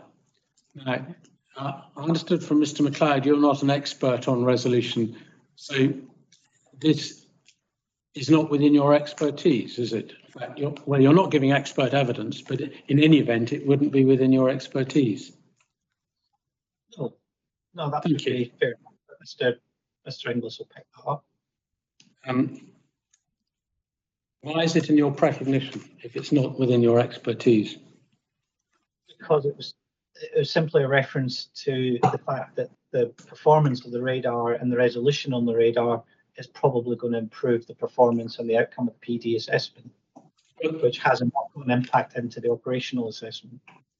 It would have, can I give you some other references? If you go to paragraph 16 of your recognition. So 16? 16. I'm going to give you a list of 4. Okay. You say at the end there, the performance of radar will improve even further. And in paragraph 17,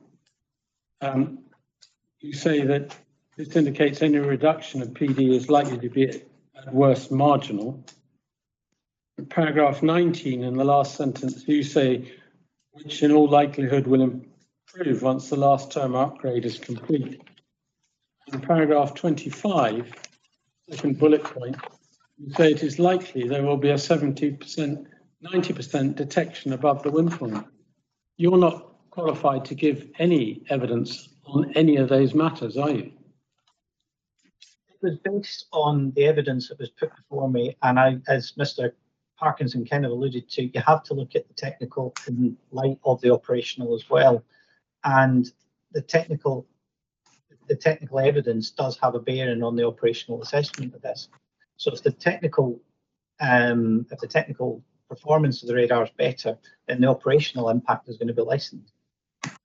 Mr. Wiley, you're giving evidence which you confirmed earlier you're not an expert, not as an expert. And secondly, as Mr. McLeod confirmed, you're not an expert on PD, the mechanics of PD.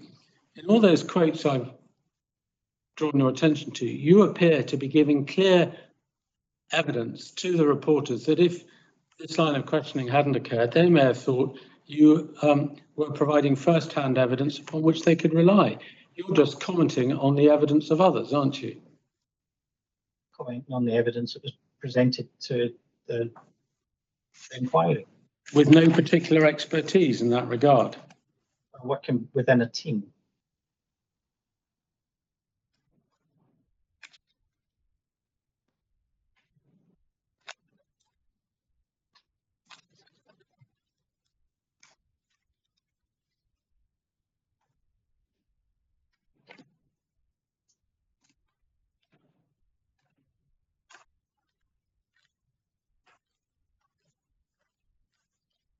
Paragraph 12 of your recognition, you refer to, you make points in 4 bullet points.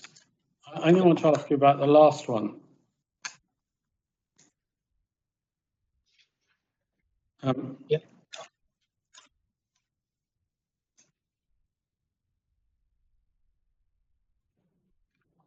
Procedures, you say Glasgow have left out of account a number of factors.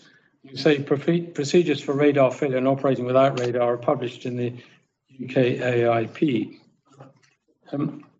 When you're assessing the performance of a radar, you are presumably assessing its loss of performance when serviceable, aren't you? You cover all sorts of scenarios when you're risk assessing. Plus the fact this makes the point that the Prestwick can actually operate safely. It has procedures in place to operate safely without radar. Well, that's one matter, but when you are putting forward a safety case to the CAA, they wouldn't assess it on the safety performance of Terma on the basis that some other radar might survive if Terma was unavailable, would they? Radar failure would form part of the safety case that you would present to the CAA, because you would have to present to the CAA what happens if the radar fails. Yes, but my point is, just because everyone can contemplate radar failing in a one-off, in an exceptional case, but your safety case, the fact that there may be a backup system in those exceptional circumstances is not going to be directly relevant to whether the radar, when it's operating as it should do, is providing the appropriate service. So let's take the scenario that an aircraft, for example, has dropped out. Again, I think Mr. Parkinson actually alluded to this earlier. So say, for example, you do get the unusual situation where track drops. One of the things that one of the first things a controller will do or should do is start to provide procedural separation. In other words, based on level or distance. And those are radar fail procedures and basic non-radar procedures. So you can fall back on them to help get you out of a situation.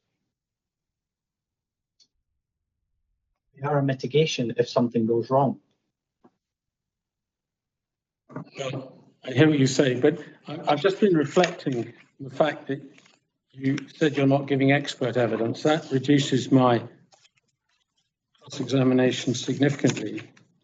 I want to ask you about the contrast between the position adopted at Erigale and this case.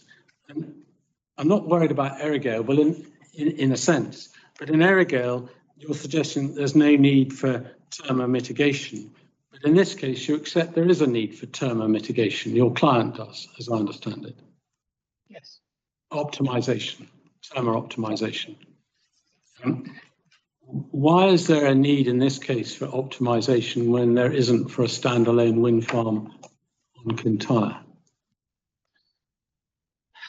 Number of factors. It's far closer to the airport than Erigale. So the airspace is busier. There's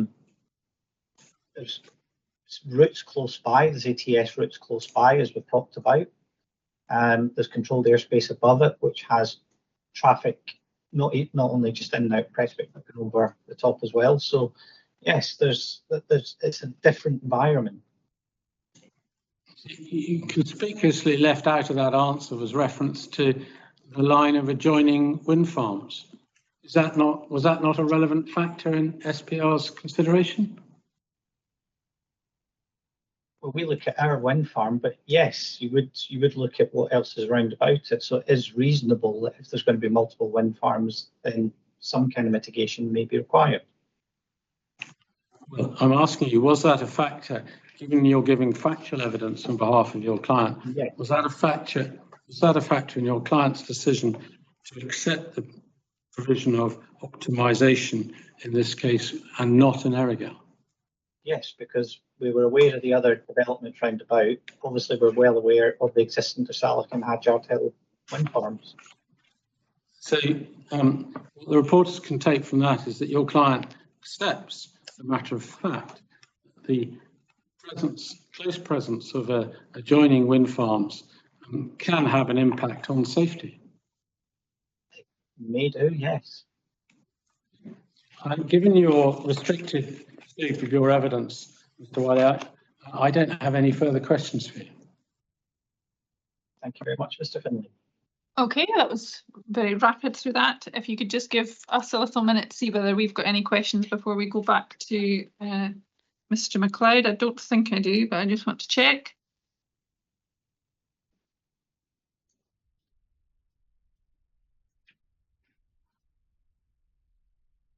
No, I think I'm fine. Mr. Bray or Mr. Reid? Nope. No, okay. Do you want to go straight into that, Mr. McLeod, or do you want a quick break? Straight into Your re-examination. yeah, I've I think I've got two questions for Mr. Wiley, so I'm very happy to deal with them now. Okay, thank you. So the first one concerns the status of your evidence, and just for the avoidance of doubt, can you explain to the reporter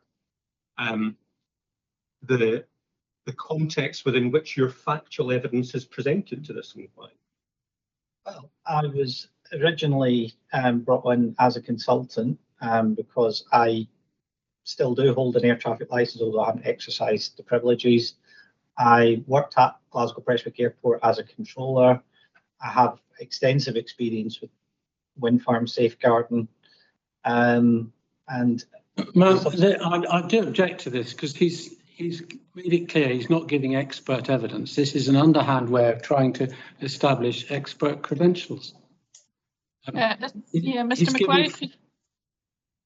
No, it's not at all. Mr. Finlay took a number of what I might describe as cheap shots at Mr. Wiley over the way in which his evidence is presented.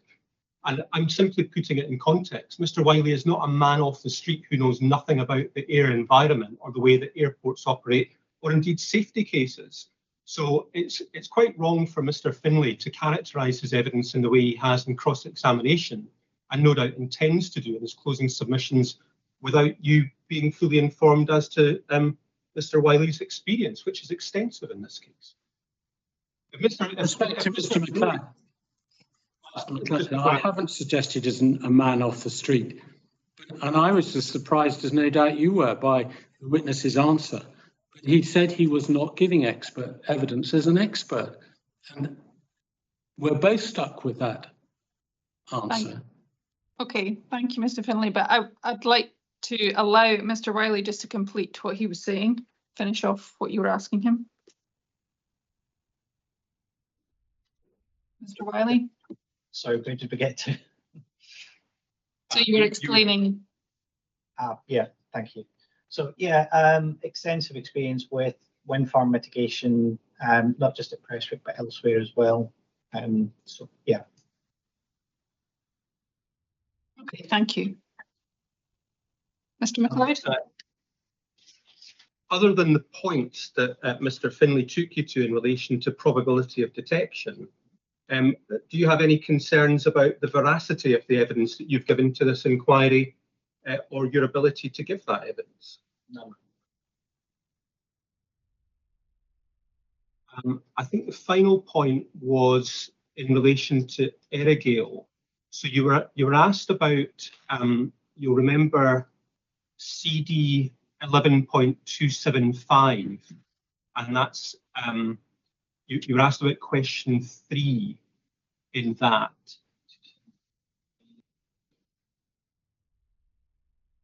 So this was the airport's quote, and Mr. Finlay was asking you about deconfliction service. Yes. And I had you noted as saying something along the lines of, you have to read the quote in context. Yes. And I just wanted to give you the opportunity to do that.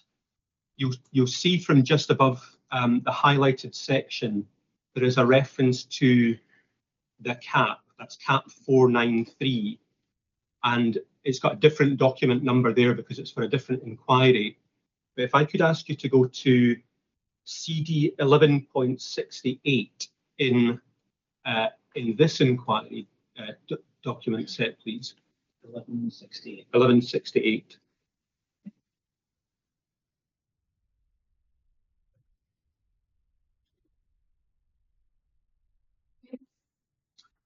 And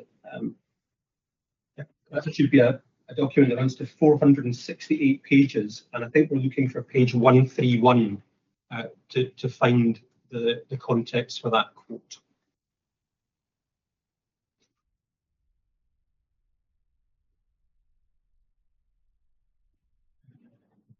Yes. Okay. Could you just explain to the reporters what the relevance of the text surrounding that quote is? Yeah, so this is about establishing the type of surveillance service in uncontrolled airspace. So the relevant section is paragraph 1B, which starts right at the bottom of that page. 1B1 says the airspace within which the aircraft is flying determines the type of surveillance service, which we've already established. So in Class Golf, it's one of the flight information services. So that would be either a basic service, a deconfliction service, or a traffic service, all of which incorporate an alerting service. So if we look at 1B2, which is just at the top of the next page, is the most important bit. The opening line of that says, pilots must be advised if a service commences, terminates, or changes. In other words, an agreement needs to be made between the controller and the pilot as to what service is being provided. The full quote, which they gave part of, is 1B4. And actually it says, IFR airborne holding might not be fully contained within the lateral boundaries of Class E airspace. Controllers are not required to advise pilots of such flights on the changes of ATS provided as they leave or enter Class E airspace. However, the controller shall provide either a deconfliction service or procedural service depending on the availability of ATS surveillance. In other words, what it's saying is, if an aircraft is in the hold, which is partly contained within Class E airspace, the pilot can assume he's going to get a deconfliction service when he's outside controlled airspace during that holding pattern. That's a very specific quote and a very specific circumstance. Otherwise, 1B2 says pilots must be advised.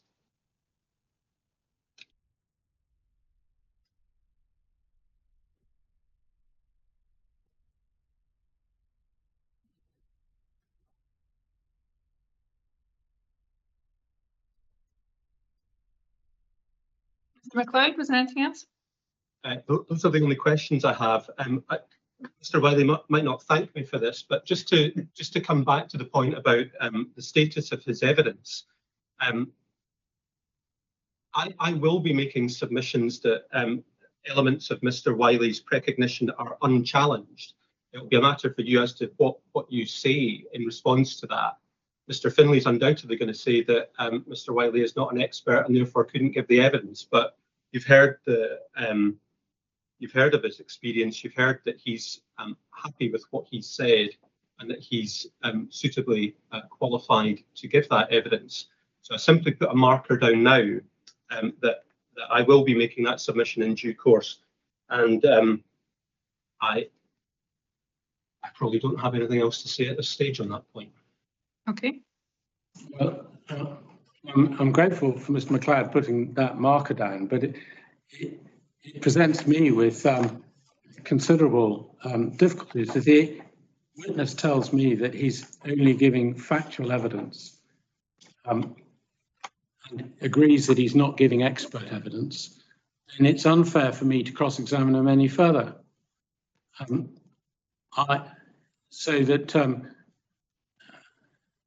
I make it entirely clear to you and to Mr. McLeod that I would have carried on cross-examining him at some length on certain aspects of his evidence. It's an unreal world for me to have to ignore his answer and treat him as an expert when he himself says he's not giving expert evidence.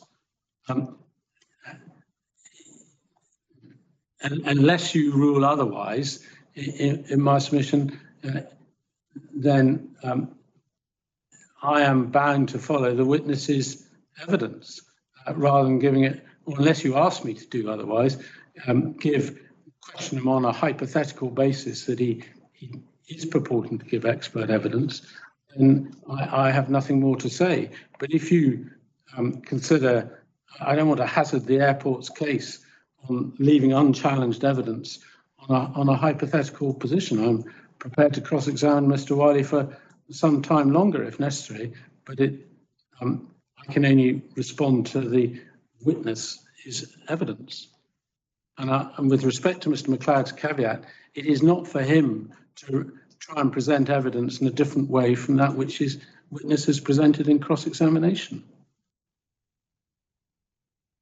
Mr. McLeod, have you got anything final to say on the matter? I'm not presenting my witness's evidence in any different way. I gave Mr. Wiley an explanation to explain the context in which it was given, and he has given that explanation. I think, Mr. Finlay, I think we're happy that we understand both positions here. I think we'll take from it what we want. Thank you. Well, I'm obliged, ma'am, but Mr. McLeod has made it clear that he's going to take an unfair point against the airport, that I have left evidence unchallenged.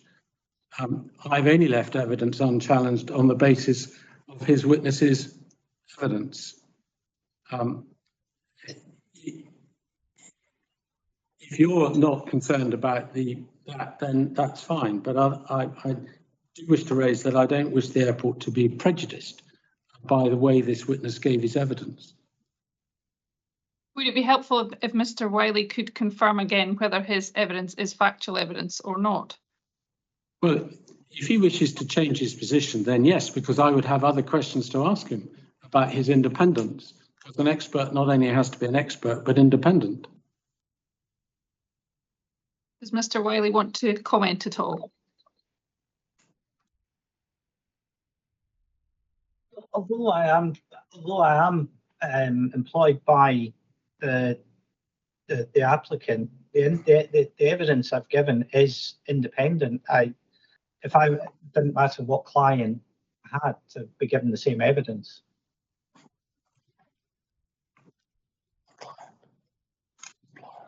Okay, I'm not sure we're going to get much further on this point. Well, I know Mr. Wiley hasn't changed his position on the status of his evidence, so I don't need to take it any further. You've given him the opportunity, he's given us his answer. Okay. On that basis, I think I will turn back to Mr. McLeod and ask whether you would wish to proceed with your next witness this afternoon, or do you want to start in the morning? I mean, we do have some time now that we could carry on. It's really your call. My preference would probably be to start in the morning, and the reason for that is we might be able to reflect on some of the evidence that's been given today. I've not had a chance to speak with Mr. Inglis during the course of today, but we might be able to narrow some of the questions in examination in chief that I would otherwise ask him. So if you are happy to start, and we're happy to start early, if you were happy to break now and commence with Mr. Inglis's evidence in chief in the morning, that would probably be my preference. Okay, Mr. Finlay, are you content with that? Not going to stand in the way of an early finish. Okay, well, we have made good progress today, so that's excellent, and we are due to start at 9:30 tomorrow, so we will be starting slightly earlier than today anyway.